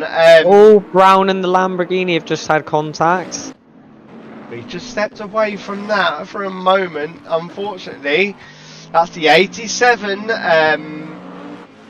I apologise. It's a 23 car of Tim Brown, On It Racing. We will stay with this battle for a moment. Not had the smoothest run, this team, unfortunately. Had a couple of drive-throughs issued to them. Few mistakes here and there. Had that coming together with the X-Car Esports team with Chris earlier on in the race, so things could have gone better, but they've stuck with it. So running all things deep considered, they're still here. Moving away from them, Mike DeBeese in the Fat Belly Racing Lamborghini. Just looks like he's got the legs on him for now. Moving up to 5th place of Callum Baker, Tech 1 Racing, putting the pressure on the 4th place Solberg This car. has closed up a bit now, hasn't it? He'd love to get a little bit of Lexus involved in the top 4 cars. You don't want a triple Bentley podium. Just proves what we all were saying earlier on about the strength of the car. But place for the a good battle for the last 15 minutes to get these two closing up. Lexus doing a little bit of challenging here. Bentley running all the way off the left of the circuit. No track limits for that part of the track. Gives you a little bit of a more acute angle for that corner there. It does look like Solberg under a little bit of pressure here. This could be a good race here. Yeah, especially through that first sector. He just seems to be struggling. Maybe he's pushed the tires too much early in the stint, but Baker's closing right up now. 7 tenths between them. So maybe another lap and Baker could be within striking distance here, that's for sure. We've also got another battle, 7th and 8th, between teammates, half a second. Johnson and Nadelli, so we've got a couple of battles really heating up here.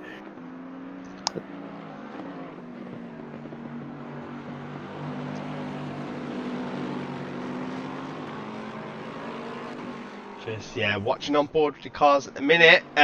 Baker looks like he's giving a run.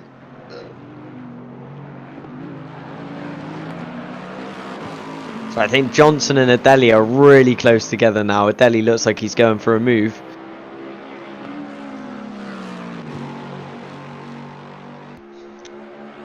Flashing their headlights as he runs down into the first corner, putting their pressure on the car behind. The Bentley uses all of the track on the outside.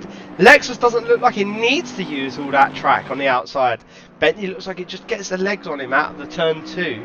Going round the long right-hander here. Who has the most traction? What it's all about. Yeah, Bentley just seems to have stretched a couple of car lengths extra there. Maybe Baker might compromise his exit from turn 2 then, but he's closed back up again. Seems to be a lot better on the brakes with the Lexus. The Bentley just seems to be struggling a little bit here.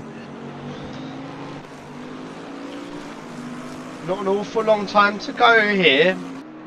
14 minutes left on the clock. We'll probably stay with this battle for the time being, but this is definitely something to look out for.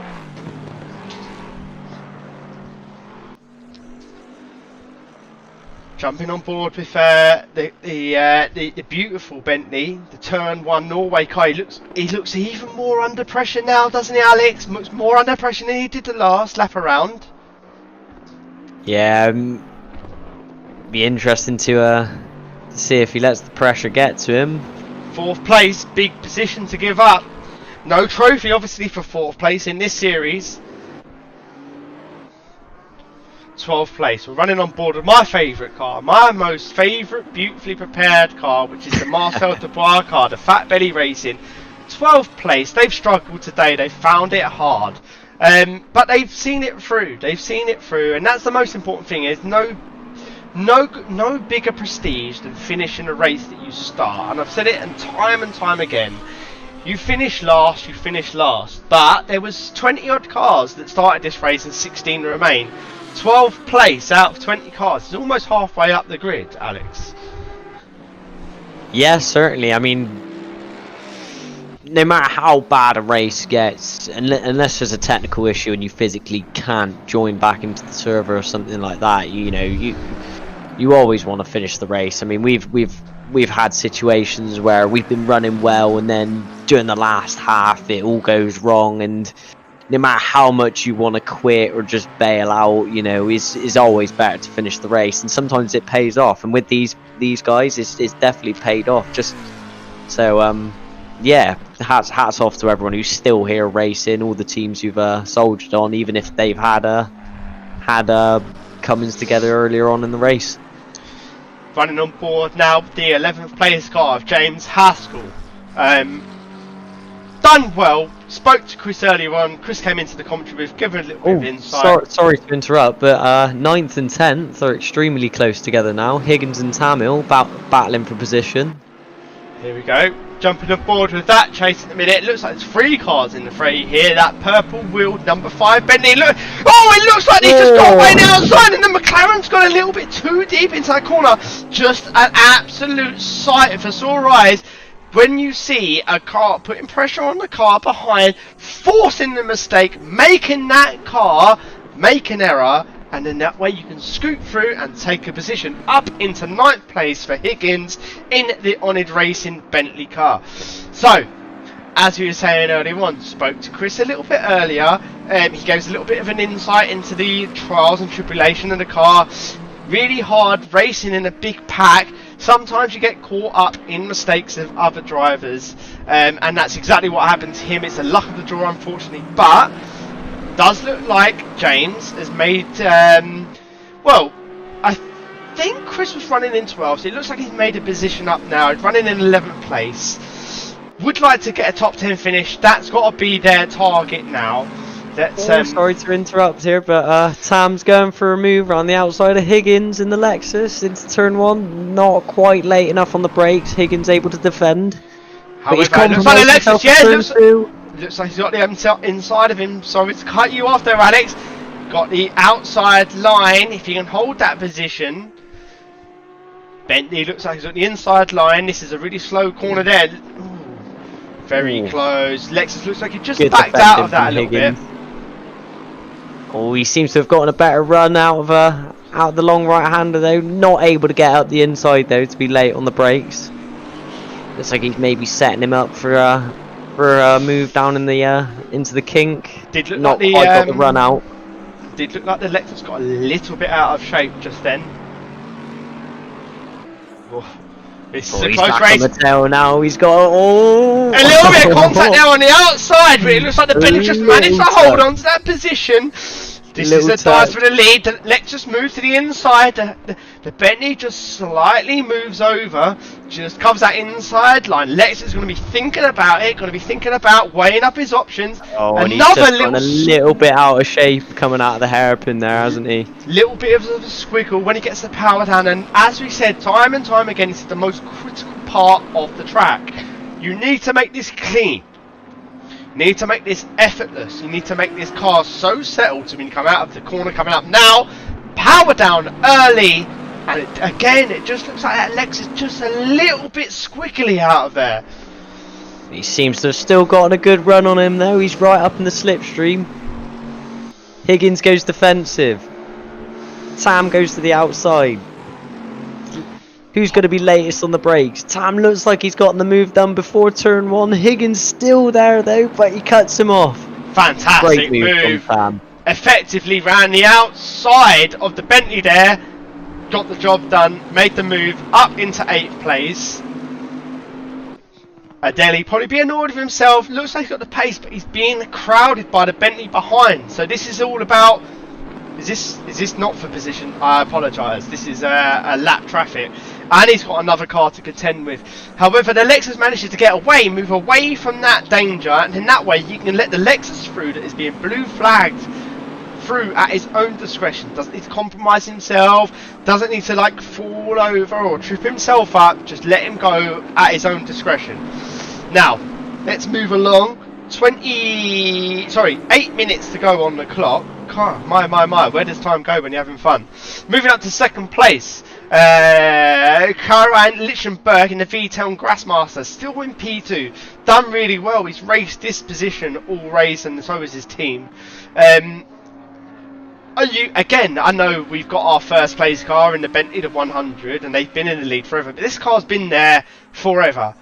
Been in striking plays, not really put a foot wrong, haven't really had the pace of the others in front of him, but that being said, have made the few amount of mistakes and they've left them here. They've picked up on the mistake early on made by the Audi, albeit that wasn't beneficial to their plays, be it that the Audi behind them, you know, had an issue in the pit stop or a failure as we spoke about. But this car here is, you know, it's been there or thereabouts. Yeah, really apart from the drive-through near the end, which has brought Patterson closer up to him. They've been super consistent over the past 4 hours for sure. Which it just goes to show consistency is key during these events. That's for sure. Absolutely, yeah. I mean, I'll be honest with you, I completely forgot about that drive-through penalty. It didn't really dismay them too much. I mean, they'd done the hard work up until that point, but, you know, they could afford the drive-through penalty. It may have put them in a little bit of, or in the clutches of the car behind, but they seem to have managed it well. So, yeah, all fair play to them. Not long to go. Oh, so Tam, who just gotten past Higgins, seems to have made a mistake, and now he's dropped back behind the Bentley for 9th and 10th. So, not sure what's happened there.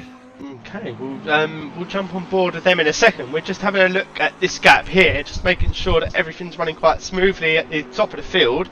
And let's have a look. Bentley, number 16, jumping into the pits with only 6 minutes to go. Just couldn't make that fuel last. And there we go. 10th place. Tam Hamill, Onid Racing 2, number 19 car, is back down into 10th place. Yeah, so not sure what's happened there. He performed a great move around the outside of Higgins into turn 1, so he must have made a mistake somewhere, and Higgins is taking advantage of that. Not the time to make a mistake either. He's quite a large gap that he'd have to close back up to take, and then take the position back again. So, number 15 car of Tim Brown, Onid Racing, number 2315 in class, has got a stop-go penalty of 10 seconds. Again, not too sure what that's about. We have to get some information from race control. But that does look good for 11th place. So James Haskell in 11th place, pushing for that 10th place. We've set them a goal. They haven't set the goal. We set the goal. We want them up in the top 10. Just hovering outside that now for track position. Oh, and the 10th place car in front of him, Tam, has closed back up to Higgins again, so potentially could get that 9th place back here. He's within the second. He's gained the second back, so he obviously has the pace over Higgins. It's whether he can keep it on track this time if he does get past. Not very many laps to do it in either, so it's either now or never, really. 4 minutes remaining on the clock. It all comes down to this. Who's going to be winner? Who's going to be the loser? Oh, and he's closed right up on the brakes into the hairpin here, so this is probably the battle to look at.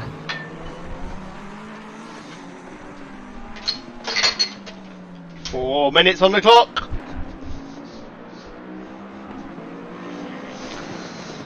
Oh, right, here we go. Winner takes all. Here comes Tam onto the start-finish straight behind Higgins. He's got a good run here. Right underneath the front wing of that Bentley. Bentley just Higgins goes a little goes bit defensive. Is he going to perform the same move again round the outside into turn one? Looks like he's got it done before the braking zone even. Oh, Nice very move. close. Good move. 19 moves up into 10th place. Sorry, 9th place. Yes, moves up into 9th place with a move round the outside.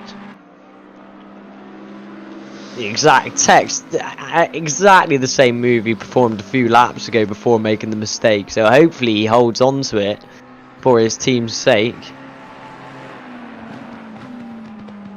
Higgins won't be too happy with himself with that. 3 minutes to go, losing a place. Still a top 10 finish though. Still a decent result. Decent finish, considering the qualification round. Only 16 cars finishing. 15th and 16th both got stop go. 30 seconds and 10 seconds, respectively. Leaving Ivanusa in the 555 Lamborghini, who I don't remember ever swapping driver, if I'm honest. May have changed for a very short middle stint onto a free stint race. Moving up on board with the 104 Bentley as he comes around the chicane. Only 2.5 minutes remaining on the clock. Very, very short amount of time left in the race. Coming round the last corner, powering down. Not really got a hope in hell in catching second place of Lichtenberg in P2. Already, I think maybe given another half hour or so, and it could have been on the cards. He has closed up a second, but a 6-second gap. Unless Lichtenberg makes a big mistake, can't see the order changing in the top three. well, Lichtenberg has got ahead of the first place car, which is an absolute paramount subject. That green Audi's managed to go past P1 into the lead of the race effectively, so he's back onto the lead race. We'll be getting blue flagged like hell, but he's not going to let that 100 car pass, because that 104 has got to pass 100, then the Audi, and that's realistically not going to happen. No, definitely for sure. And with Konstantinidis being a teammate of Patterson, you'd think he'd try and hold him up a little bit to help his teammate out, but hasn't been able to do so. Saying that, he's closed right up on the brakes again. See, the 33 has got to be careful here. If he can't break away from the number 100, then he will have to let him back past. You don't want to pick up a penalty in the last lap of the race. Oh, Oh, Race is on. oh no, Oh, what's we've going got on here? stop. We've got a Constantinias. He had a slow down. He's let him through.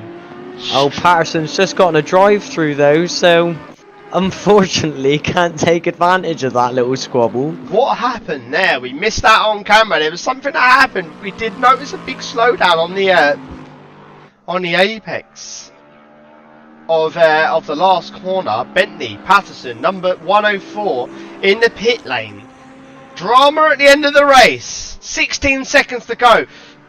James Haskell still in P11, number 32 McLaren. Teammate Chris Hallam coming down into turn 1. What can only be the penultimate lap of the race. That the paint is all scuffed off the car. Ivanusa P14, the 555 Lamborghini, all battered and bruised, comes around that first corner also. So this will be the last lap of the race. Constantinidis be looking forward to crossing the line, just coming through the middle sector. So not long now. Looking like he's done an absolutely solid job this race. Start to finish. Brilliant work from the turn 1 guys. Class of the Brilliant field. work. I'd have to say, personally, I think the drive of the day does have to go to Sandberg, who started off their stints, just put them in such a great position in that first 2 hours. All Constantinidis has had to do is keep it consistent, keep it on the track, not necessarily had to battle anyone because of Oscar putting him in such a good place in that first half of the race. As he just comes around the last corner now, take the checkered flag of the 4 hours of Barcelona. Headlight flash. 100 takes the 100% victory. Start to finish. The number 100 Bentley, Lichtenberg, Constantinias and Patterson, first, second and third. What an absolute victory for them guys. Yeah, what a brilliant race from everyone who's taken part. Shame we've had a few dropouts, but whether that's to do with connection or whatever, it's unfortunate, but brilliant race from the people who stayed. I mean, that's what it's all about, really, isn't it? I mean, it's all about staying on board and, you know, finishing the race, because you never know what can happen. Oh, for sure. I mean, you take it where with the X-Car Esports team with Haskell and Chris, beginning of the race, got caught up in the turn 1 incident. They dropped down to 17th or 18th in the first 25 minutes of the race, and here they are 3.5, 4 hours later, almost into the top 10. They made it into 11th out of 20 cars. So yeah, it just goes to show you've just got to be there to the end, and you never know what could happen. So cars just coming across the finish line now to finish the race. Ever so shortly, we're going to give everyone an opportunity to you know, take the checkered flag before we get everyone in here. And then we're going to have a chat with a couple of the drivers just to see, you know, how they got on and how they found the race, etc, etc. Yeah, so, you know, give it a couple of minutes or so, and then we'll go from there. Is everyone bar the Merc to cross the line and finish now? Just waiting on the Mercedes. Yeah, the 04 Carilli, they had a tough race. They was dealt really a tough hand to begin with, and they, you know what, they stuck with it. There's a lot to be said for that. You know, 4-hour races, 6-hour races, 8-hour races. You know, some of these guys, you know, they've got to persevere, and if they stay along for the ride, then you know, it's good kudos to be said for that. Anyway, we are joined in the commentary booth by Johnny Ash, driver of the number 9 car. Johnny, how did you find that, mate? Good, mate. It was really good. Shame we had to retire with about an hour to go, unfortunately. But the only boys did pretty well. Yeah, we did see that was unfortunate. You were up to around fourth or fifth position before the disconnect or whatever happened in the pits. What was the issue? So we did a driver swap, and then Ben got in the car, had no feedback on his wheel. So we had to exit out. He pulled up at the end of the back straight, tried to reset. Hopefully, that would then reset his feedback. But then it crashed. The game crashed, and then so we both exited out the server. I went back to the server because I was number one, and then he couldn't get back in. So yeah, we just had to retire, unfortunately. Unfortunate. I mean, things like this are we have been saying throughout the race that issues like this, I guess you've just kind of got to see them as a mechanical issue that would happen in a real life event. This is just the sort of things that we've got to deal with in the sim. Would you agree? Absolutely, yeah, absolutely. We were gutted because we do think we were on for a top three. But it's like one of them things, isn't it? You know, you have a look at the guys that do Le Mans. 23 hours in, you can have a mechanical failure and that's your race over, even though you've done 23 hours. We'd done 3 hours, and unfortunately we had to retire. But just one of them things. Yeah, unfortunate. I mean, the rest of the Onid boys seem to have a good race though. Tam making a good move around the outside of Higgins in the last 5 minutes of the race there. So yeah, I think it's just unfortunate for you for your team.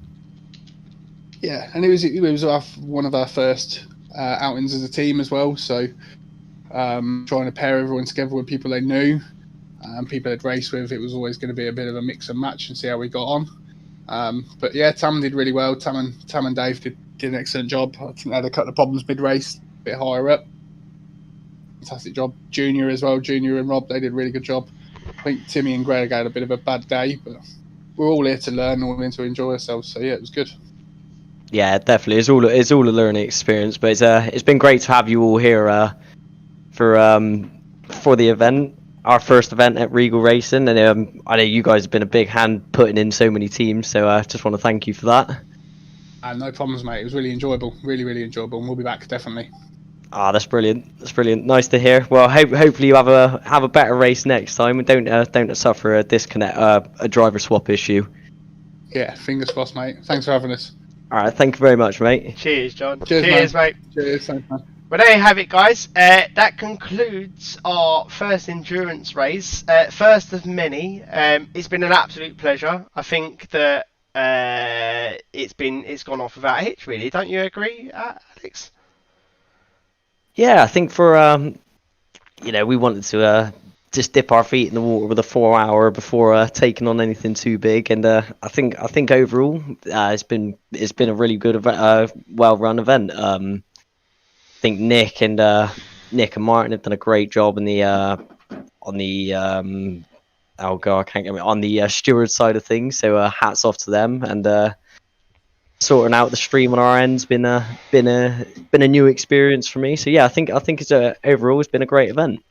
Yeah, I mean, I think I just want to finish basically by saying it's been a great event. I've enjoyed it thoroughly. I can't believe it's been 4 hours since we started. It's gone by so fast. But yeah, Regal Racing, massive hats off to you guys. Absolutely smashed it. Really good event. It's been a massive success, and a big congratulations to the winners. And to be honest with you, big congratulations to everyone who managed to take the checker flag. It's a massive achievement. We look forward to seeing you for the next one. Stay tuned. It will be along shortly, soon to be announced. But yeah, guys, fantastic. Thank you so much from me and Alex. We'll see you soon.